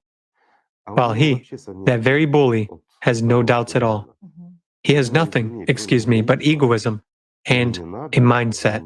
I need. He doesn't have any other thought. He goes to a meeting, he is 100% sure. How can they not sign? He's sure they will. And when it comes to signing, he has no doubts at all because he has made a good, unprofitable offer to them. But it is very profitable for him. It means they will sign it. And the funniest thing is, that's how it happens in most cases. It is possible to explain this paradox only from the perspective of metaphysics, or to put it simpler, from the perspective of ordinary natural physics. But unfortunately, already not by Newton's, but the physics of the micro world. When our observation transforms a particle into a wave, or a wave into a particle, when we are able to create something from nothing, in this case, already a completely different physics is working. This is very important, Igor Mikhailovich. As our colleague tells us about his profession of a surgeon, as soon as a doctor begins to worry and have doubts, problems occur with a patient, complications arise, or some unpleasant things happen. And this is where he reassures himself, but I had an intuition. When I was doing that very surgery, I felt that something was wrong, that something was wrong with the body of the patient. Yes, the surgery was good, but complications followed. Let's say, in a different area. But they did follow. And what is the reason for those complications? An incorrectly performed surgery, an under-examined patient, improper treatment, or the doubts the doctor had? What a great responsibility everyone actually has.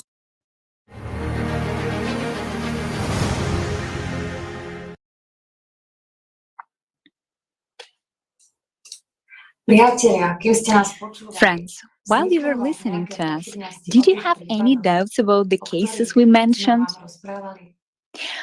We understand that you may say that it would be great if all the stupid ones achieved the result.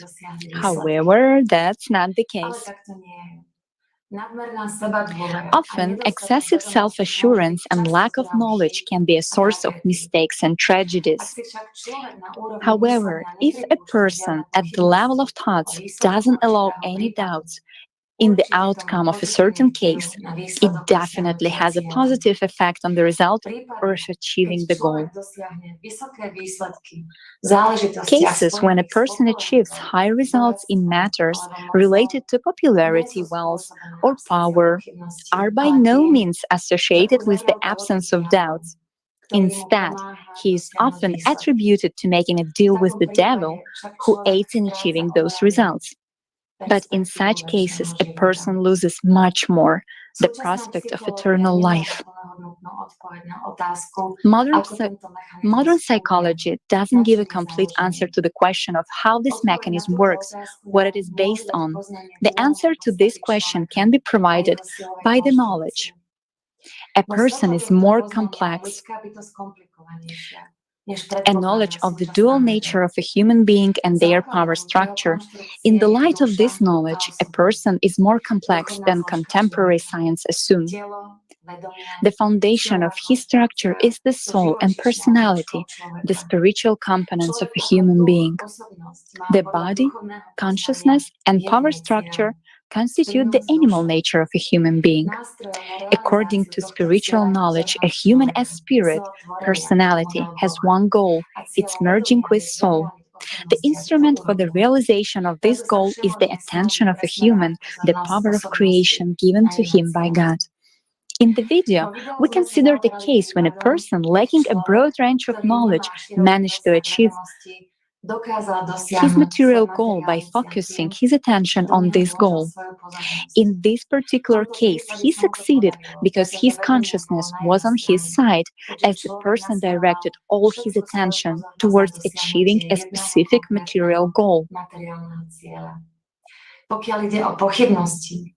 The situation dramatically changes when it comes to the presence of doubts in the case if a person embarks on their spiritual path of development or does something good for people. In these situations, the consciousness activates its full arsenal of doubts and desires to hinder the individual's progress towards their goal. There is a known case when Jesus Christ undertook a 40-day practice in the Egyptian desert, during which he refused from food. The main goal of his practice was to subdue and gain control over his consciousness so that it wouldn't hinder him from fulfilling his mission. During his sojourn in the desert, Satan himself tempted him with offers to jump off a cliff and even wield earthly power. However, Jesus passed this test with honor.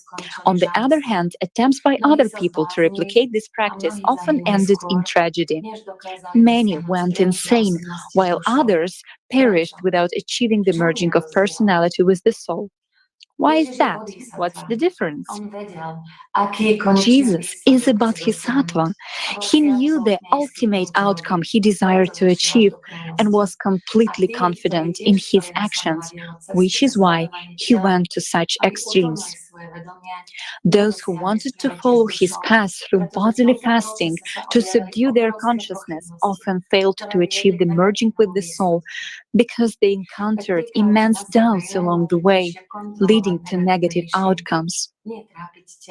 The key in self-work is to control negative thoughts rather than tormenting the body. The attention of a person is a creative force, and it is crucial to be mindful in what thoughts one invests it in. After all, they don't joke with the power of creation, and doubts have no place in it.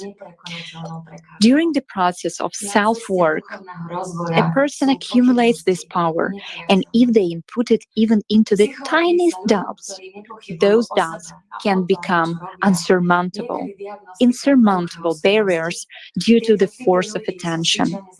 Doubts are impermissible on the path of spiritual development. In psychology, people who don't doubt themselves and what they do are sometimes diagnosed with a personality disorder. These types of people are usually villains or saints. Hitler didn't doubt what he did as well as Jesus did. Why is it important for these types of personalities? Because they work with the power of creation, varying in quality, but power. We suggest you watch a video on this topic with participation of Igor Mikhailovich Danilov.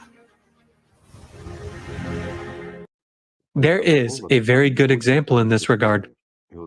I would recommend it for many people, especially physicians. There was a man who unfortunately was somehow quickly forgotten in society. People sometimes recall him, but mostly they don't remember him. There was such a man as Grigory Rasputin, and his method, the method of persuasion, was the most correct. The first thing he said was, no doubting. There is God, and you should believe in yourself. Since God believes in you, it means you should believe in yourself too. If you don't believe in yourself, God will not believe in you. This is such a simple, I would say primitive psychology. But clearly, he was actually an outstanding personality, let's say. He possessed both a little bit of power and a certain knowledge, but the meaning of his words is very deep. And what he used and applied proved not only to be efficient in practice, but I would say it proved the very fact of the influence of our perception on the world, like persuasion or doubt. If we are persuaded and we definitely believe in something and invest the power of our attention in it, if we have enough power, then it will be so. If we have doubts, even minor powers are enough for us to destroy what is strong. That's where the paradox of toxicity is, and it is very important. I have just touched upon this topic using the example of Rasputin and his method. Yet, let's look at this from a slightly different perspective. For instance, there are serious and fundamental things, and there are toxic substances that destroy them. Let's look at it from the perspective of our lives. This will be clear for bloggers, for example, okay? For instance, a person releases some product of his somewhere on social media, and people begin to comment. 1,000 people thank him, and someone writes their negative review. Whom will he remember? The hater. Why? Toxicity. You see? Here you have a barrel of honey, and this is a spoonful of tar, okay? And that's it. The barrel of honey is spoiled. Meanwhile, you wouldn't improve a barrel of tar with a spoonful of honey. It's a paradox, isn't it? Yes, certainly. Much less power is invested, but destruction is immense. It is the principle of what? Excuse me, here we can only speak the language of religion. It is the principle of how Satan or the system acts. Therefore, this very toxicity is very destructive if you perceive it. Whereas if you are absolutely neutral, so to say, if there is no constructive attitude that would bring you benefit, all this is meaningless to you. You see? I mean, no matter how hard those haters strain themselves, if you look from a constructive perspective, Expertise. Yes, right, exactly. then it cannot affect you in any way. I mean, do you harm or something else? But if you look at this from the perspective of an ordinary person, an egoist, you will certainly be hurt.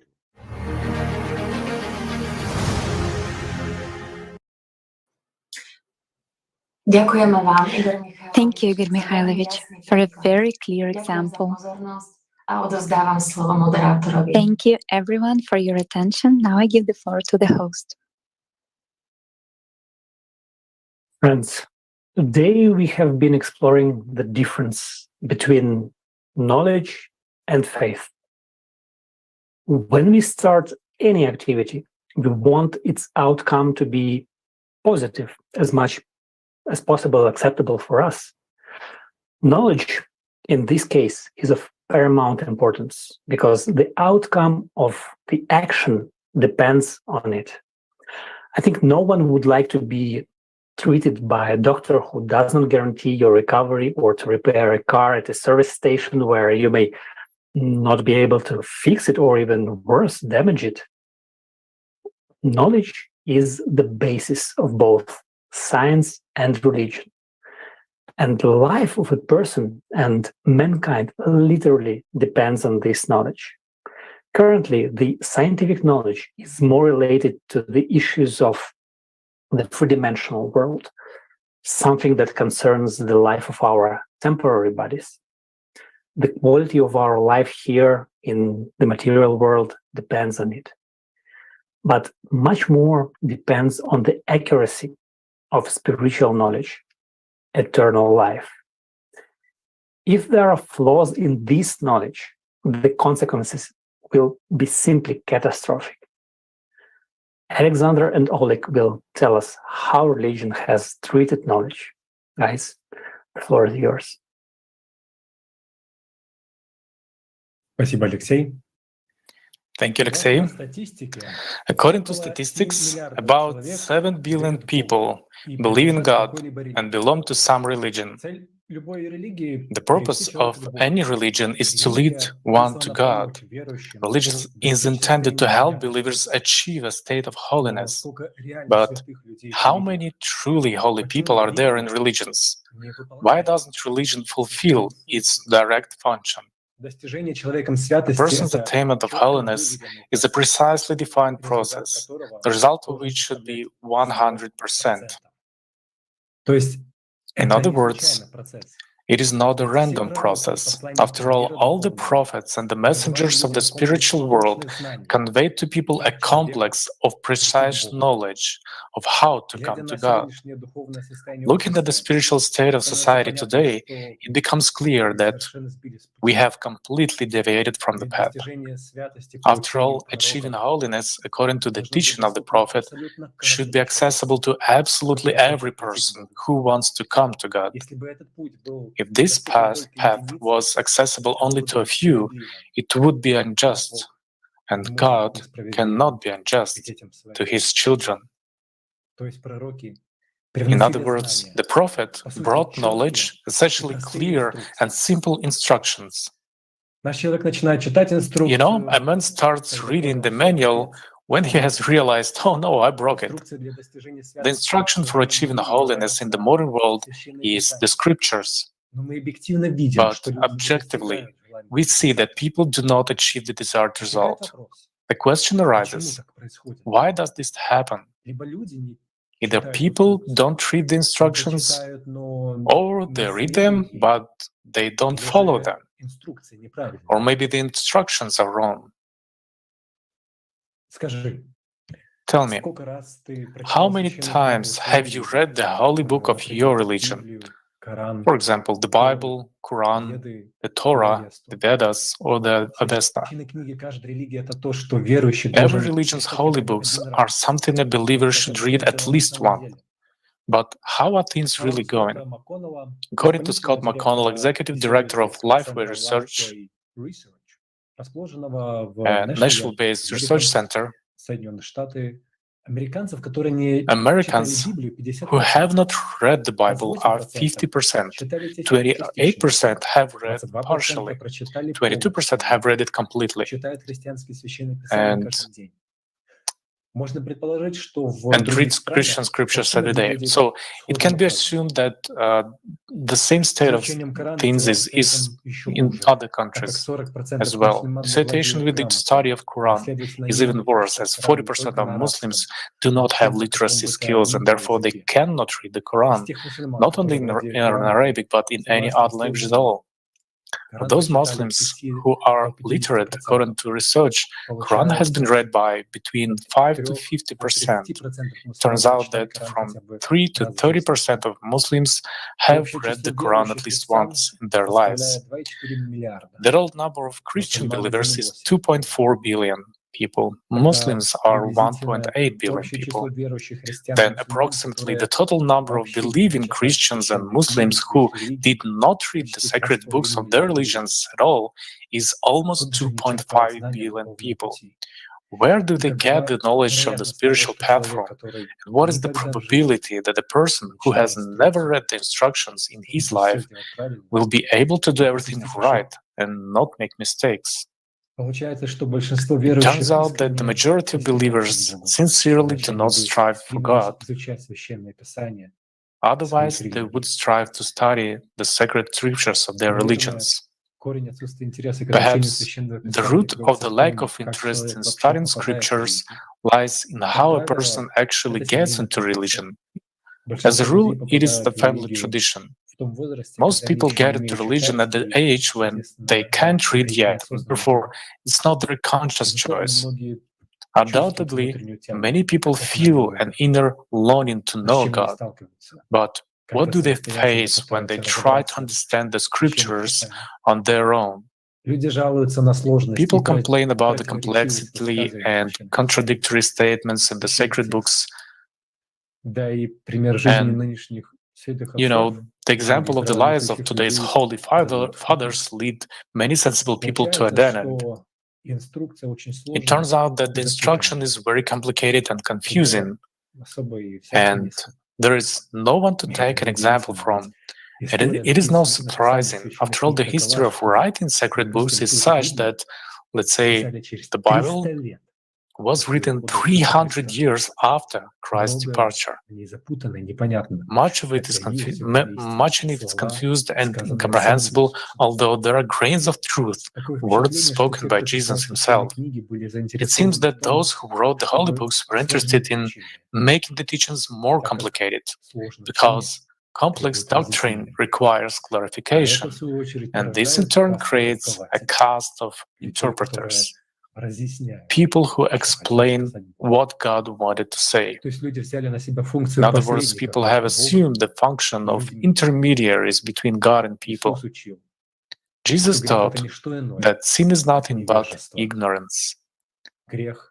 Sin is a delusion. It's being deluded. The original meaning of the word sin is delusion, to go astray. The very first mortal sin is ignorance, because God is truth. In Hebrew and Greek, the word translated sin in the Bible literally means not falling into the goal, not hitting the goal.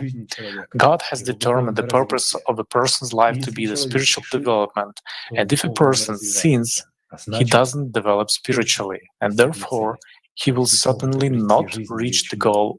That is, he will not be able to attain the eternal life, and this is a serious missing the goal.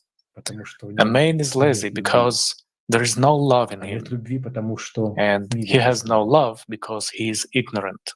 And he is ignorant because he initially thinks he is very intelligent. Freedom is knowledge and truth. Slaves are ignorant. Ignorance is the source of laziness, apathy, stupidity, fear, vicious, addictions, aggression, megalomania, inferiority complex, and falsehood. Ignorance is the devil in the flesh. Everything genius is very simple and obvious. If you see any difficulties around you, then you are quite very mistaken. You need to conquer your ignorance. And when you begin to see clearly, you will realize that everything is very, very easy. Easy and simple.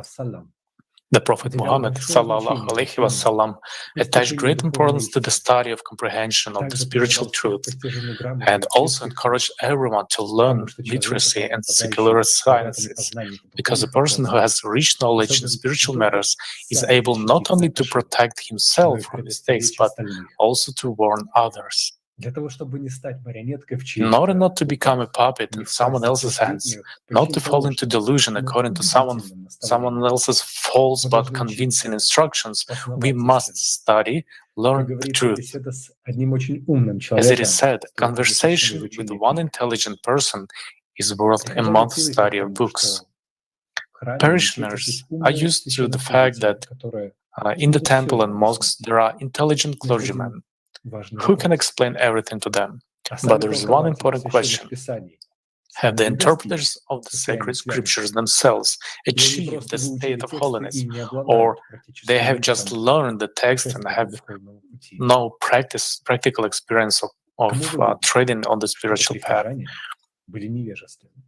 Who benefits from the parishioners being ignorant? Religion is one of the most skillful and artful methods of controlling and manipulating people's minds. As soon as the religion was formed, it immediately monopolized spiritual culture. All ancient writings, all ancient scriptures were collected in one place, thus closing the way to knowledge for ordinary people. This is how libraries appeared. One of the earliest libraries on the globe was created in ancient Babylon in the 2nd millennium BC. It contained manuscripts detailing the story of the history of the creation of the world, the flood, the structure of matter, and the meaning of human life, the purpose. It was from the ancient writings of the Babylonian libraries that the Pentateuch of Moses and other holy writings appeared. Knowledge about how the world was arranged was kept secret from people. Plato writes about this to Timaeus. Of course, the creator and parent of the universe is not easy to find, and if we find him, it will not be possible to tell everyone about him. The true knowledge with which the priest hid from the people gave them unlimited power and superiority over the people. For example, Plutarch cites the following interesting fact.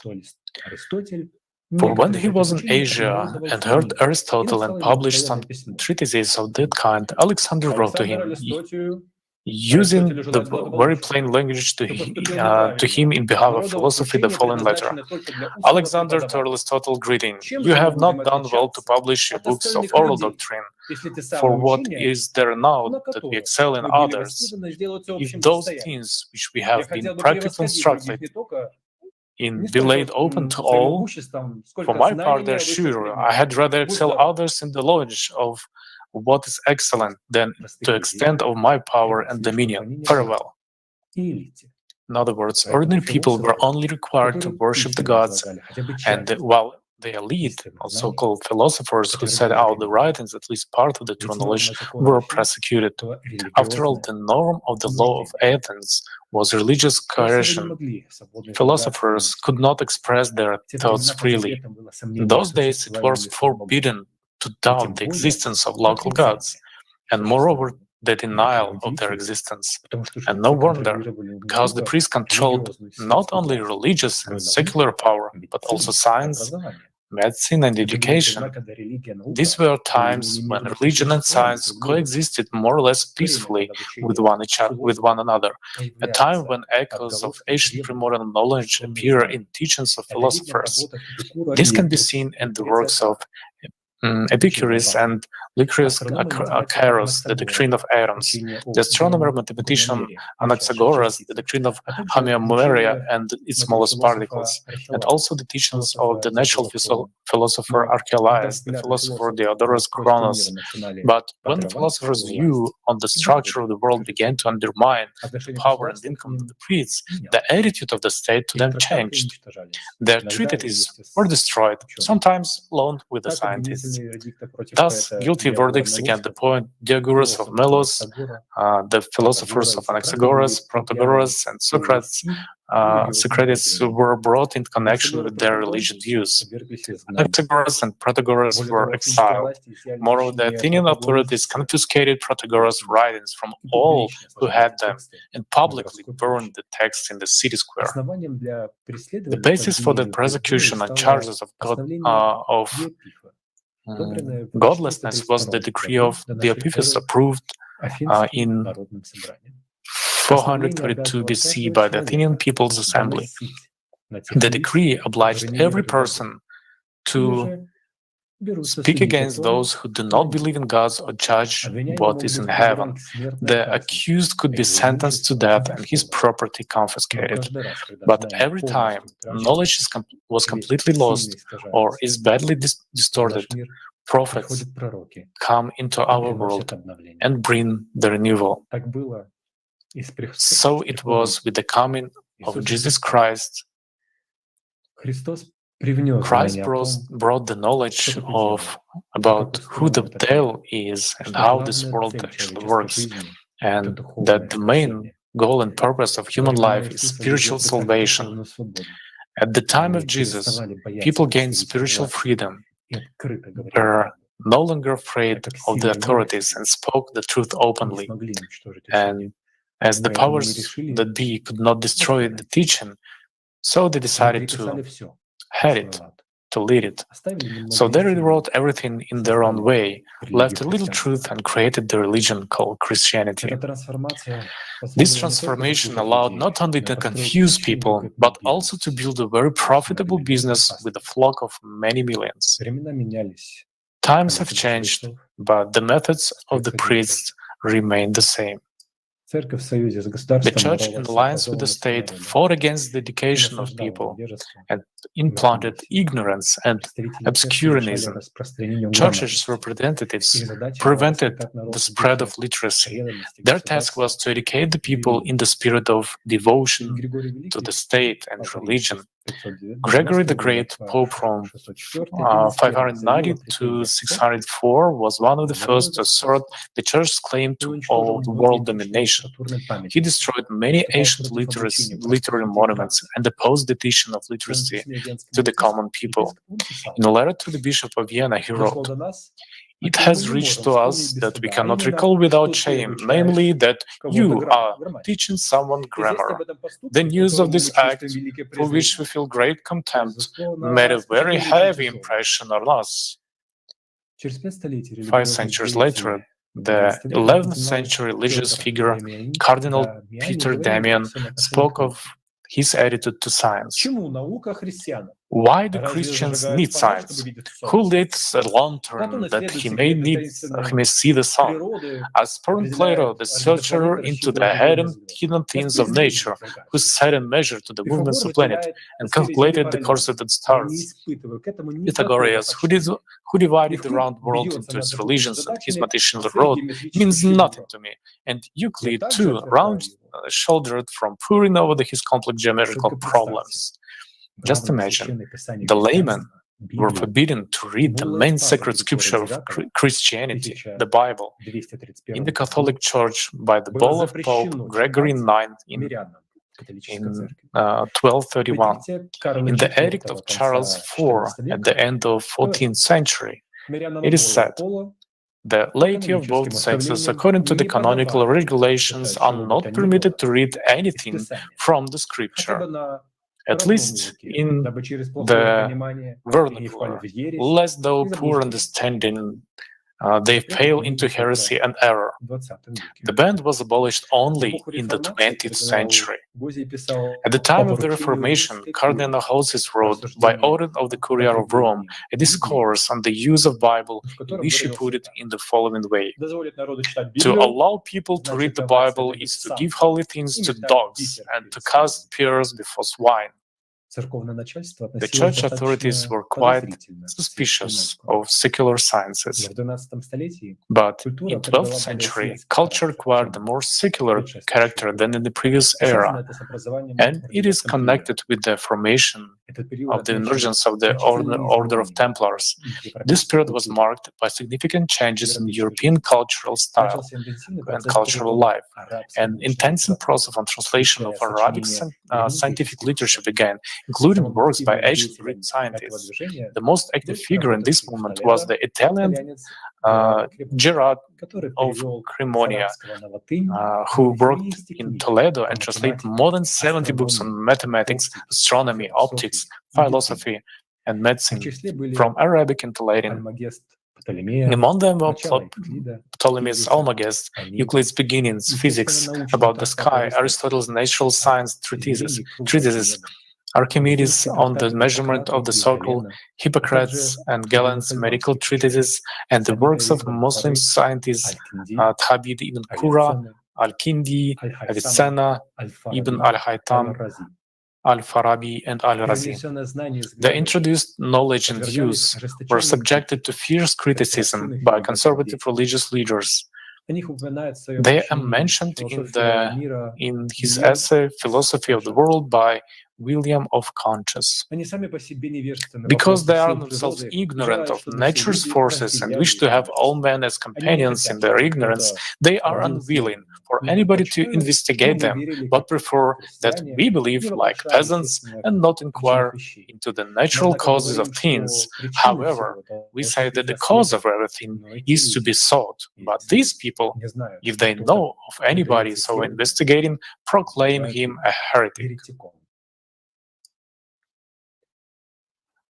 As church representatives said, enlightenment, not sanctified by gracious influence of religion, is more harmful than helpful. Being hostile to the enlightenment of the people and the literacy of the people and the development of science, the church was often the initiator of harassment of the most talented scientists and progressive teachers. Why did it hinder the development of enlightenment and science and destroy the books of advanced scientists? Was it not because the priests to whom the church was subordinated knew the history of Atlantis and were afraid of its repetition? To better control the spreading of knowledge, religion enjoyed a monopoly in explaining the world and ensuring the survival of humanity. Therefore, all science and culture were concentrated mainly in monasteries and their subordinate educational institutions. Science was placed at the service of religion. I suggest to watch a fragment from the video about the spiritual world with the participation of Igor Mikhailovich Danilov.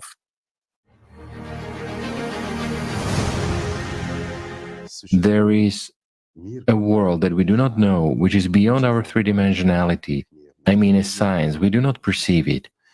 Although, again, this was known a very long time ago. Even in modern times, many experiments were conducted. 100 years ago and before that, experiments were conducted which confirmed it all. But it doesn't quite fit into the concept of modern science, which is kind of atheistic and a little bit limited, because in this case, it would expand the understanding that there is something beyond our perception and it is completely different. Because there is a monopoly in our world on what is beyond this perception. These are priestly organizations, and no one should enter there except them. Whereas if someone enters there and starts telling the exact opposite of those fairy tales which they have made up, it turns out that these people destroy all the coherent concepts that have been feeding priestly organizations for thousands of years. Well, will they accept that? No. While this way we understand that priestly institutions have been established as an alternative to political institutions and have had tremendous power for centuries. Here's actually the answer to the question of why science was constrained by those very priests and firmly constrained at that. Plus, they understood perfectly well and had the experience of the previous civilization. After all, the literature they obtained, starting from the first missions, is not a secret. Everyone knows that. They collected artifacts, literature, and everything else. Yes, enormous libraries. A lot was destroyed, and a lot of things were studied, and they gained a tremendous experience of knowing that there had been civilizations, far more than one, but this didn't fit into their concept. Imagine, if the truth was told, how would it be possible to establish an organization that would live off people and sell some spiritual stuff? In no way. Why? Because it immediately becomes clear that your spiritual path is your own achievement. There can be no mediator in it, just cannot be. Yet, if there is no mediator, then an organization, a priestly one, let's put it in a civilized way, which can exist at the expense of people performing the function of a mediator between God and a human, could not exist that way. Because what is their function then? None. Because all merits and all achievements a person accomplishes by himself, right? Right. However, by including magic, by including substitutions, religious institutions are formed. Well, this has existed for a long time. Unfortunately, for the last, let's be precise, 5,000 years, almost 6,000 years.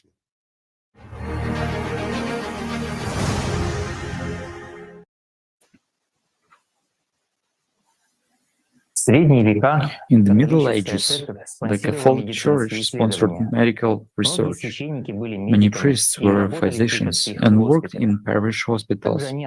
They also founded the first European universities, such as British Oxford and Cambridge. This is the time when religious activity is combined with scientific activity. For example, Nicolaus Copernicus was not only an astronomer but also a canon, a household manager of the Diocese of Formia, and a member of the Diocesan Council. The astronomer and mathematician Johannes Kepler studied for 3 years at the theological faculty of the University of Tübingen. I wanted to become a theologian. For a long time I was restless. Now, however, behold how through my effort God is being celebrated in astronomy. Leibniz, the creator of differential calculus, devoted his main work, the Theodicy, justification of God. Jesuits Francesco Grimaldi and Giovanni Battista Riccioli, members of the male clerical order of the Roman Catholic Church in 1540, conducted scientific research and made a map of the moon. Jesuit schools taught the exact sciences. Many famous scientists were members of the Jesuit order: Galileo, future biologist and zoologist Jean-Baptiste Lamarck, French philosopher, mathematician and naturalist René Descartes. Thus, concentrating science in monasteries, religion controlled the development of science progress, and directed science in the desired direction. Anything that went beyond the limits of what was allowed was severely suppressed and punished. The Catholic Church went so far as to compile an index of prohibited books that censored scientific works. The first such list was published in Holland in 1529. In different years, the list included works by philosophers Immanuel Kant and Voltaire, physicist Galileo Galilei and Nicolaus Copernicus. The 20th and final edition of 1948 included 4,000 documents. Pope Paul VI officially cancelled the collection only in 1966. In the 13th century, the Dominican order created the Holy Inquisition. Inquisitors destroyed everything favorable to heresy and inclining to heresy. They cruelly dealt with representatives of scientific thought. For example, the French scientist Michel Maffray de Ruy was buried for daring to call religion a human invention. In the early 16th century, Copernicus, despite holding a position in the diocese, secretly distributed his manuscript on the celestial movement of bodies among his friends. The Church could not tolerate the Copernican heresy, and his work was included in the index of prohibited books. The teachings of Copernicus were supported by the Italian scientist Giordano Bruno. He further developed the ideas of Copernicus that the solar system is a part of a single endless universe, and that there are an infinite number of worlds in the universe. Giordano Bruno called theologians and priests idols and charlatans, who with their nonsense distract scientists from the study of nature and its phenomena. Bruno was captured, and according to the verdict of the court of the Holy Inquisition, he was burned alive at the stake. The Inquisition also pursued another great scientist, physicist and astronomer Galileo Galilei. With the help of the telescope he created, Galileo collected many facts confirming the validity of the teachings of Copernicus, which contradicted the teachings of the Catholic Church about the world and its structure. For this, the inquisitors persecuted the outstanding scientist until the end of his life. The Inquisition held back the development of science for several centuries. It took the lives of many people in Western Europe. In Spain alone, more than 10,000 people were burned at the stake, and about 200,000 were punished. But it was not possible to stop the progress of science. The elite needed science to develop production and to strengthen their power. From the end of the 17th century, scientific discoveries appeared that competed with the dogmas of the Church. Mathematical description of the simple and understandable mechanical universe, Newton, 1787. The Earth is several million years old. Buffon, 1787. Deterministic postulates of the universe where there is no need for angles to push the planets anymore. Angels, sorry. The emergence of life as a result of a natural evolutionary process calculated in millions of billions or billions of years. Lamarck, 1909. Since the second half of the 18th and especially in the 19th century, science has been punching one hole after another in religious views of nature. And this is not surprising, since there are physical reasons for growth of scientific potential that do not depend on the desire of the priest. It is population growth. After all, by 1804, the number of people on Earth has reached the mark of 1 billion. It became difficult for priests to keep control over so many people.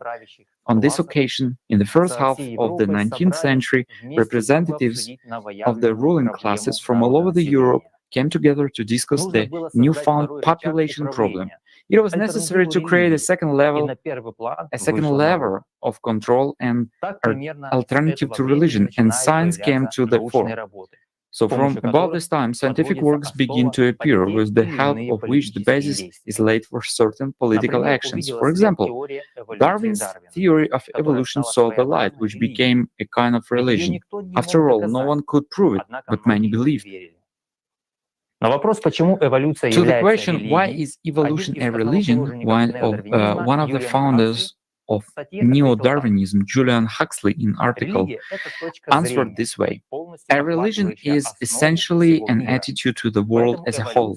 Thus, evolution, for example, may prove as powerful a principle to coordinate man's beliefs and hopes as God was in the past. Such ideas underlie the various forms of rationalism, the ethical movement, and scientific humanism.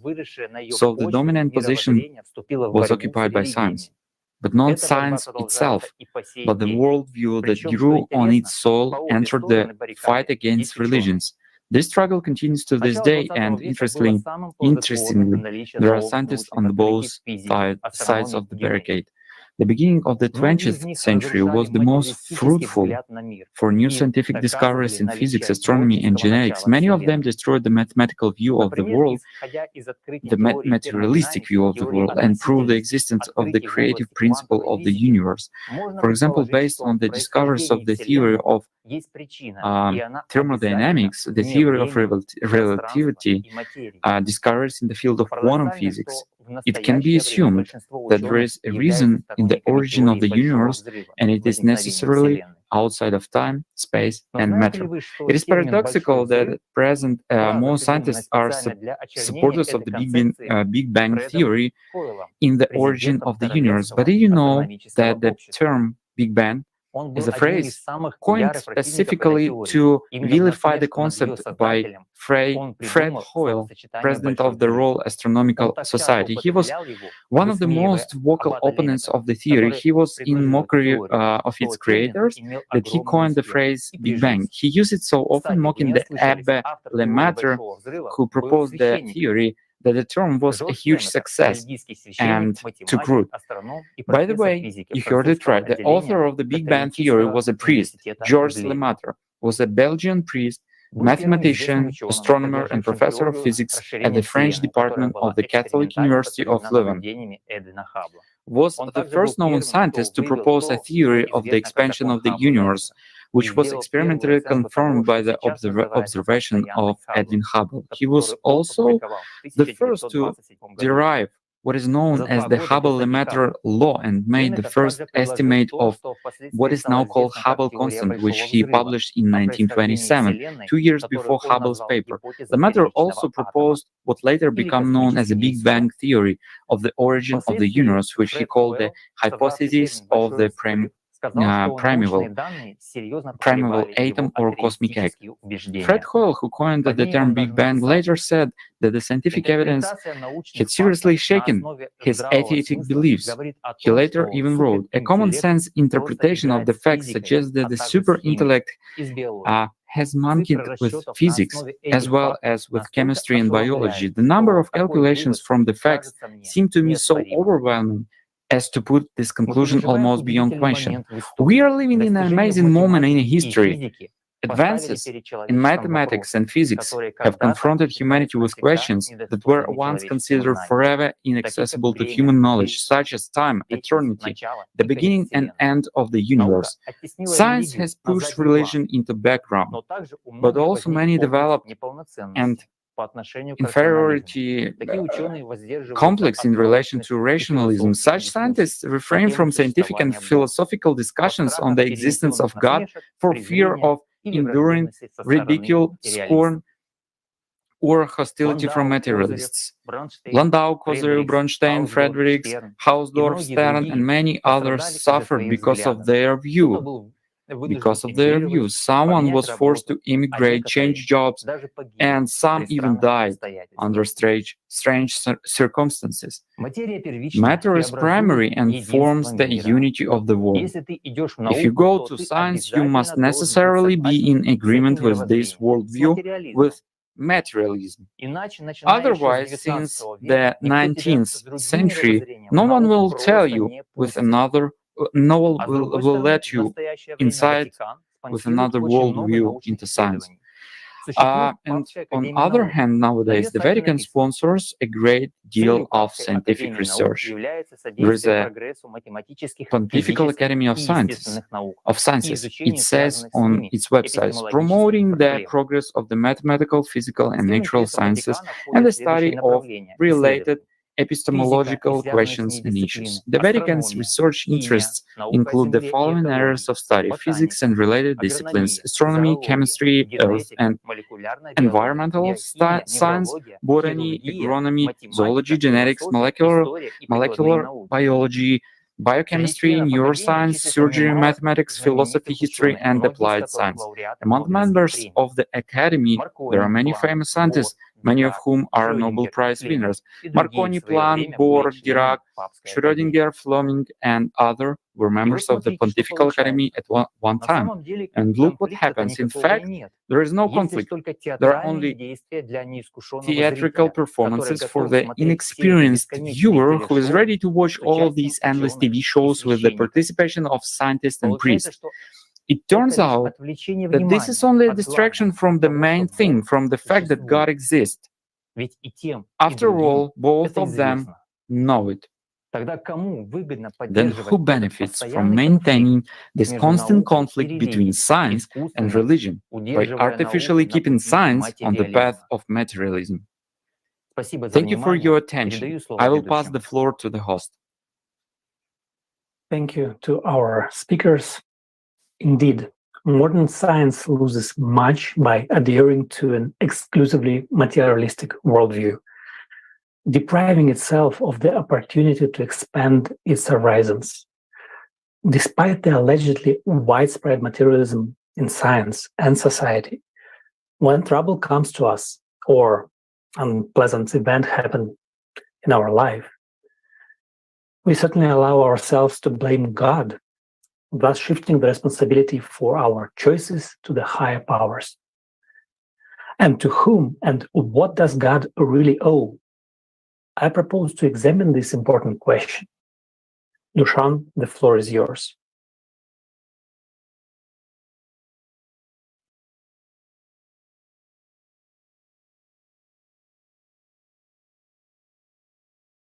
Dobrý den, přátelé. Greetings, friends. We live in a world where human life is worth nothing. Every day, people die from hunger, disease, and armed conflicts.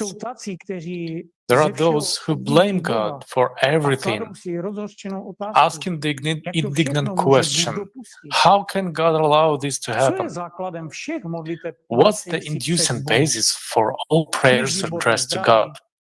To have excellent health, possess power, to be in control, and receive material gains. This is the basis of prayers addressed to God. We often utter the following phrases without even thinking about it. As God wills, so it shall be, God willing, everything that happens is God's will. And then we resent God because He didn't give, didn't do, or didn't send us something. The most concerning aspect is the imposition of religious beliefs that reject medical care, relying solely on the power of prayer and faith healing. Between 35 and 62 of adults turn to prayer to improve their health or ask for a healing of their bodies. Healing practices, pilgrimages to sacred sites, to relief melodies, and seeking help from representatives of religious institutions are highly popular. Some people use prayer as a supplement to traditional medical remedies, while others blindly believe in healing rituals. In his book Faith versus Fact, American geneticist Jerry Cohen writes that many believers across different religious denominations refuse blood transfusions, citing quotes from the Bible, for instance, the book of Genesis, chapter 9, verse 4. But you shall not eat flesh with its life, that is, its blood. Or the book of Leviticus, chapter 17, verse 10. And whatever man of the house of Israel or the stranger who dwell among you, who eats any blood, I will set my face against that person who eats blood, and will cut him off from among his people. Many adults and children have died due to metaphorical interpretation of the phrase eat any blood, even though transfusion of certain blood components such as hemoglobin is currently permitted. Deceased children whose parents' imposed beliefs led them to refuse blood transfusions are considered martyrs. In a church magazine of a certain religious movement, photographs of these deceased children were published under a horrifying headline, "They put God first." These absolutely unnecessary deaths continue. The most distressing aspect is the death of children who became victims of their parents' religious fanaticism. These parents blindly trust distorted interpretations by priests. For example, the Epistle of James, chapter 5, verses 14 to 15 says the following: "Is anyone among you sick? Let him call for the elders of the church, and let them pray over him, anointing him with the oil in the name of the Lord. And the prayer of faith will save the sick, and the Lord will raise him up. And if he has committed sins, he will be forgiven." To illustrate the gravity of the situation, let's consider a few examples. A 2-year-old girl choked on a banana. Her parents were frantically calling fellow believers for an hour, asking them to pray for her while she still showed some signs of life. A father who has a medical background joined a church that condemns medical practices. Once his 5-month-old son fell ill. After 4 days of high fever, the child started to intermittently stop breathing.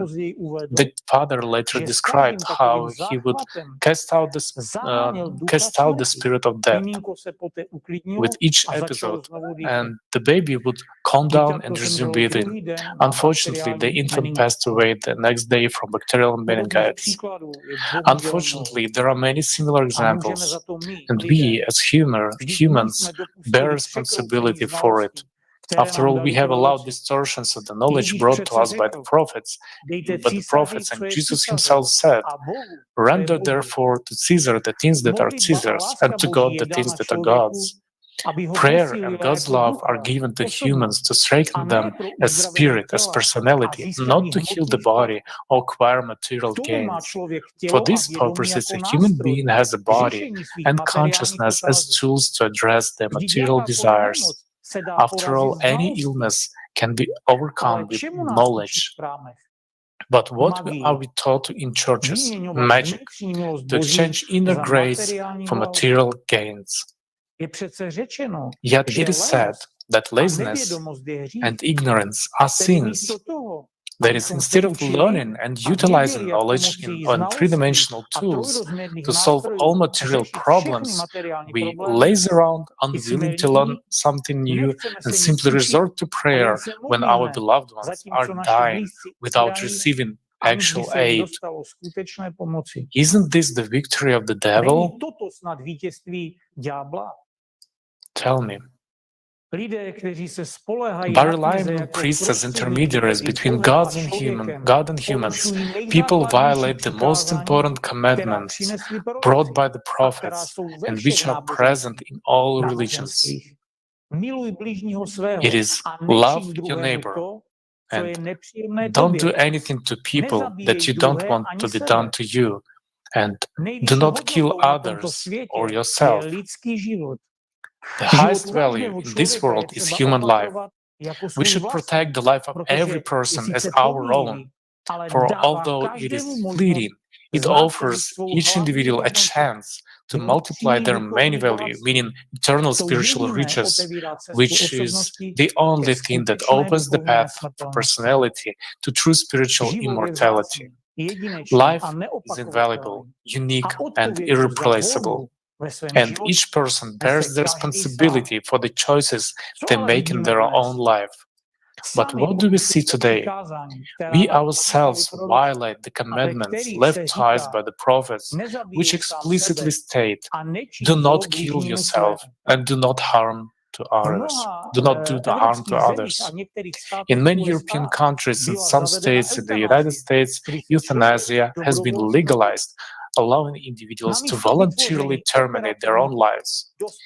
Instead of creating accessible and prompt for aid for everyone, authorities prefer to save the budget by pushing individuals with disabilities and those living in poverty to live this life.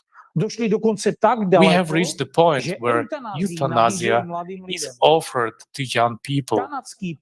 The Parliamentary Committee in Canada is advocating for teenagers to have the right to euthanasia without parental consent. They intend to include minors between the ages of 14 and 17 in the medical assistance in dying MAID program. This is the age range when a child's emotional state is not yet stable. Voluntary euthanasia is disguised as freedom of choice, but suicide itself is a grave sin. So why do we remain silent when legalized killing of human beings is introduced into the legislation of our countries? People are deceived into thinking that by ending their lives they are elevating their suffering, all because there is a lack of knowledge about what awaits them after the death of their body. More information on this can be found in the conference Life After Death, Myths and Facts. There are countries like Japan, where people are deprived even of the freedom of choice. Today, they are already considering the adoption of law of involuntarily euthanasia. This has been justified by the economic crisis. But the most frightening thing is that people support this. Yusuke Narita, a professor at Yale who proposed the introduction of involuntary euthanasia, stated that this is the only solution to save Japan's economy, and it is through mass suicide of pensioners. What is the world happening in our minds that the solution to economic problems is not the implementation of new technologies aimed at improving people's lives, but their legalized killing? The legalized killing of those who have devoted their entire lives to serving society. Would you like to live to such retirement age instead of a well-deserved carefree rest? The reward will be euthanasia. Is God to blame for our support of laws that kill people? And is God to blame for us starting wars? After all, it is not God who takes up arms, but we ourselves kill, hiding behind the name of God. Instead of providing medical assistance to the wounded, they are killed by their own people, and this is called mercy killing, an act of mercy, a final mercy. Tell me, what does God have to do with this? People kill each other while praying to God for salvation. And then they blame God for everything? Come on. Acts of terrorism are committed in the name of God. Terrorists deceived by religion sincerely believe that by killing themselves and others, they will enter paradise. All the prophets called for valuing human life and recognizing it as the highest good bestowed by God. They brought knowledge and spoke of God's love, emphasizing that we should love one another. Quran. And do not kill yourselves or one another. Indeed, Allah is to your ever mercy. Bible. You shall not murder. Exodus 20:13. And after all that we ourselves do with our own lives and the lives of others, we even have the audacity to make claims against God. Why are there wars, evil, suffering, injustice, and the torment of children? Why does God allow all of this? But it is us who allow wars, who allow killing of one another. We remain silent when war is declared, and we are sent to kill our own kind. We are led to slaughter like sheep, yet we continue to remain silent and shift the responsibility onto God, thinking that He owes us something. God owes nothing to anyone. God created this world for humanity. He gave human beings hands so they could shape their own lives, gave them minds to think and analyze, gave them hearts so they could live by conscience. And He gave humanity His greatest mercy, the freedom of choice. Everything that happens on earth is by the choice of human beings. People themselves choose how to live peacefully, or people themselves choose how to live peacefully and happily, or in a state of war. God does not initiate wars. It is people who do so out of their greed, for the insatiable thirst for power of a few. God desires for us to be free in our choices, for us to choose ourselves, to love, to choose for ourselves to love or to hate, to live or to die. In this rests the greatness of God.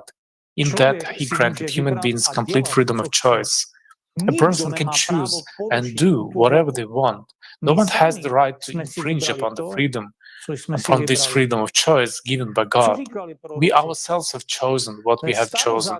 What did the prophets say? The Old Testament scriptures, it was said that to love one another and hate one's enemy. But Jesus tells us, love your enemies, pray for those who persecute you. Jesus based His teaching on love for all, without exception, not only for those who love us, but also for those who hate us. From this, it is completely evident that any killing is a sin and evil. It has no place on earth. Furthermore, even anger and hatred should disappear from people's lives. Human beings are dual in nature, consisting of both a spiritual component and an animal one. It is difficult for people to detect in themselves the thoughts that lead to bad actions if they are unaware of their dual nature, and naturally, they do not monitor it in themselves. They do not trace who pushes them to kill one another, where thoughts of suicide come from. This is the reason why wars occur. We receive what we deserve, the world in which we live. All the prophets who came into this world spoke about love for one another and that God is love. God gave each person a chance, life, and those who sincerely love God to live eternally. There are 7 billion believers in the world. Theoretically, all believers should believe in their prophets and love one another. But what happens in practice? Look at the absurdity in which we live. Whom do we truly believe in and serve? Power-hungry imams and priests who have distorted the truth, have led to and continue to wage bloody wars, each hiding behind their own scriptures written not by God or a prophet, but by people. People, ordinary people, considering only their religion to be the true and the right one, they kill others and lead their people to certain death. And yet they all say, God is with us. But what kind of God is it that leads to killing? Let's watch an excerpt from the video with the esteemed Igor Mikhailovich Danilev.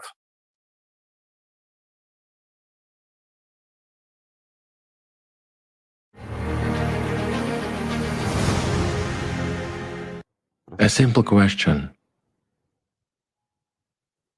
Do you love your Lord God? Are you faithful to Allah? Are you faithful to the Prophet? Answer honestly. What place does he occupy in your life? Yes, I understand you are ready to fight, you are ready to die, and you are ready to kill in his name. But are you ready to love? I'll put it simply. You know, it is very easy to die for someone, especially for God, for the Prophet. But are you ready to live for them? Not to give your life, but to gain it. It's a simple question, but it is very complicated.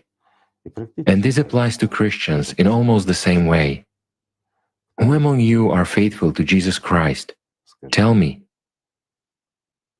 What entices you? The truth, granted by Jesus. After all, he was the one who said that the way to the Lord is through love. He said that all of you are equal and there is no one either superior or inferior. And he said, love one another. But what are you doing? Why do we have wars? Why do we have hatred? Why do we have devastation? Why, in our time, the end times, when we should be united and should be one true Ummah, do we have 10,000 religious denominations as of today? And where are they, the faithful, the true ones? Those who are faithful to the Prophet and those who are faithful to Jesus Christ, where are they? Tell me. That's where the truth is. You know, the scariest thing, in my opinion, there is nothing more scary than confessing your own lies to yourself, than confessing to yourself that you serve Satan, than confessing to yourself that you fear God instead of loving Him, that you have chosen a man as your authority instead of a messenger from the spiritual world. This is the trouble, friends.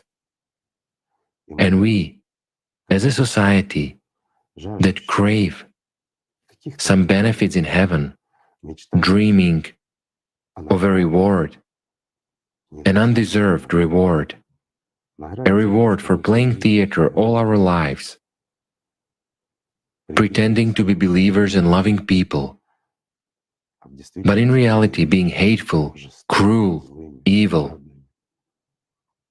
and greedy here. We want a reward in heaven, and we have a whole list of desires of how we are going to live there nicely and forever, and Allah Himself will take care of us. But tell me, are you worthy of seeing the Prophet? I'm not even talking about Allah, or by listening to shaitan in your head, by being evil and unloving, by being the one who divides rather than reconciles. You have deserved to be with Shaitan. Isn't that true?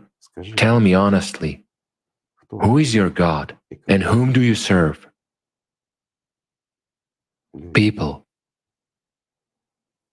There is no time for games and theater, and you don't have a second chance for this life. You don't. You are given the truth by Jesus Christ himself and by the best among people, the Prophet Muhammad himself. Yet, why have you chosen something different?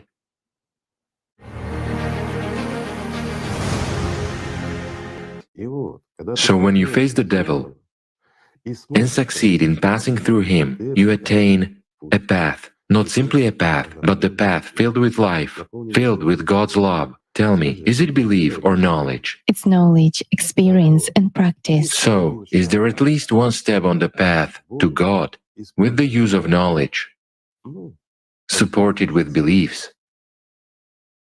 It is all solely experience and knowledge. At the beginning of the path, there are doubts. When you fail to defeat the devil, there are self-doubts, doubts about knowledge, and doubts about everything, right? Yes, exactly. There are even doubts about the existence of this world. We have the right to that, because we are people. But eventually, when we really understand that the power of our attention is tremendous, and it is indeed what is given to us for gaining life, and when we learn to use it properly, then we encounter first the devil, and then God as well. For this very reason, we are actually materialists and atheists. As you can see, everything is simple. And again, if a person embarks on the spiritual path using the knowledge, tell me, will he listen to priests? No. As for the knowledge, even if a person indirectly comes into contact with it, it begins to awaken in him this very thrill of a heavenly bird, as they say, you see? An aspiration for freedom. Of course. And the person begins to feel it. Just imagine what it is like for priests of various religions who have encountered the knowledge and understand the entire absurdity of the situation, that they are in a real simulation of their religion. They do understand, really understand, and many of them are good people. A lot of them joined Alatra. After all, Alatra doesn't remove anyone from any religion or from anywhere else. It merely shows a person how to really reach God if the person wants it. However, many of them are afraid of Alatra because they don't fit in. They just don't fit in as priests between God and a human. And this is a threat to their power. At this point, two entities start fighting inside them, their angel and their demon. When the demon wins, the priest wins. But when the angel wins, a person gains life. As a matter of fact, they are afraid of freedom, and this is a paradox that a person has authority, but he's absolutely unfree and is afraid of this freedom. He's afraid to get out of the simulation. Yet, over whom does he have authority? Over an illusion? Over demons in the head? Yes, he can get a little bit of thrill and a little bit of money. He can bask in glory. A little bit. Just a little bit. While being a priest. But life is short, everyone knows that. And this is what depresses them. Also, they are depressed by the truth. That's why they struggle, and that's why they spend big money on ordering dirty slander about us. And do you know what the most interesting thing is? The more filth they pour on us, the more people join us. After all, there are a lot of smart people who have read those dirty articles, which were supposed to make us dirty and whitewash the priests. But normal, smart people understand perfectly well who we are and who ordered those articles, who actually tries to fight against Alatra. This way, the entire illusion collapses. Just look, after every publication or after every negative video, so many people join Alatra. This precisely proves that the simulation is not quite as it is. But there is also reality. So, my friends, let's just love each other. Thank you. Thank you so much. Thank you. Peace be with you.